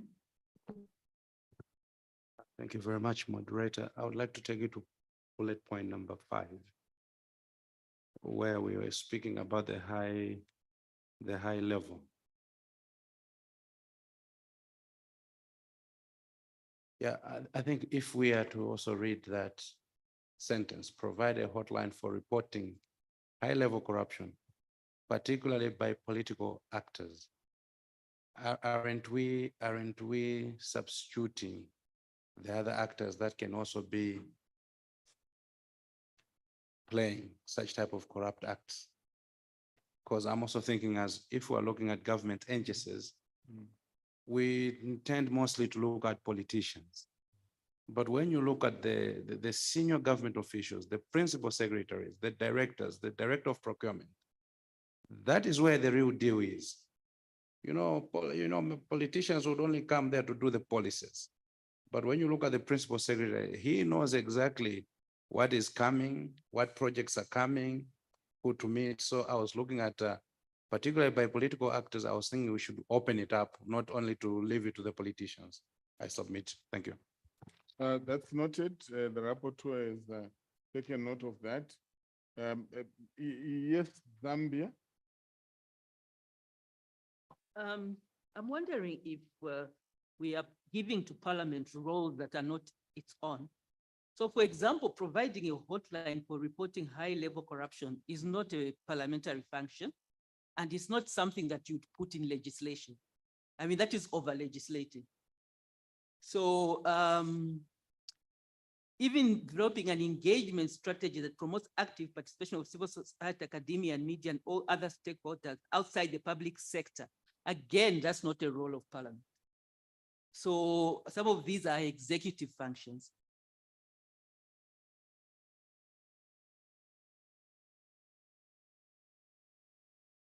There's an observation that there's a risk of over encroachment. Parliamentarians, do you want to go home and establish the hotlines? Or she also said maybe the cold lines. So we make a general comment to confine it within, to align it within the functions of Parliament, Andy.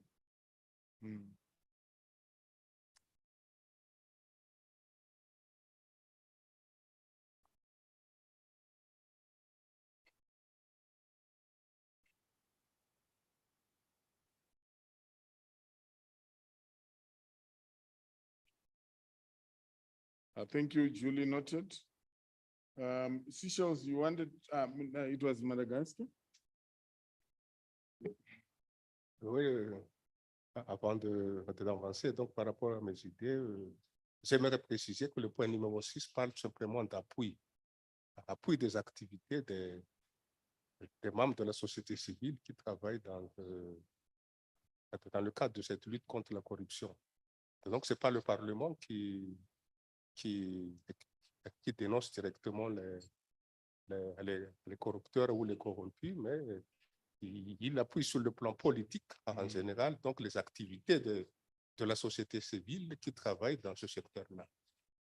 Je ne pense pas où il y a le chevauchement entre le rôle du gouvernement et le rôle du Parlement dans ce cas-là.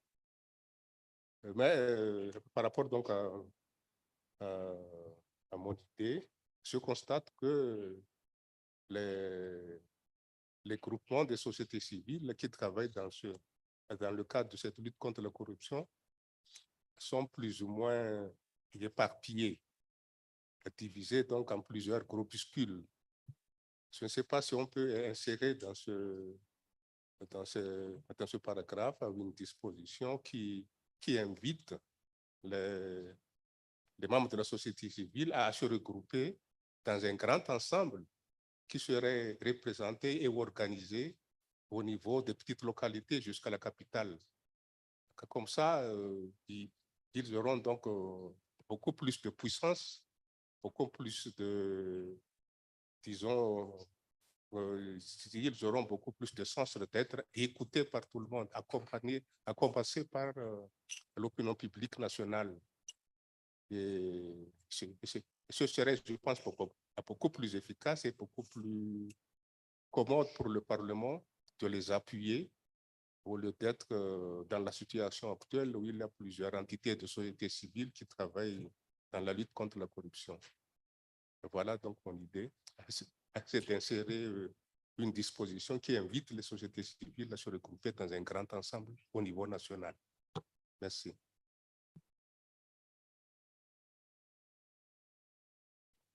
Coordinated efforts. The point is noted.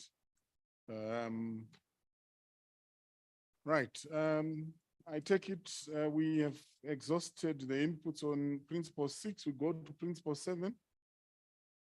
Principle 7 is establishment of independent fiscal institutions, parliamentary budget office. Prioritize the establishment of independent fiscal institutions such as independent parliament budget offices that provide objective analysis of macroeconomic and accounting information.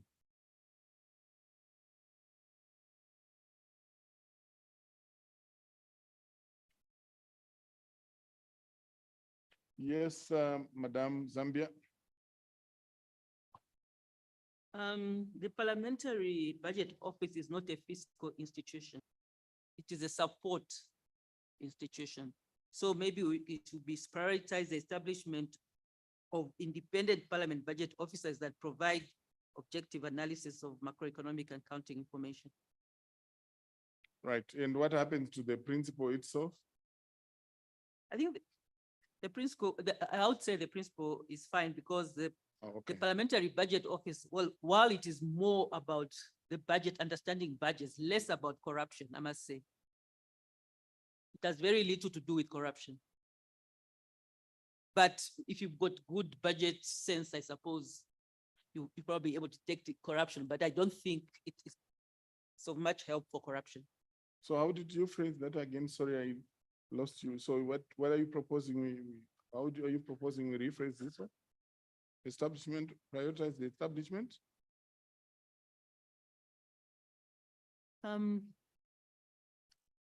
You see, the parliament is not the police or the judiciary. So again, I worry that we are trying to lump onto parliament duties that are not its own. So I think the parliament is trying to legislate so that those whose function it is to detect, prevent, and all are able to do their work properly, but not that they themselves should have the power to detect corruption.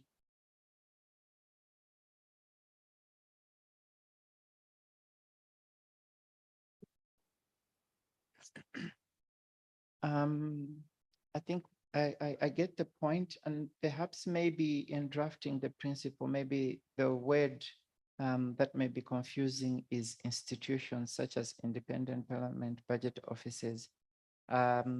Maybe a parliamentary committee of a sort could be created, but I think also that I think this principle also plays to another important role, because I think in couching the principle, they were giving an example, but also I think it speaks to the role of Parliament of ensuring that where need is or where need arises, specific institutions are created to oversee specific aspects of corruption.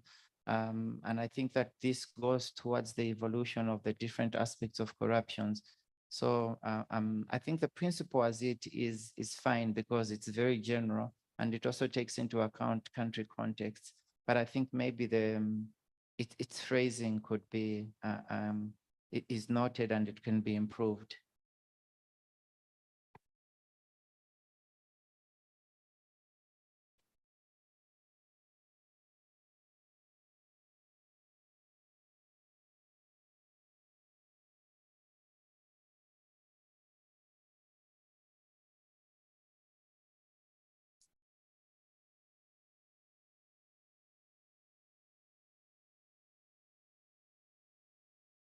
would it be fine if the principle is left at establishment of independent fiscal institutions?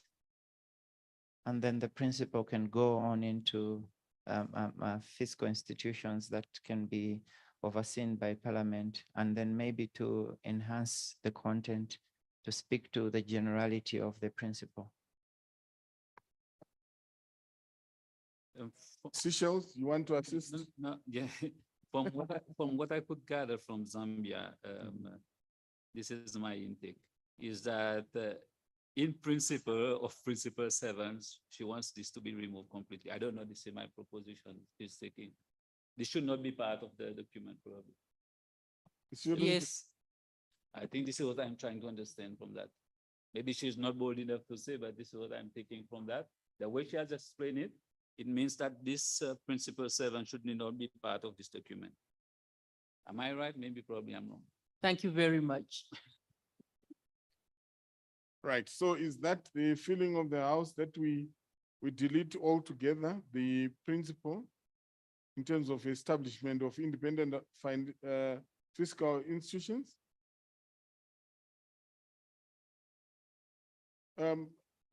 Yes, Tadesh Long. Chair, moderator, I do not know from the context from which the researcher came to coin that, I mean, for it to be called that way. Because in Namibia, we have got parliamentary standing committee on finance and audit. That's the one that is overseeing that whole thing. But I could see it could be that in some other jurisdictions might be called physical and something. But I think as long as the principle is trying to give out the essence for which, you know, why we should actually prioritize it, so that it will be able to provide information on how it goes through, you know, when the question, you know, whether, you know, executive officers for parastatal or state actors, to see how they have actually they have done in whatever they are questioning. I don't think whether it's a problem, but maybe it's just the language. But the essence of it, we need to have it, because there is an oversight committee that are dealing with those finance and auditing, standing audit committee that looks into the books, financial reports, for instance, of any institutions, and they go and question them for these people who are accountable to explain what have happened. I don't know whether we should entirely do away with it, but maybe it's a question of phrasing what words we should put there, depending on how do we call it in our different jurisdiction. So thank you very much. We will, I'm coming back to you two gentlemen. When you look at the principle and the content, it's really, I think, talking about more of the internal, enhancing the internal capacity of Parliament to be able to empower or capacitate members to detect corruption within the context of budget oversight, hence the Parliamentary Budget Office. And I think that Parliamentary Budget Office, to the extent of capacitating members to be able to analyze the budget and perform the parliamentary function in terms of its role in the budget process, is an important aspect of detecting and preventing corruption, following the money. So that we can agree as a principle to say we need, and it is not outside the ambit of Parliament. The title of establishment of independent fiscal institutions, I think it's misplaced and can be recast. It is the one that needs recasting to talk about building that internal mechanism of enhancing the capacity of Parliament in the parliamentary budget oversight process. With that agreement, we may want to revisit and recast this principle rather than deleting it, so that it is speaking only to the internal independent arrangements of Parliament to build the capacity to oversee the budget process and eradicate corruption in that regard. I seem to see that I'm going to get help from the hands that were raised. South Africa, you have the floor. Tanzania, you want to take the floor, South Africa? Yeah, I'm covered. I'm covered by what you have just said. Okay, you are concurring. South Africa concurs, and Tanzania, you have the floor. Yeah, I think parliaments usually are working through committees. Yes. And if that is the case, then maybe on those premises that the principle has been framed, it means you want to establish something inside those committees. The way I understand it is that those committees have got their secretariat. Each committee has got a secretariat. Now, I'm not sure if the intention is to put another mechanism within the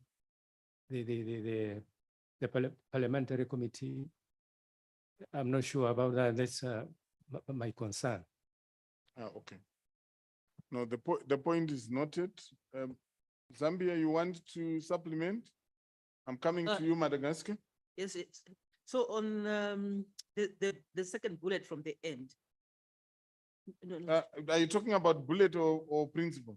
no, the principle, because this bullet shows what we are talking about. Yes. So the second bullet says, as a best practice, parliament budget offices must be established by a specific statute so as to safeguard their operational independence. Because so this is what shows that the understanding of the parliamentary budget office is misplaced. You can't have a parliamentary budget office that is legislatively independent. Independent from whom? So I agree that so I agree that if we are talking about oversight, giving the parliamentary committee the ability to deal with the Auditors General's report, to deal with the Financial Intelligence Center's report, I think that's true, that oversight. But the examples given here of the Parliamentary Budget Committee are completely misplaced.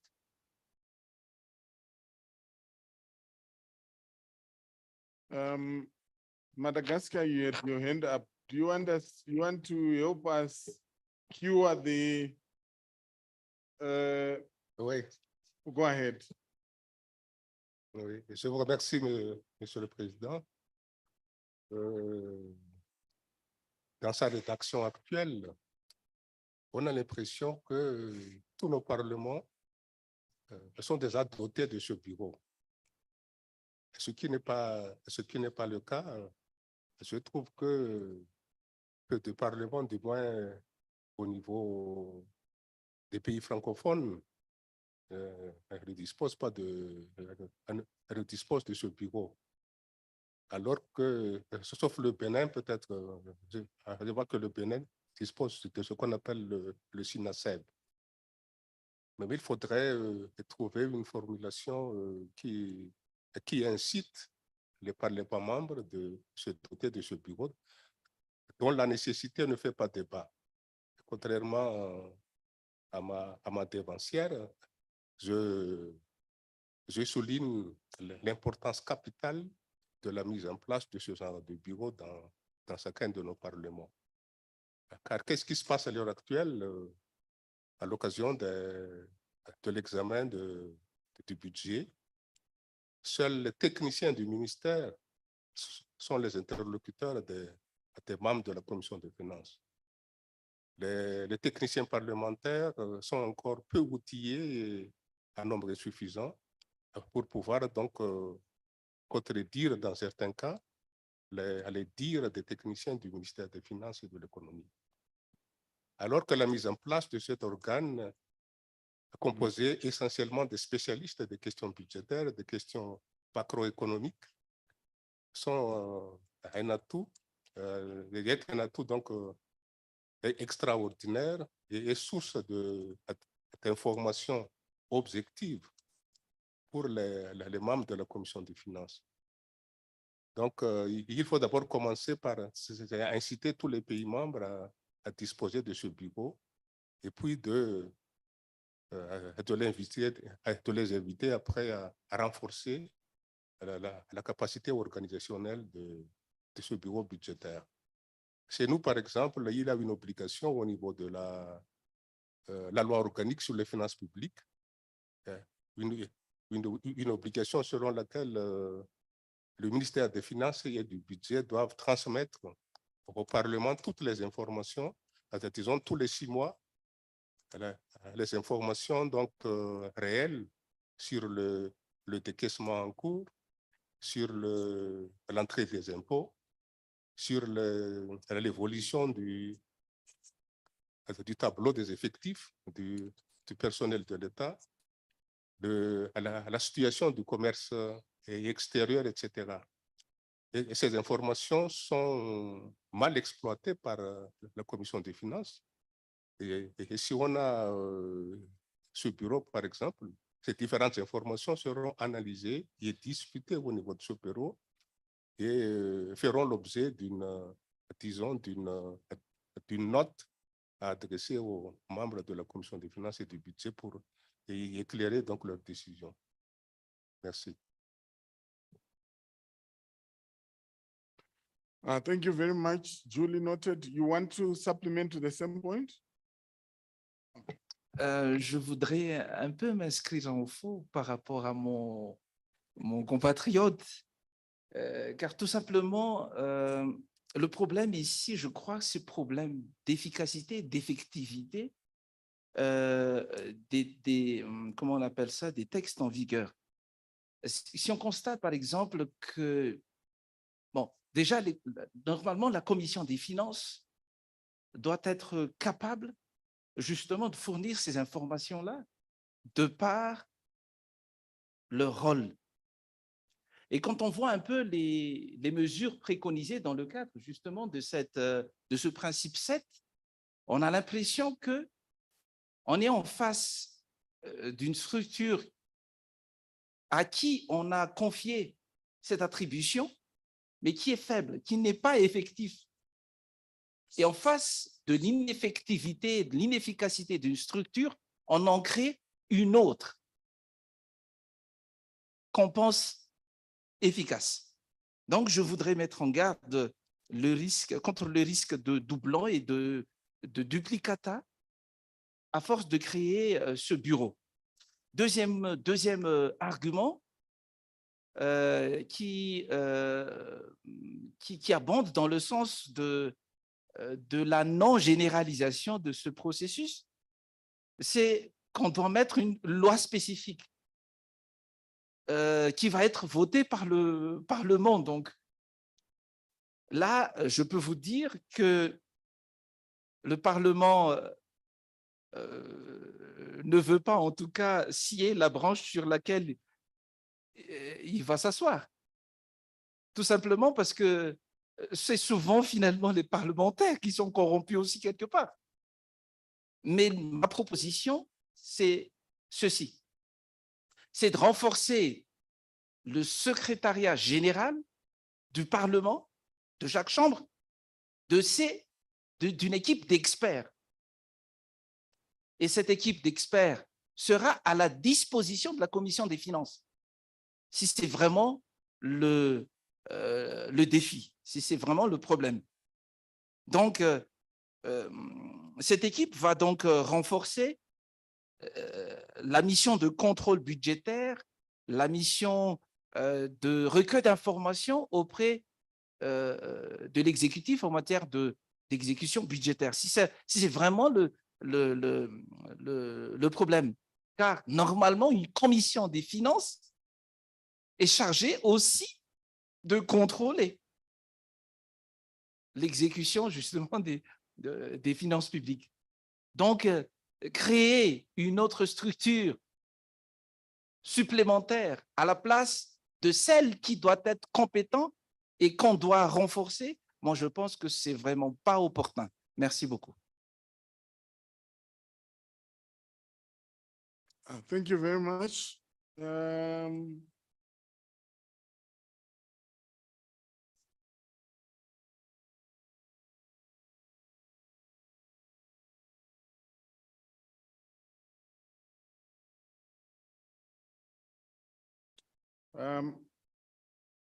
Thank you very much. We must move towards a conclusion on this matter.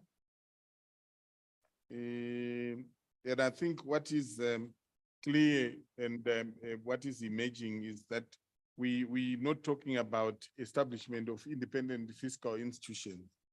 We are really talking about the establishment of the Parliamentary Budget Office as a mechanism of strengthening Parliament's capacity to oversee the budget process. And the exemplification which was being given in terms of whether this is being done in terms of the standing orders or in terms of a statute is really the best examples being cited from the practices across the globe. And the model law on public financial management is quite exhaustive in terms of the role of Parliament and the internal arrangements, including the creation of Parliamentary Budget Office as mechanisms of enhancing Parliament's role in this regard. I think what is not debatable, Honorable from Zambia, is the relevance of the Parliamentary Budget Office in terms of capacitating or building the capacity of Parliament not to rubber stamp the budget process. Because obviously corruption is happening in terms of the allocations and the appropriations and the expenditure, all of which are within the mandate of Parliament through the budget committee and the public accounts committee, called differently sometimes in other jurisdictions. So we will recast this principle to reflect precisely that, so that there is no contradiction. There is nothing related to independent fiscal institutions. We're really talking about building internal capacity of Parliament to be able to oversight the budget and other money-related bills. So indeed, we need to align the principle to the model law on public financial management, and in this regard also to other existing instruments and frameworks. Thank you very much. This is duly noted, Landy, and it will be done. Let's move to principle number 8, which is integration of monitoring, evaluation, and reporting. And hence the integration of monitoring, evaluation, and reporting of corruption-related policies, statutes, and strategies. Any comments?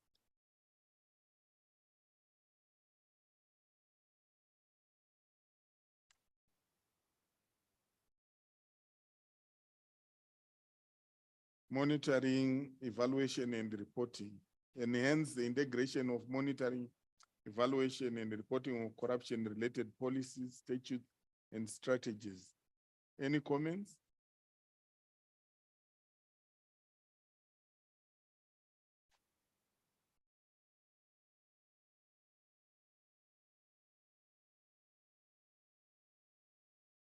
Yes, it's Botswana. It's Botswana or Lesotho? Eswatini.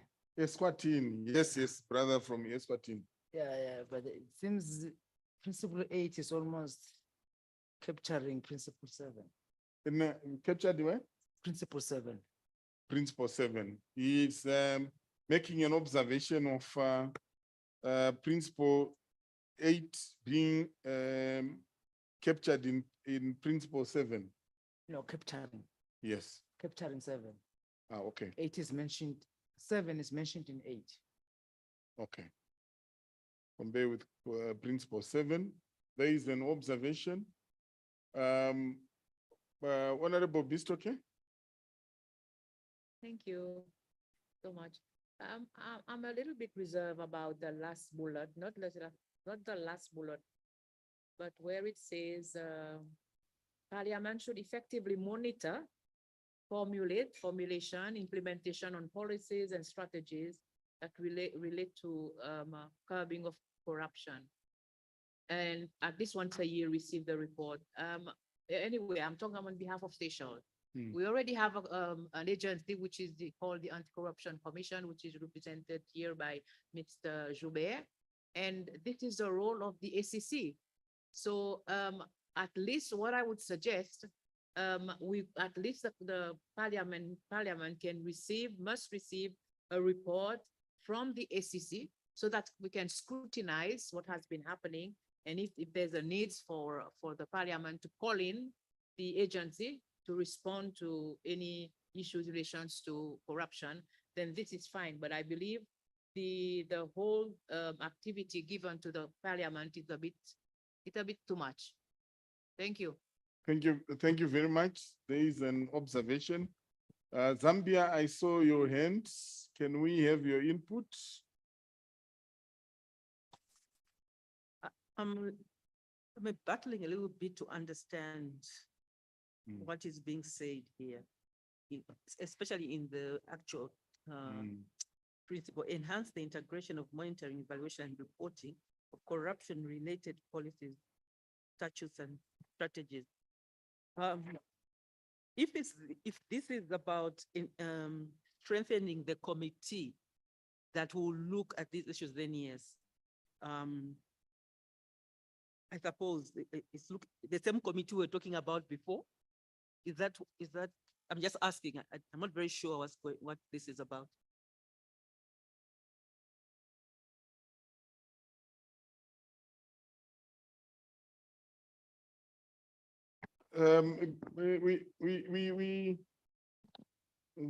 Zambia, we also are trying to follow, and the clarity that comes out is the point that follows after the sentence which Honorable Bistoke corrected or commented on, where there is clarity around the receiving of the scheduled receipt of the reports from the statutory bodies. But in terms of translating that into a principle vis-a-vis the comment from Eswatini, where he felt that it would fit into principle 7. We would still benefit from the input of stakeholders in terms of how we could strengthen this point, this principle.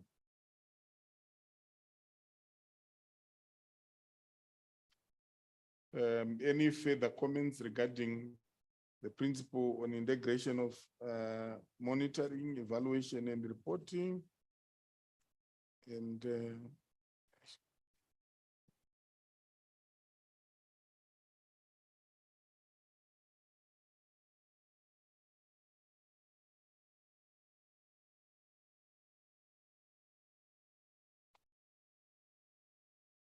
Madagascar? Merci, monsieur le modérateur. S'agissant des mesures concrètes pour parvenir à la réalisation de ce principe, il y a donc l'utilisation des résultats des évaluations menées par les départements en particulier. Alors, ça suppose comme condition préalable la publication, la publicité des évaluations qui sont faites au niveau de l'exécutif. Parce que souvent, ces rapports d'évaluation des politiques publiques sont d'usage interne et sont revêtus du caractère de secret ou de confidentialité. Là, c'est vraiment une condition impérative, la publicité justement de ces rapports-là. Donc, je ne sais pas, il y a peut-être une formulation à faire, car cela suppose effectivement la publicité de ces rapports. Merci beaucoup. Thank you. That is appreciated. I would want to give my colleague Landy an opportunity to make a comment, and then we see how we conclude with this principle. There is an understanding that in most instances, one of the functional roles of Parliament is to receive reports from different public bodies and institutions. I think what was trying to be couched here is that within the oversight role of Parliament in receiving reports from those institutions, one of the thematic issues that can come out is the issue of corruption or endemic corruption within those institutions, and therefore that there should be a mandate in those institutions to report on, one, trying to prevent corruption and how they've dealt with corruption within the institution when reporting to Parliament. I think the challenge is on the couching of the principle where it says corruption-specific policies, because then you are creating a situation where, apart from making the general reports, you are also asking the institutions to have 1 year a corruption-specific policy, which I don't think is feasible. But I think that within the framework of public institutions reporting to Parliament, an aspect of corruption within the institution and how they've tried to curb it can be brought out as one of the issues that is presented before Parliament. I think that is what was being tried to be caught here. And I think if it can be agreed, I think it can be a step forward in ensuring that there is a thematic subject in the reports from public institutions.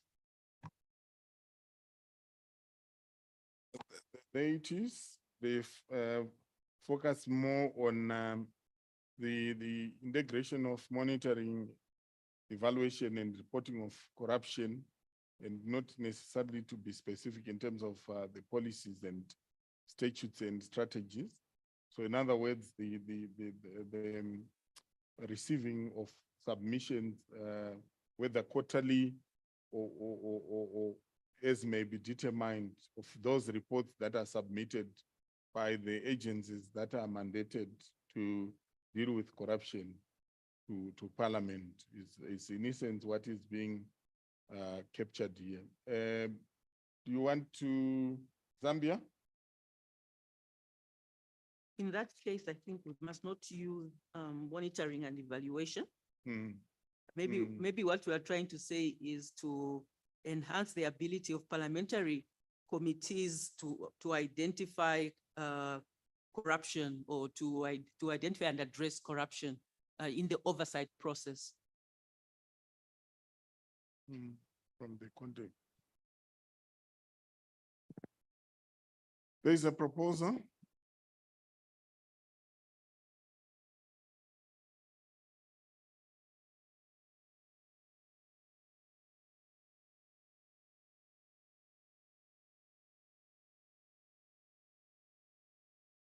How did you keep?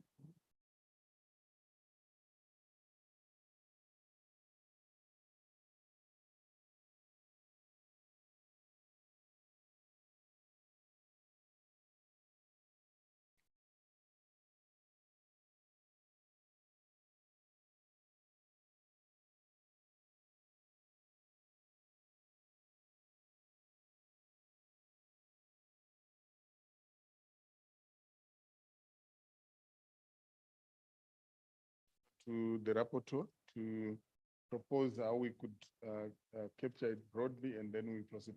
Seychelles, you want to make a just one question in regards to the last paragraph, in regards to the parliaments should be receiving the report from statutory bodies established to curb corruption. It is to note that this is stated in our legislation, the Anti-Corruption Act, that we should every year submit an annual report. Okay, and this we send copies to the executive, to the parliament, and to different ministries. But however, this should not be limited to only the Anti-Corruption Commission, because all government institutions at the end of the year has to submit their annual report on the 31st of March. And the Auditor General also audit the different institutions. And to note that what happens is that the anti-corruption commissions or agencies, they pick up information in regards to corruption from the auditors general when the assembly has gone through or the auditor general's office has scrutinized the report. So then this is where we act on it. And this is a way of trying to curb corruption. It's the report from or information gathered from the report, annual reports of different institutions. Because from the Anti-Corruption Commission, all you will get will be the administrative, what has been doing, what we have been doing, the cases, what we have been doing as an anti-corruption agencies. But it will not provide us, it will not provide the assembly with all the corruption that exists in the country. This will come out from the auditors general reports from the different institutions. Sure, duly noted. It doesn't have to be confined to the anti-corruption agencies, but a public sector wide. When Parliament and its committees receive reports, whether on a quarterly or annual basis, be able to use the oversight, because the point is then highlighted in the point where it says the reports must be thoroughly and objectively interrogated. I think that's how we must recapture this. Elandi, you want to have a last bite so that we proceed? Yes, there was a proposal as to how it should be couched from Zambia, but I also wanted to say something about the issue of the Auditor General. And one of the reasons it was not limited to the Auditor General's report is that the Auditor General's report deals with more than corruption. It also deals with financial irregularities. Sometimes it's really a question of financial indiscipline.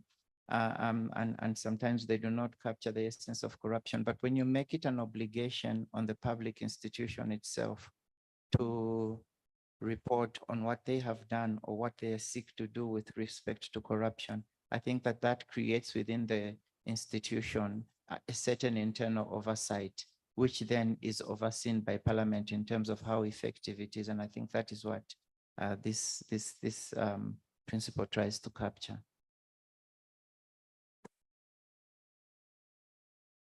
Premier, you have the floor. Thank you. For Principle 8, at least in the NGO world, it's no longer just monitoring evaluation, but it's MEL, monitoring, evaluation, and learning. So the whole point of it is when you monitor a project, you evaluate, and then you assess whether you're still on track, whether adjustments need to be made, et cetera. And so perhaps for consideration of the learning component, if you keep the MEL, the monitoring evaluation, so that if any adjustments need to be made along the way, if something is working or if it isn't, it'll be more codified as part of that process. Just something to consider. Thank you, much appreciated. So we have concluded on this matter. Toko, you want to have another bite? Yes, Chair, I don't understand whether the House is saying that the principle shouldn't read the way it's written, such that we do away with the monitoring and evaluation. Because I don't agree with that, because if you read below, you can see where that heading is coming from, that there are processes and programs that are in place that need to be monitored and evaluated. It also talks about sessional plans and all that, those that need to be monitored and evaluated as Parliament goes along in its oversight role, in exercising its oversight role. So what are you proposing, Toko? Vis-a-vis the earlier discussion? I'm proposing that we leave it as it is, because as you read further down, it explains the reason why the principle is integration of monitoring and evaluation and reporting.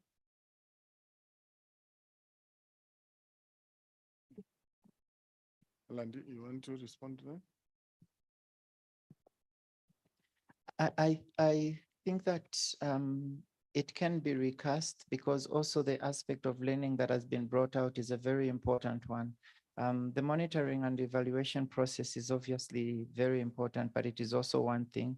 But I think it is also the drafter wanted to speak to the outcome of the parliamentary oversight, and I think that is one of the important aspects to address. So I would say monitoring, evaluation, and learning, but perhaps to include an aspect of the whole policy life of the institution. I think that will capture it a bit more broadly.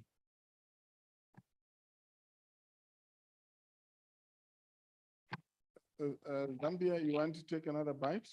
Yes, please. My question is, who monitors and evaluates? Because monitoring and evaluation is done by the implementing entity.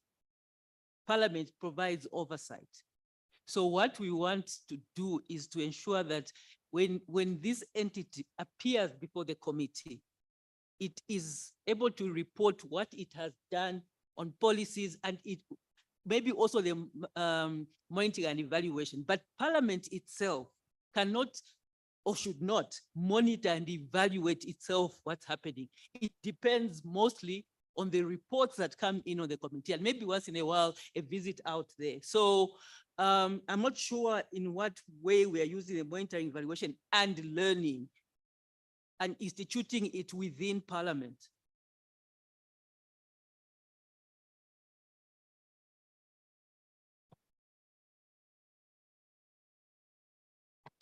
Thank you very much. I think at this point, the various submissions have been noted.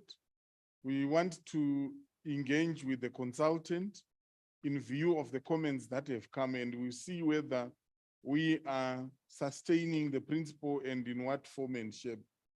I think it will be good for us to pack this one.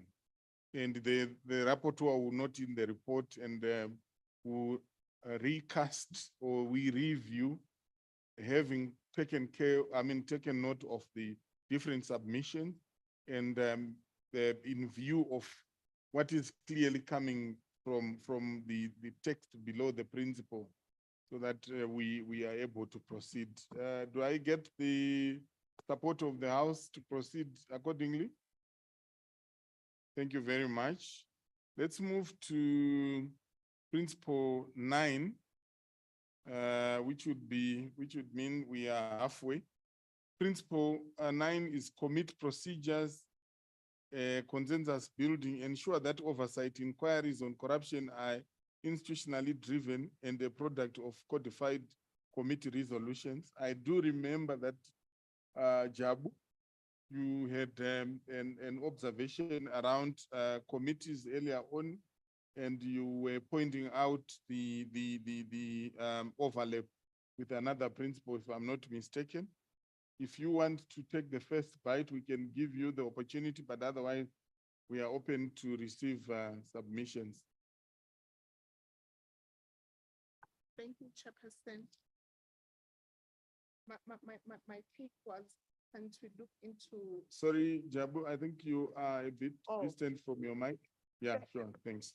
Thank you, Chairperson. I'm sorry about that. No, I was that's okay. looking into principle 9. It's more on ensuring oversight inquiries on corruption, institutionally driven, and a product of codified committee resolutions. Looking into principle 16, which speaks to again to improving committee efficiency by again establishing lean and competency-based committees of Parliament. My take was, how can we best align such that we have one principle speaking to efficiency on codified committee resolutions against corruption, and adding on the concern of committee efficiency. Thank you. Okay. So there's a bit of a distinction. The other one is about procedure, so that the outcome is born out of a process that is collective and can be owned.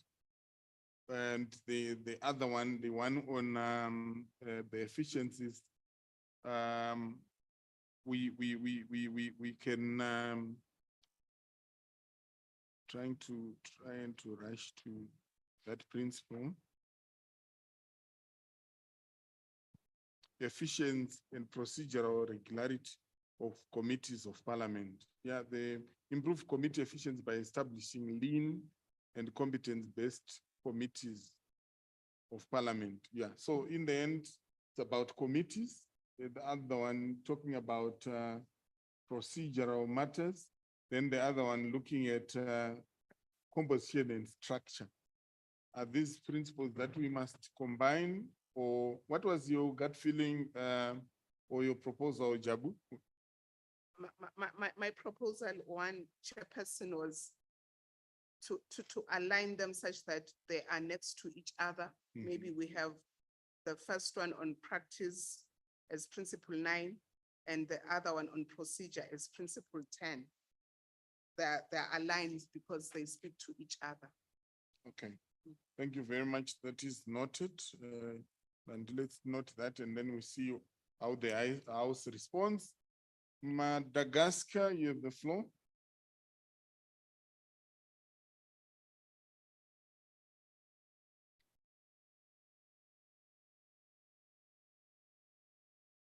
You're not.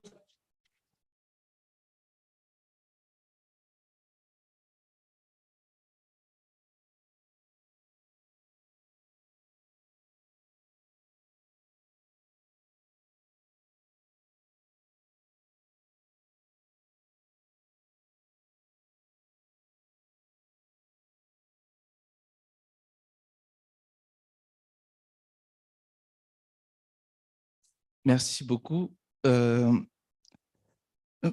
d'abord, je me pose la question sur l'utilité de ce principe finalement, à partir du moment où déjà dans les différentes mesures proposées pour réaliser ce principe, on interdit de rivaliser les enquêtes menées par les enquêtes judiciaires. Donc, je me pose la question de savoir si il faudrait, pour les parlementaires, mener des enquêtes parlementaires donc pour des cas de corruption. Ne faudrait-il pas plutôt transmettre aux organes spécialisés, en l'occurrence les agences anticorruption, des cas de corruption? Car le risque est bien réel, justement, de politiser une affaire judiciaire. Ça, c'est la première chose.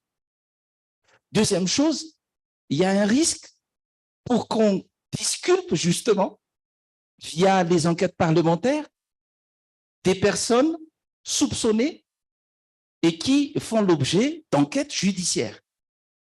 C'est vraiment très grave ce principe, si on le maintient, tout simplement. Car, troisième point, on n'a pas confiance, donc finalement, aux agences anticorruption, ce qui est grave pour des cas de corruption. Voilà les sentiments que j'ai en lisant justement ce principe. Merci beaucoup.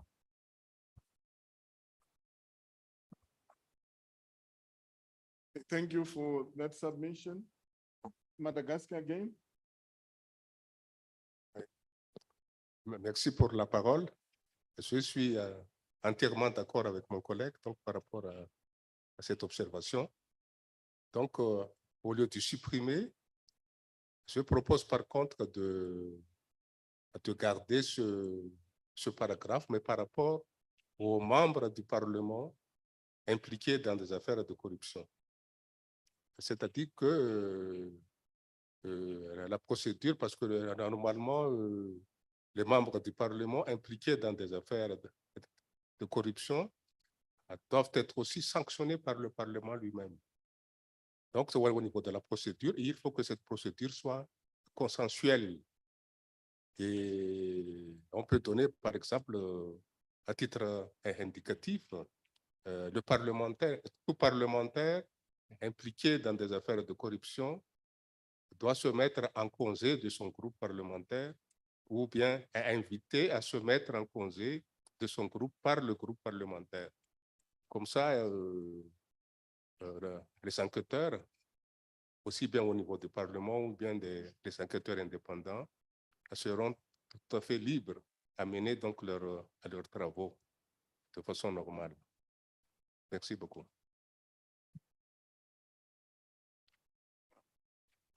Thank you very much.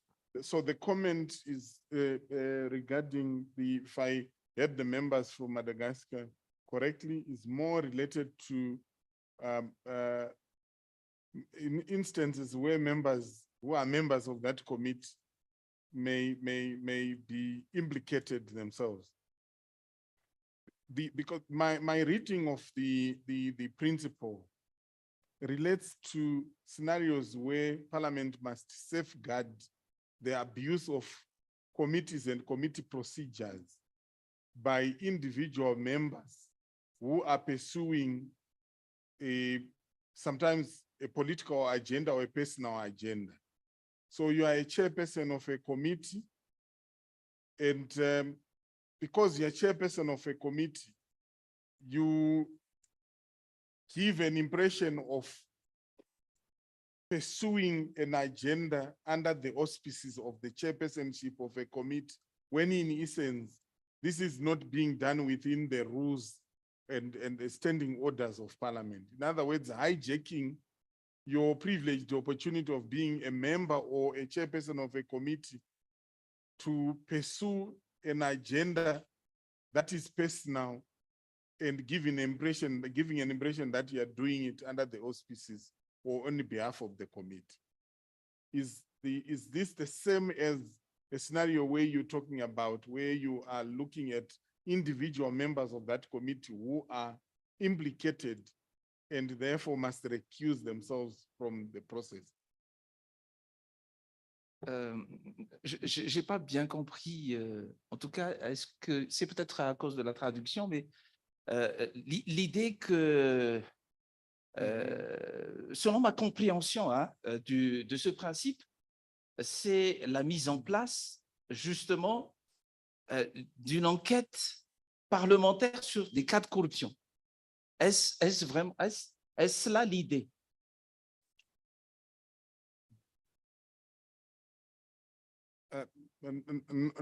Not quite in terms of the way the principle is discussed in English. Maybe we may need, honorable members, can we benefit from your understanding of this principle so that we are able to find each other with the honorable member from Madagascar? My understanding of this principle, ensure oversight, inquiry on corruption, are institutionally driven. So in other words, this is done as part of the institutional process and a product of codified committee resolutions. In other words, this what often happens is that, for instance, if the media takes interest on a corruption matter which is under an investigation of the committee, it often then happens that the committee member may speak elaborately outside of what the committee is empowered to do as a delegation of the House. So before the committee report is even tabled in the House, you may have instances where members are pressured maybe by the media or in their own interest to be making representations that give an impression of being resolutions of a committee, when in fact due procedure hasn't been followed for this report to be a report of Parliament. Honorable members, may I have your input on this resolution? I mean, on this principle, so that we enrich the question or respond to the question that Madagascar is asking. Who wants to supplement the matter? Honorable Ndweni, do you have an opinion?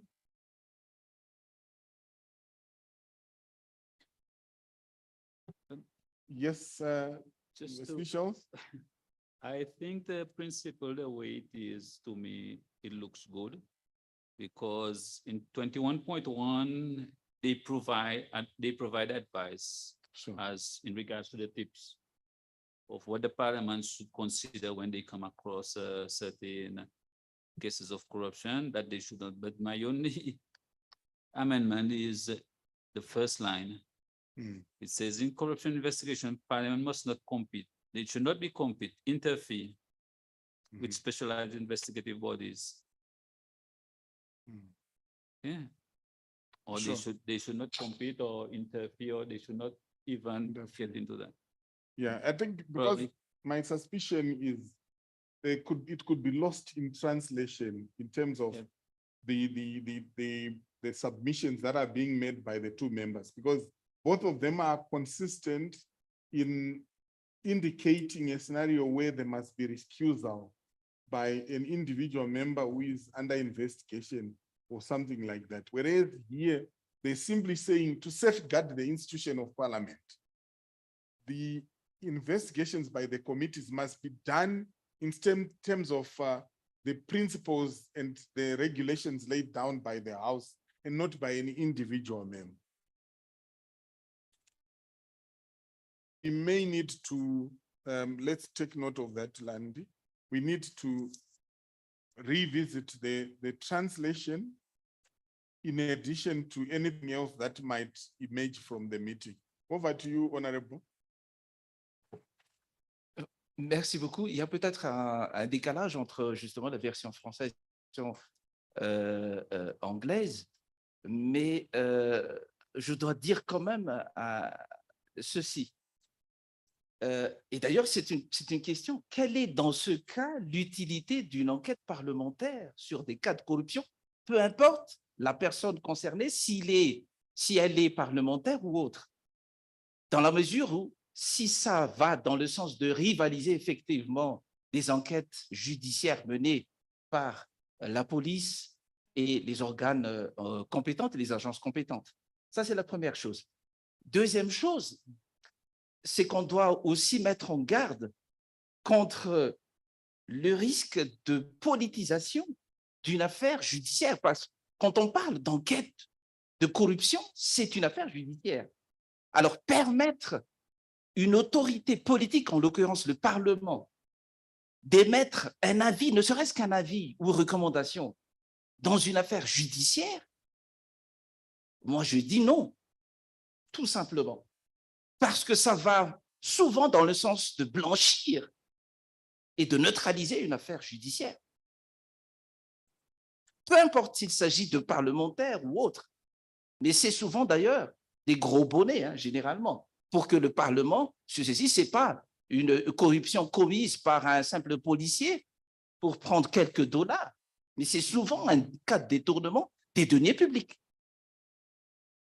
On sait très bien que les parlementaires sont des politiciens et souvent ils appartiennent à la mouvance présidentielle.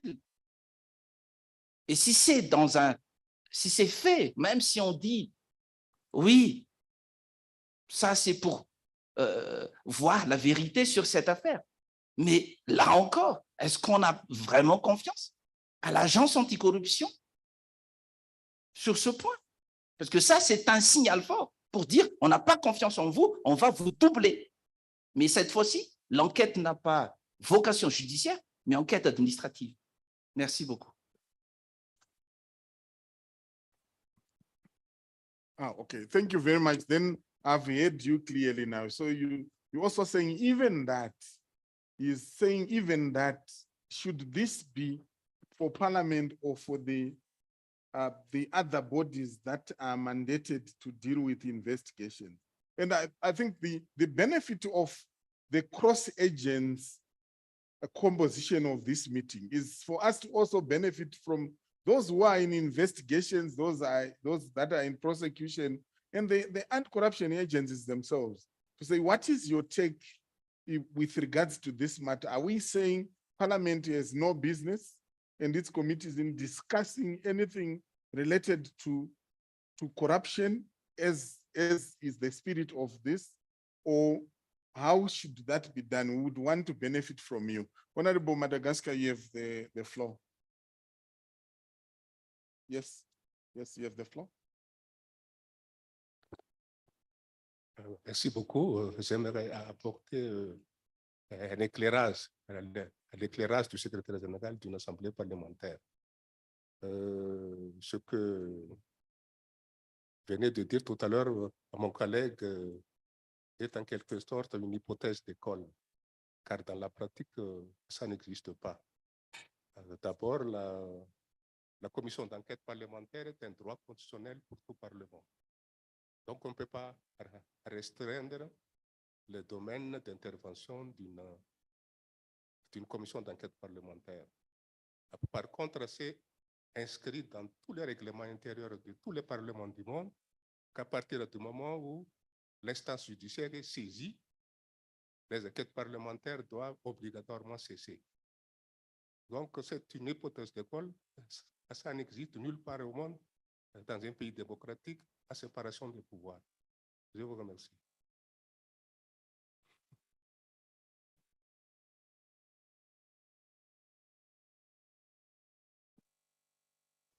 Right. I see Madam Clerk, Namibia. Yeah, thank you very much, Chairperson. I just want to give an example of Namibia, and I would like to hear also from Seychelles how they are doing it, without now the tools that we are learning here. Do they also have an act of parliament that is called powers and immunity of parliament, where you have, if you have a similar case, for example, you can just refer it, to this committee that is dealing with it without the executive taking it over, because this is just a parliamentary case. If you have, the power and privileges and immunity of parliament, I'm sure that is also crafted in that act of parliament that is helping you to do certain cases with regard to corruption. Yeah, I just want to hear how they are doing it so that we learn from that as well. Thank you. Sessions, you want to respond? Are you responding to? Yes, Ah, Mr. okay. Kurasha. Yes, ma'am. Just to say that Seychelles, we have the powers, privileges, and immunity act that governs the assembly. And we also have our standing orders also with a code of conduct for members. Kurash, sorry, I mentioned my sister wrongly. I wanted to hear from, the colleagues from Madagascar. Thank you so much. Madagascar, do you want to respond?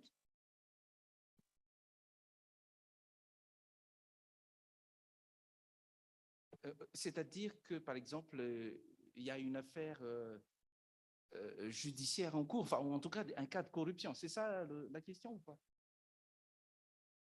Lorsqu'il y a un cas de corruption et l'agence anticorruption, en l'occurrence donc le Bianco ou l'OPJ classique, c'est-à-dire la police ou la gendarmerie, est saisie. À partir du moment où ces structures sont saisies, normalement, il y a un processus judiciaire qui est en cours. On ne peut pas rivaliser. Même si le but, a priori pour les deux, enquête parlementaire et enquête judiciaire, le but c'est la manifestation de la vérité. Ça, c'est à la limite le principe. Mais si c'est souvent fait, donc on a deux enquêtes parallèles, c'est très dangereux pour la manifestation de la vérité. Car tout simplement, il va y avoir deux vérités parallèles. Et c'est souvent, les enquêtes judiciaires sont faites pour voir comment on a commis l'infraction. Et l'enquête parlementaire, ou d'ailleurs l'enquête administrative, peu importe, ce n'est pas forcément enquête parlementaire, mais si c'est le Parlement qui se saisit de l'affaire et monte donc d'abord une commission parlementaire sur la même affaire, souvent, c'est dans un but de blanchir la personne qui est soupçonnée. Et c'est très grave pour la manifestation de la vérité. Et de toutes les façons, une chose est sûre. La justice, eh bien, est saisi normalement sur la base de l'enquête judiciaire et non pas directement par le Parlement ou l'enquête ou la commission parlementaire. Car le résultat d'une enquête parlementaire, c'est un rapport qui n'a aucune dimension judiciaire. Et donc la justice, si elle est saisie par un rapport parlementaire, va confier à un autre organe chargé de la police judiciaire. Et voilà encore un second risque. Si par exemple, on considère que le Bianco, l'agence que je dirige, a été saisi de cette affaire et que par le biais de la justice, la commission parlementaire a saisi la gendarmerie, c'est deux institutions, on va dire, judiciaires qui sont saisies. Et voyez que c'est pas forcément, ça va pas forcément tendre vers la manifestation de la pure vérité. Il y a forcément deux vérités à partir de là. Donc, je mets en garde, en tout cas personnellement, contre ce risque, car tout simplement, comme mon collègue a dit, à partir du moment où la justice, en tout cas les branches de la justice, sont saisies, normalement, il ne devrait plus y avoir d'autres saisines. Merci. Je voudrais, disons, ajouter quelques notes de procédure par rapport à ce que disait mon collègue tout à l'heure. Parce que la procédure commence au niveau du Parlement. Si le parlementaire trouve donc qu'il a des faits de corruption qui méritent d'être,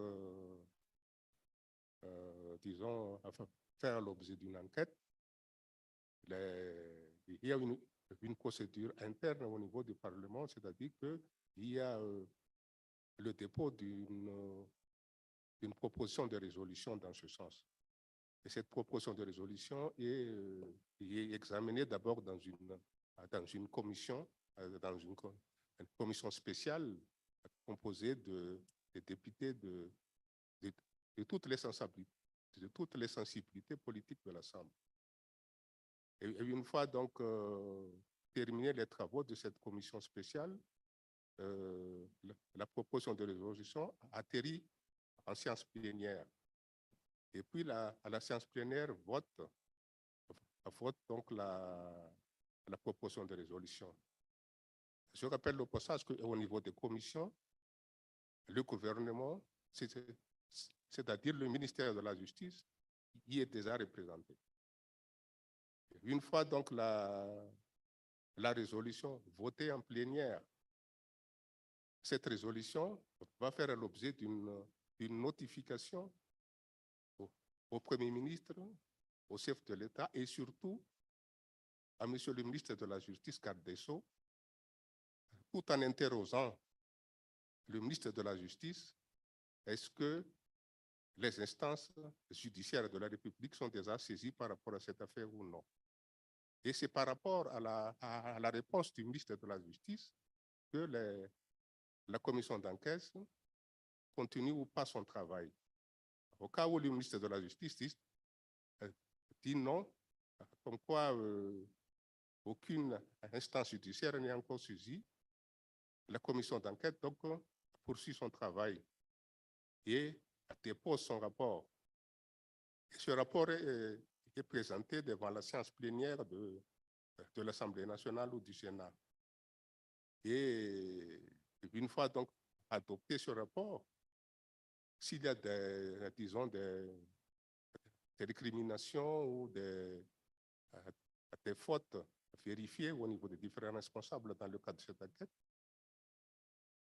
il a la possibilité pour le procureur de la République de se saisir d'office et de poursuivre donc après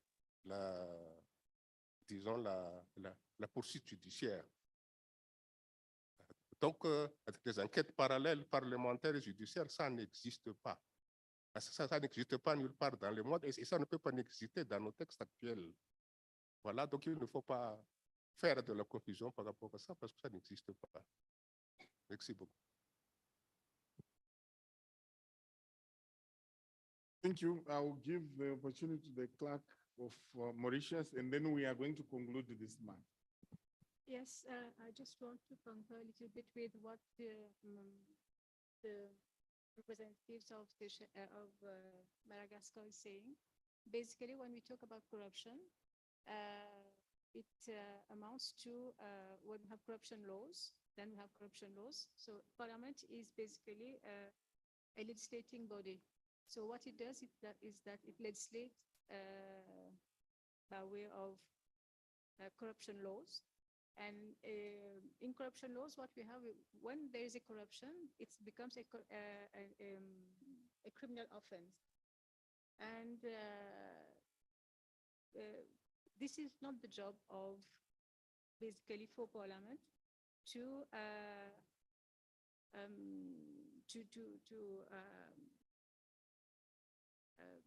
make inquiries and to see if a corruption offense has been committed. This is, as we say in French, l'apanage of the Commissioner of Police, either the Commissioner of Police or the Independent Commission Against Corruption. Normally, in Mauritius, what happens is that if a corruption offense is detected or suspected, then it's for the police to have an inquiry. And once a corruption offense is disclosed, then it is for the Independent Commission Against Corruption to take over the inquiry. And once it is at the level of the Independent Commission Against Inquiry, even the police stops inquiring. And what we have in Mauritius is that what the Prevention of Corruption Act provides for a parliamentary committee to oversee the work of the Independent Commission Against Commission. Its work is not to, it has no right to go to even seek information from the ICAC about specific cases. Once the Independent Commission Against Corruption is seized with an inquiry, it will get the inquiry to the fullest, and then it's going to be prosecuted. It's not the work of Parliament to pursue these things. It's for the Commissioner of Police or the ICAC, and then it follows the process in court. And that's also separation of power. Parliament is there to legislate, not to inquire into offenses. Offenses is for police and the specialized, specific corruption authority. That's to concur with what's happening, what they are saying. Nowhere in the world it's the job of Parliament to do that job.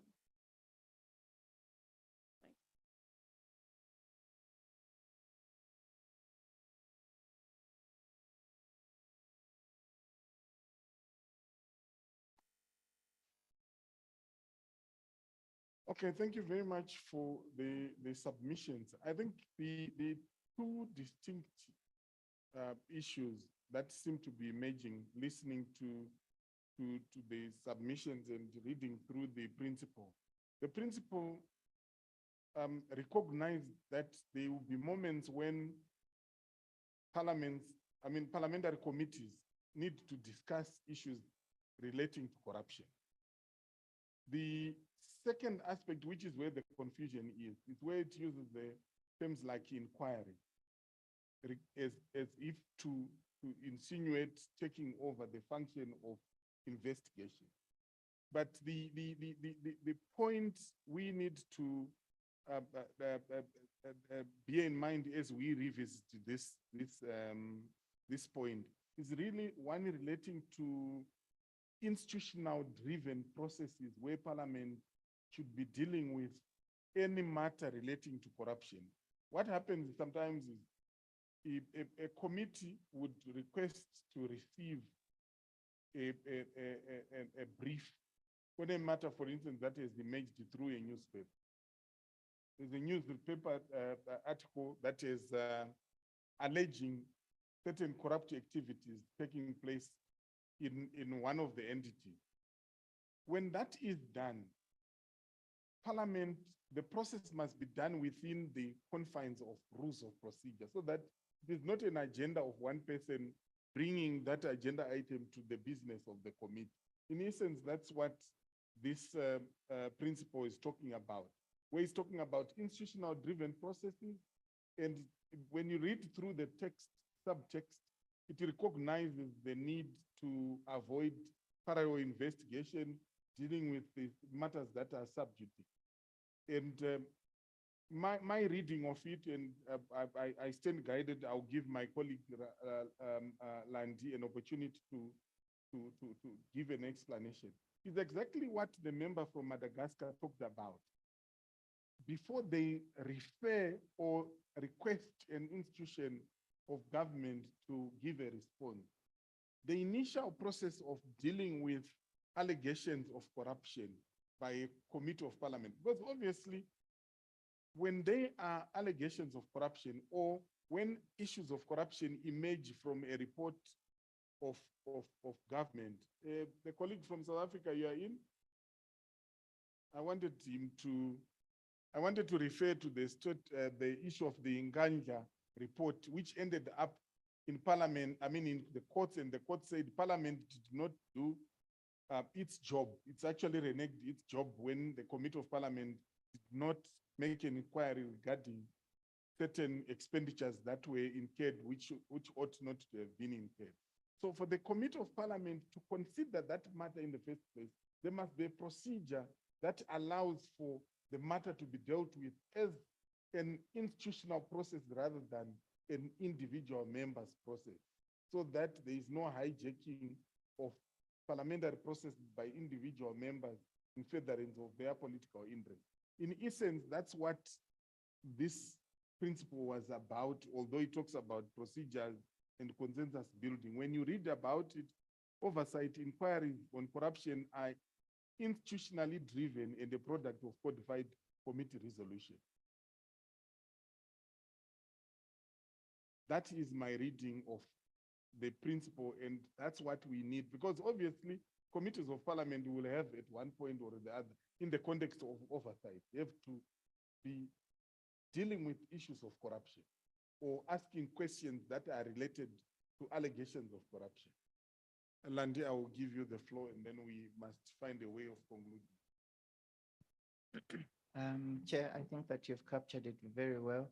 I think the other important issue to buttress is that following to whatever extent there is an issue or Parliament looks at it from its committee, it has to defer the issue of corruption to the relevant institutions. And that is the catch point, but also that in dealing with the issue of corruption within committee level, the committee is not competing with the investigation institutions, but really carrying out an important primary mandate within its own rules before it defers the issue. And in saying so, I think what the principal was trying to do is that it should be owned by the committee, it should be collective, and it should not be an agenda of one specific member of parliament. Hence, the fact that following that parliamentary procedure, the issue has to be deferred to the relevant authority that will carry out the actual investigation, but not to mean that parliament is then overstepping its powers by carrying out an investigation and giving a sanction. No.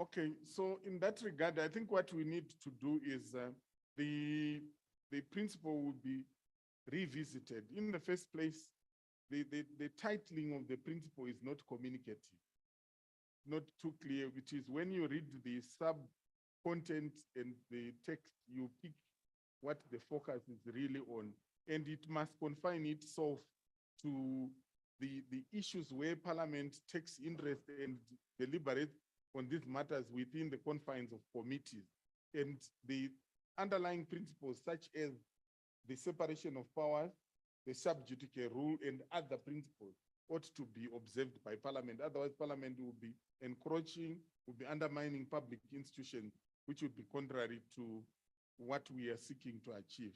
So we shall proceed to interrogate it, to make it more communicative in terms of what it is in essence talking about.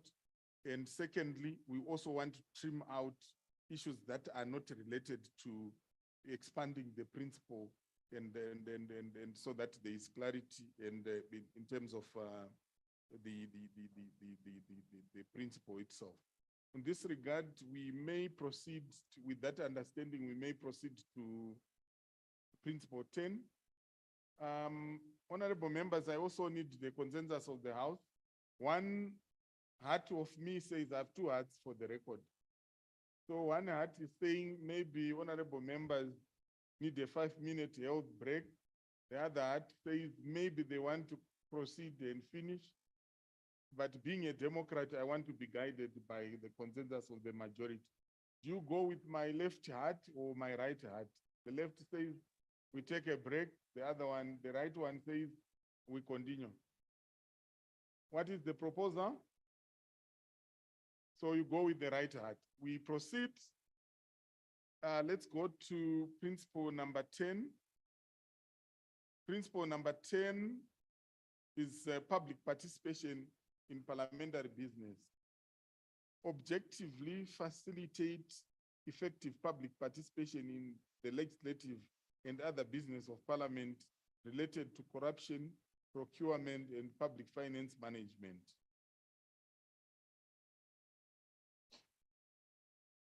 Someone raised, yes, ma'am.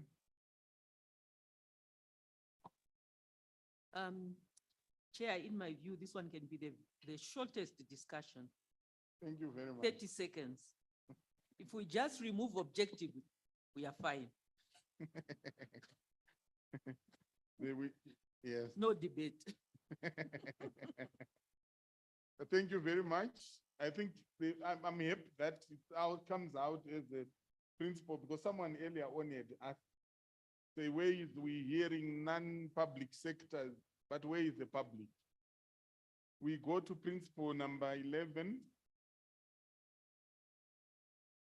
enhance oversight tools. I think this one was also mentioned by someone as being linked to another principle. Enhance the efficient and structured use of oversight tools as means to deter corruption in the SADC region.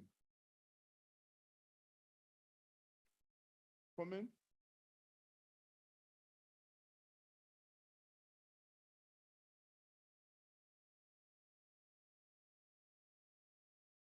So in other words, the qualifier is the efficient of oversight, because oversight is done as a routine, may not necessarily keep corruption, but if there is efficient use of oversight.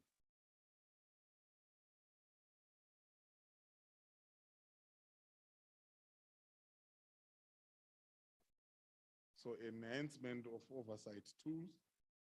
Do we proceed? Yes, sir. I think it's principle 3. Principle 3. What does principle 3 say? Oversight tools and compliance mechanisms. So you still insist that we combine the two? Is that the feeling of the House? Okay, we will do that, Landy. Principle number 12.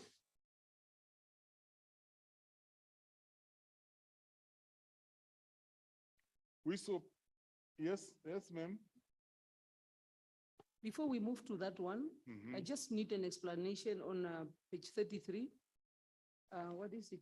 Principle number 10, is it 10 or 11? We're on principle 11. Yeah, principle number 11. Yes. If you turn, the page, that reads, Parliaments should consider whether it would be desirable to enact legislation which protects members of parliament from losing their party membership and therefore their seats in parliament merely for exercising their oversight duties reasonably and in good faith.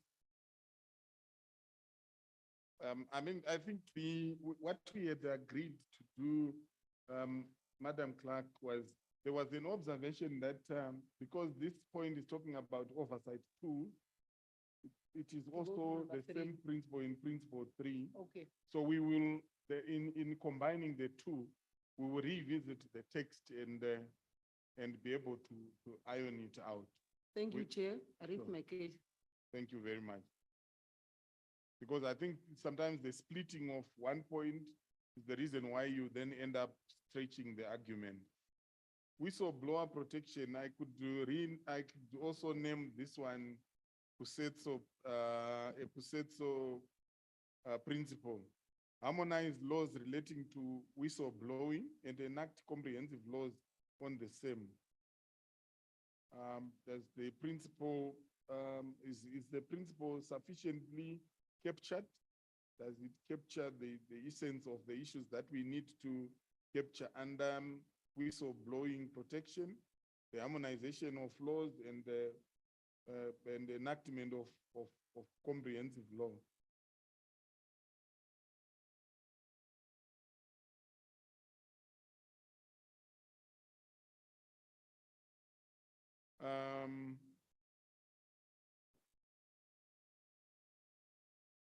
There's an element of protection which is in the main principle, which is not found in the underlying text, which is in fact is what is a benchmark. So while the enactment of laws is important, the critical benchmark is actually the protection. How do you propose we recast that Pusetso? Pusetso comes from an institution that is dealing with whistleblower protection. That's why I was joking to say we could call this principle a Pusetso principle. So maybe just harmonize laws relating to whistleblowing and whistleblower protection. And then from there, the protection part will have its own, you know. Thank you. We have received that submission. There is a further submission which further enhances the provision. Landry? Yes, I was thinking that instead of starting with harmonize, I think the importance is the protection. So I would propose we go with enhance and harmonize laws on whistleblower protection, and we leave it at that.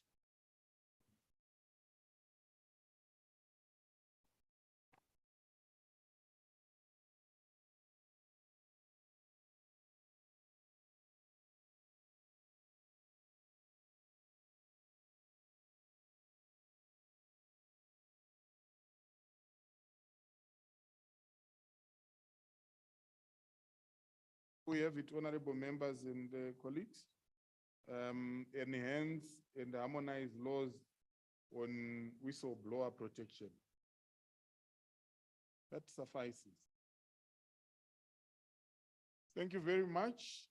To compete with the other short one we had earlier on, let's go to principle 13. Parliament-specific code of conduct and integrity pledges. Ensure the formulation of a binding and up-to-date code of conduct for members of parliament. I do know that we dealt with the issue of code earlier on, and the officials was making a comment regarding the mentioning of codes in two places.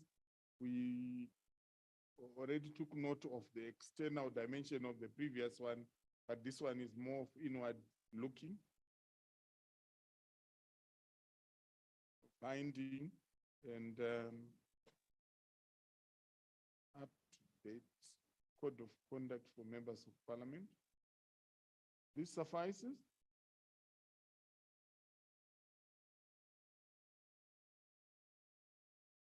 Thank you very much. There are no objections from the honorable members.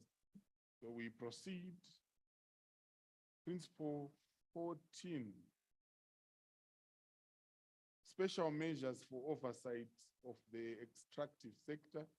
Special measures must be taken to exercise oversight of the extractive industry. sector in Southern Africa.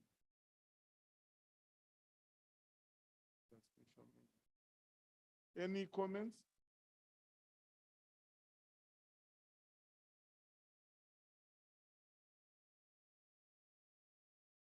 Honorable,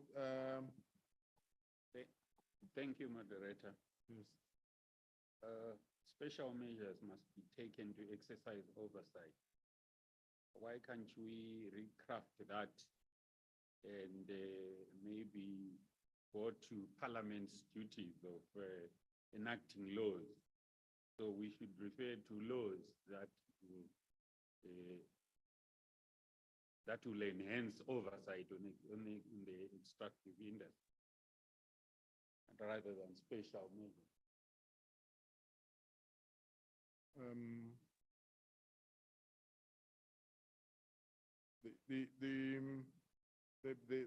The special measures, okay, I see a hand. Madagascar? Voilà. Oui, merci beaucoup pour la parole. Je me pose la question de savoir pourquoi se limiter uniquement aux industries extractives. Parce qu'il y a d'autres grosses industries qui perçoivent d'énormes bénéfices. Ne serait-il pas mieux d'indiquer tout simplement les grandes entreprises, multinationales ou nationales, au lieu de choisir uniquement les industries extractives? Je me pose la question et peut-être que j'aurai la réponse tout à l'heure. Merci.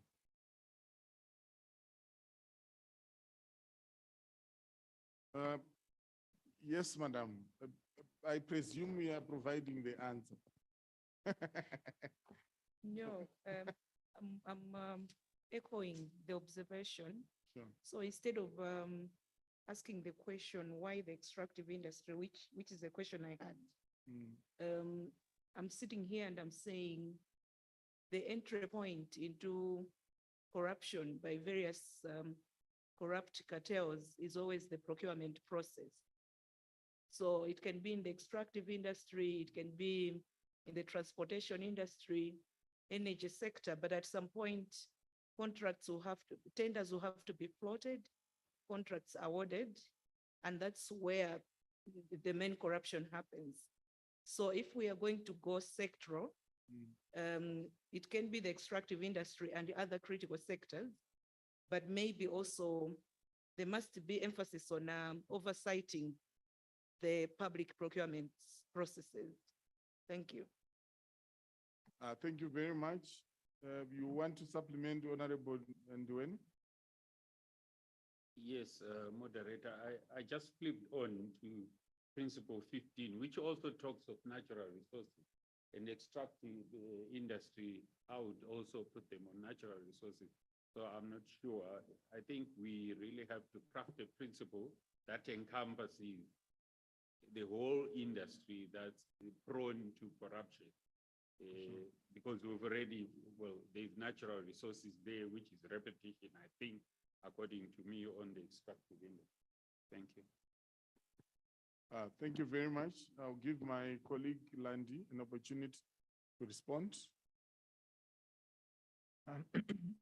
I was thinking, taking into account the different contributions, maybe the principal could read oversight on transnational corporations and specific sectors of the economy as a catch principle.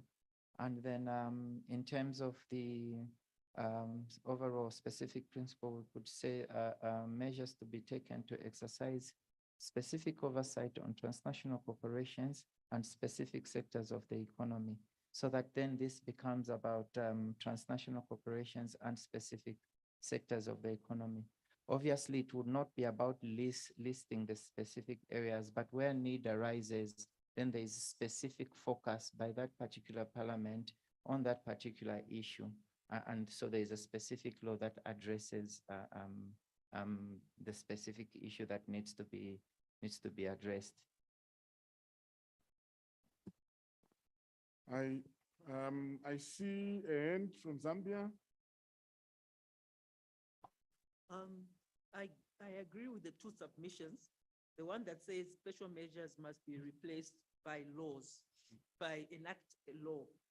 And also the one that we should merge 15 and 14 because they're essentially talking about the same thing. So I think it's about passing legislation that maybe strengthens oversight of natural resources. I don't know how we're going to couch it, but I think there's an understanding of what we are saying, but those who are drafting can come up with it so that it's as broad as possible.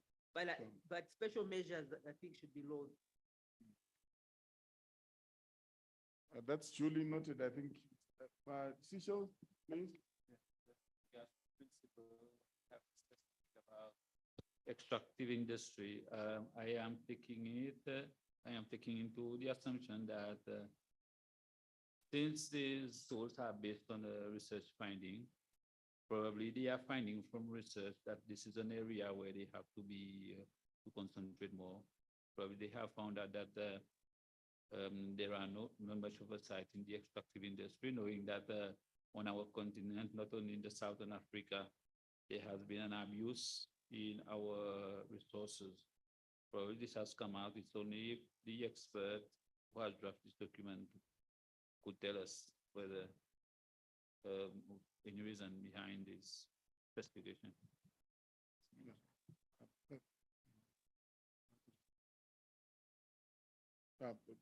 Duly noted. I see another hand. Yes. Yes. Sim, eu concordo com os colegas que falaram da porta de entrada da corrupção.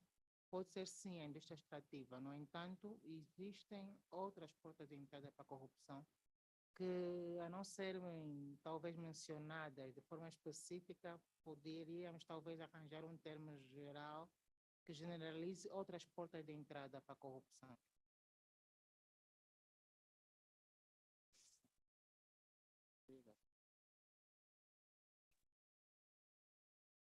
I think we concur, hence the proposal to talk about multinational corporations.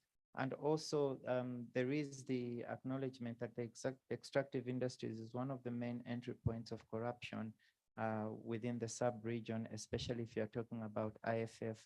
But the multifaceted nature of IFF also demands that the different manifestations that it has be looked at, and hence adopting a more generic principle would really capture the essence of what the guidelines are trying to achieve. Thank you very much. We have consensus, and we also take on board the need to combine, to consider combining 14 and 15. That takes us to 16. Principle 16, efficiency and procedural regularity of committees of parliament. Improve committee efficiency by establishing lean and competence-based committees of parliament. Jabu, you made something, was it you who made an observation, or the other colleague from Eswatini regarding the issue of committees? I think we dealt with committees in principle 9 or thereabout.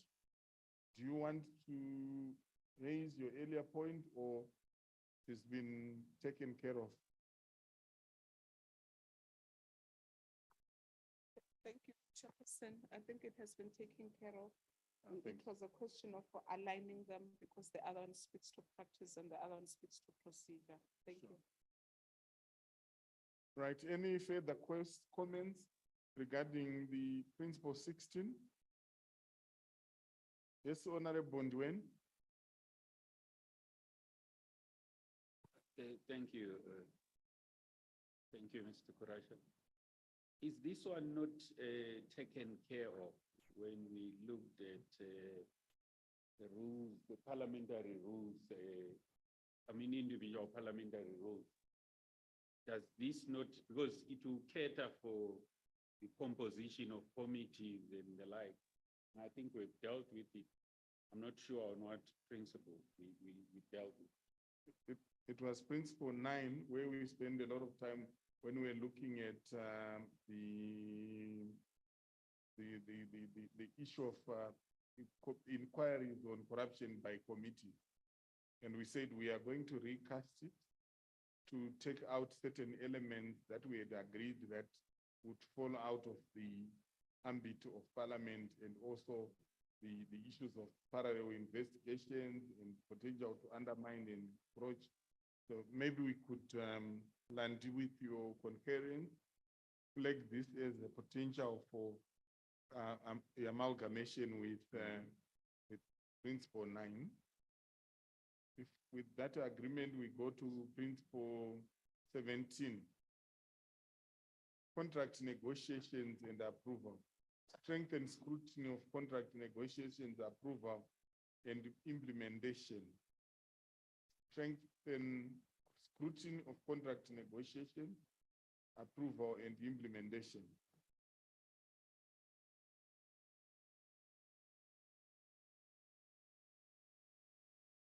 Zambia, is this one a short?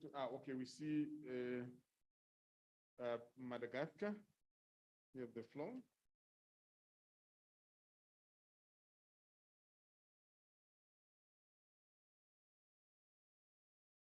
Yes, you have the floor. Oui, merci beaucoup. Je suis vraiment désolé, mais j'aimerais revenir encore au point numéro 16. Parmi les mesures à prendre, je trouve que la plupart de ces mesures à prendre sont déjà mentionnées dans nos règlements.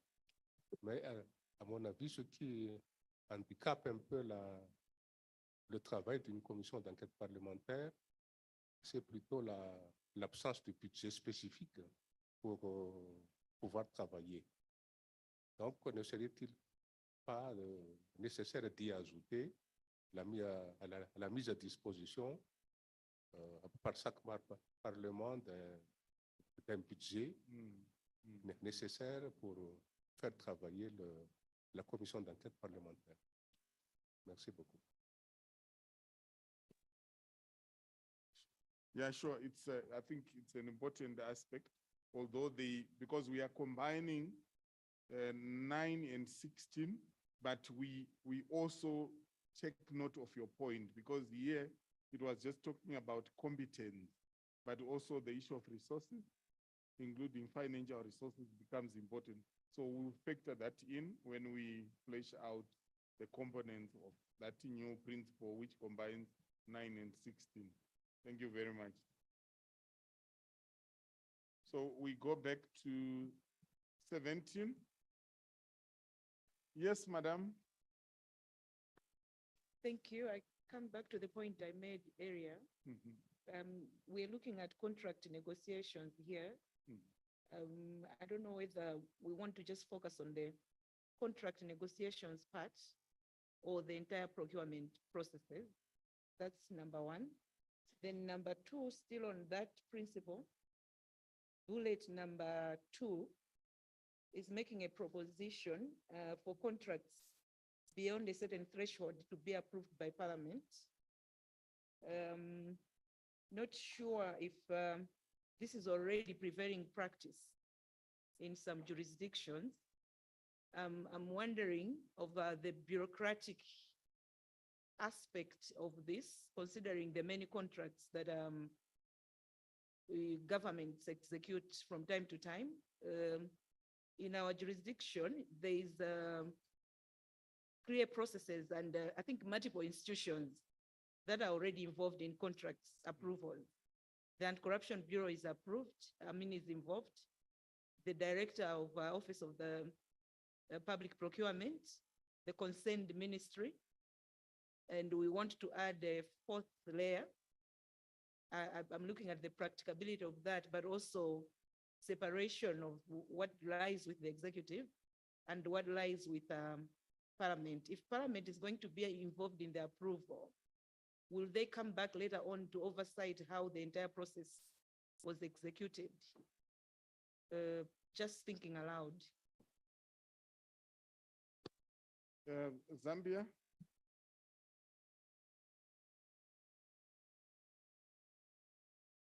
I agree with Madam Malawi here. I would replace scrutiny of contract negotiation with debt contraction. Because I think debt contraction is where there's a lot of corruption. And then also it will be strengthen the ability of Parliament to oversee the procurement. So it goes back to what Madam Alai was saying. It seems like there are a number of principles that can be put together. But yes, I think, again, you must not try to take away what falls in the ambit of the executive. So, yeah, that's my point.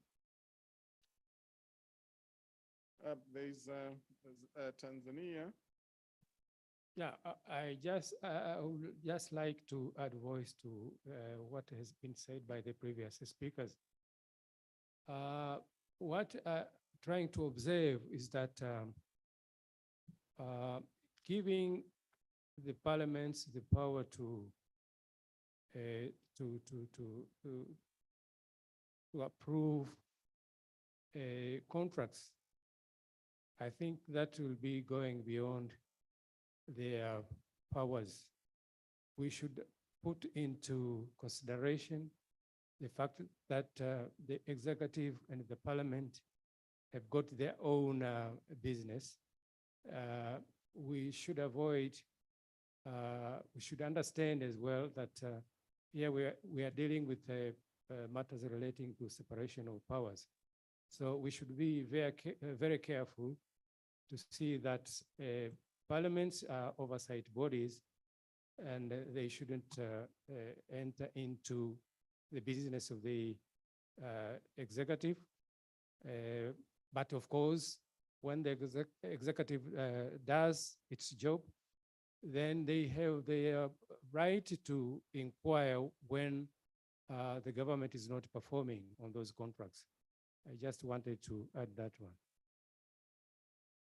Setso, I see your hand. Okay, so I've been assuming that the guidelines aren't actually meant to take away or even increase what is not parliamentarians' mandate or function. I've been assuming that it is in cases when something happens, then there will be a guideline to MPs on what to do and how to deal with a particular case. So, but I could be wrong.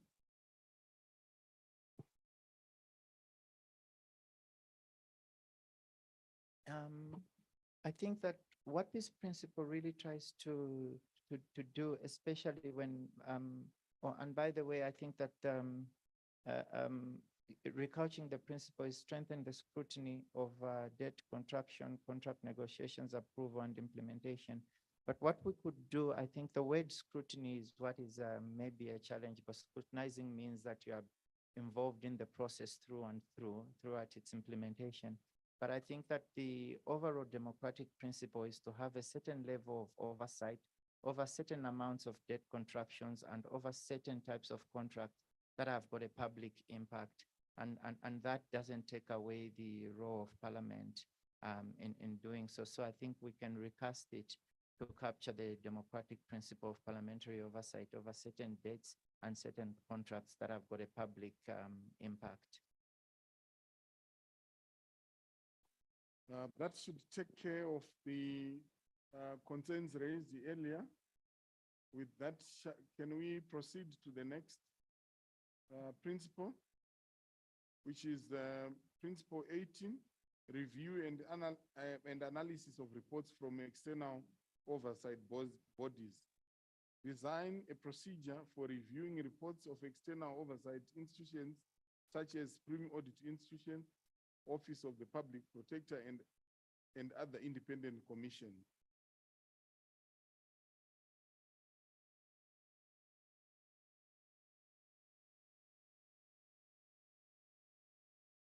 Yes, Zambia.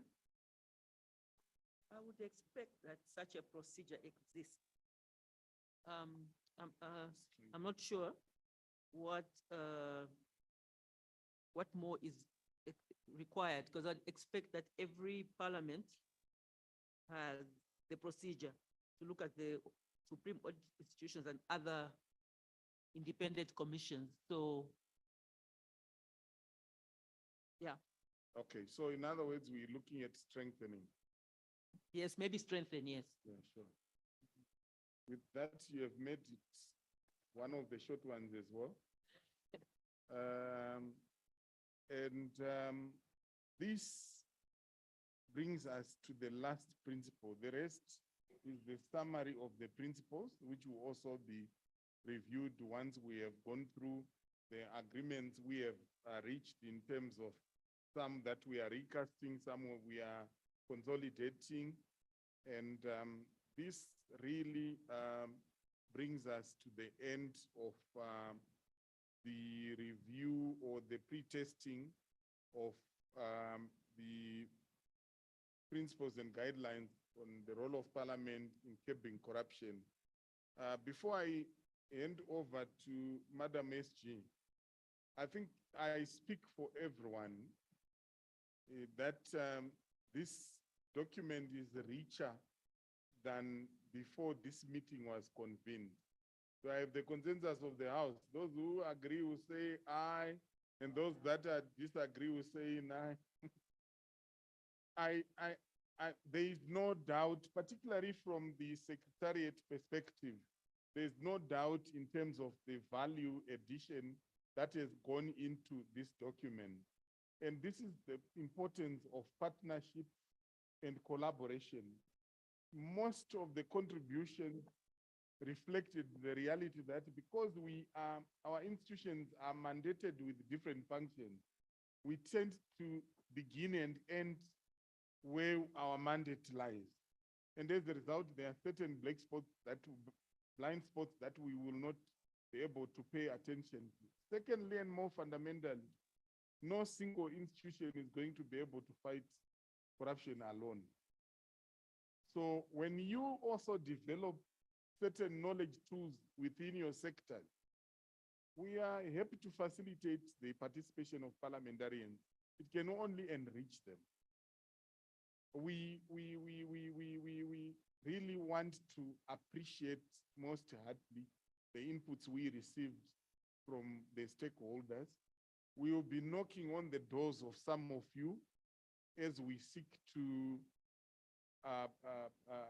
finalize this document so that it is a document that meets stakeholder expectations and needs, so that we are able to use and reference this document in our line of work on an ongoing basis.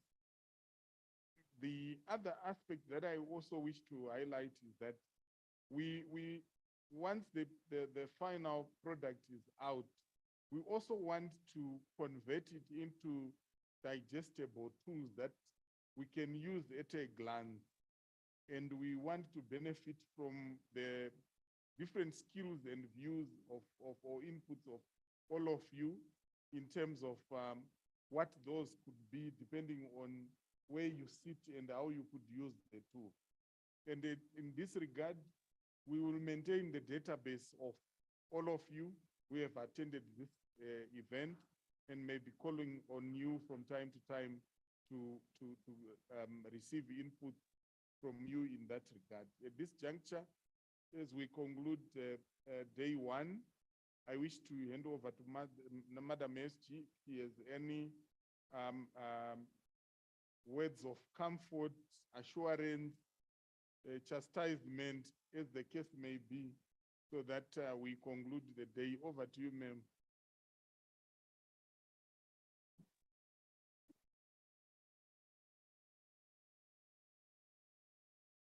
Thank you very much. I think you must hug yourselves and give yourselves a round of applause.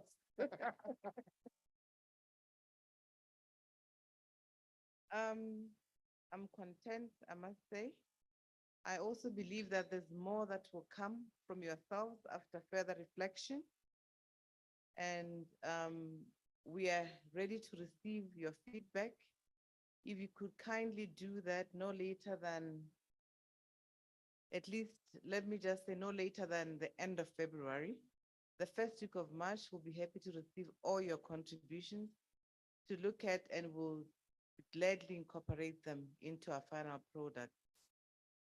I would also want to assure you that we note and respect the fact that parliaments are oath bound and that they ought to do everything in their power within the context of their constitutions in their country. And that ultimately, these guidelines will take shape at national level depending on your context. As the SADC Parliamentary Forum, we develop such guidelines in order to allow countries to not stay where they are. They are generally enough for you to break the glass ceiling if you wish, float if you wish, depending on your context. But ultimately, these should serve us and generations beyond us in terms of acknowledging and seeing that there are avenues to expand the horizons in some of these principles that we uphold. The law today may be meaningless tomorrow. The law tomorrow may be meaningless in years to come. And if we proceed with that innovation in mind and with that endeavor in mind to go beyond today, I believe that we can make a lot for our region and beyond. Corruption is complex. We cannot exhaust every possible principle that may be taken into account. We also know that the SADC region is not homogeneous, and therefore, even as we review these guidelines, we'll think of the blue economies, we'll think of the island states, we'll also think of mainland Africa and see how some of these examples can be taken on board. So please share with us what would be relevant that we can incorporate so that you see yourself in these guidelines. The examples of the extractive industries, for instance, may not be as appealing to yourselves, in other contexts. And it is only through your engagement and participation that we can come up with guidelines that you can identify with. It is for ownership that we've called you on board.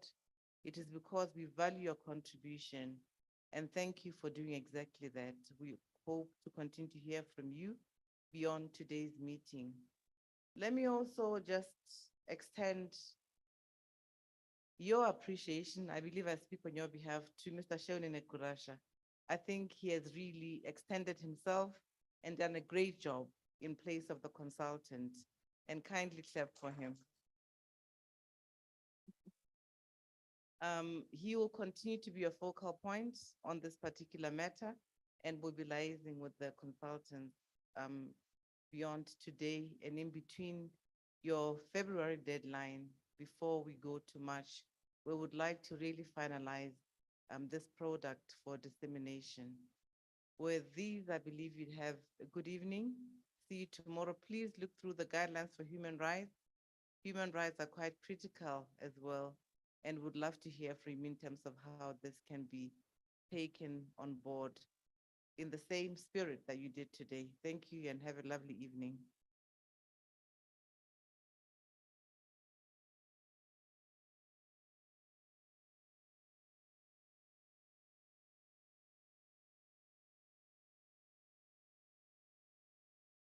We can terminate. Ronald, we're recording, right?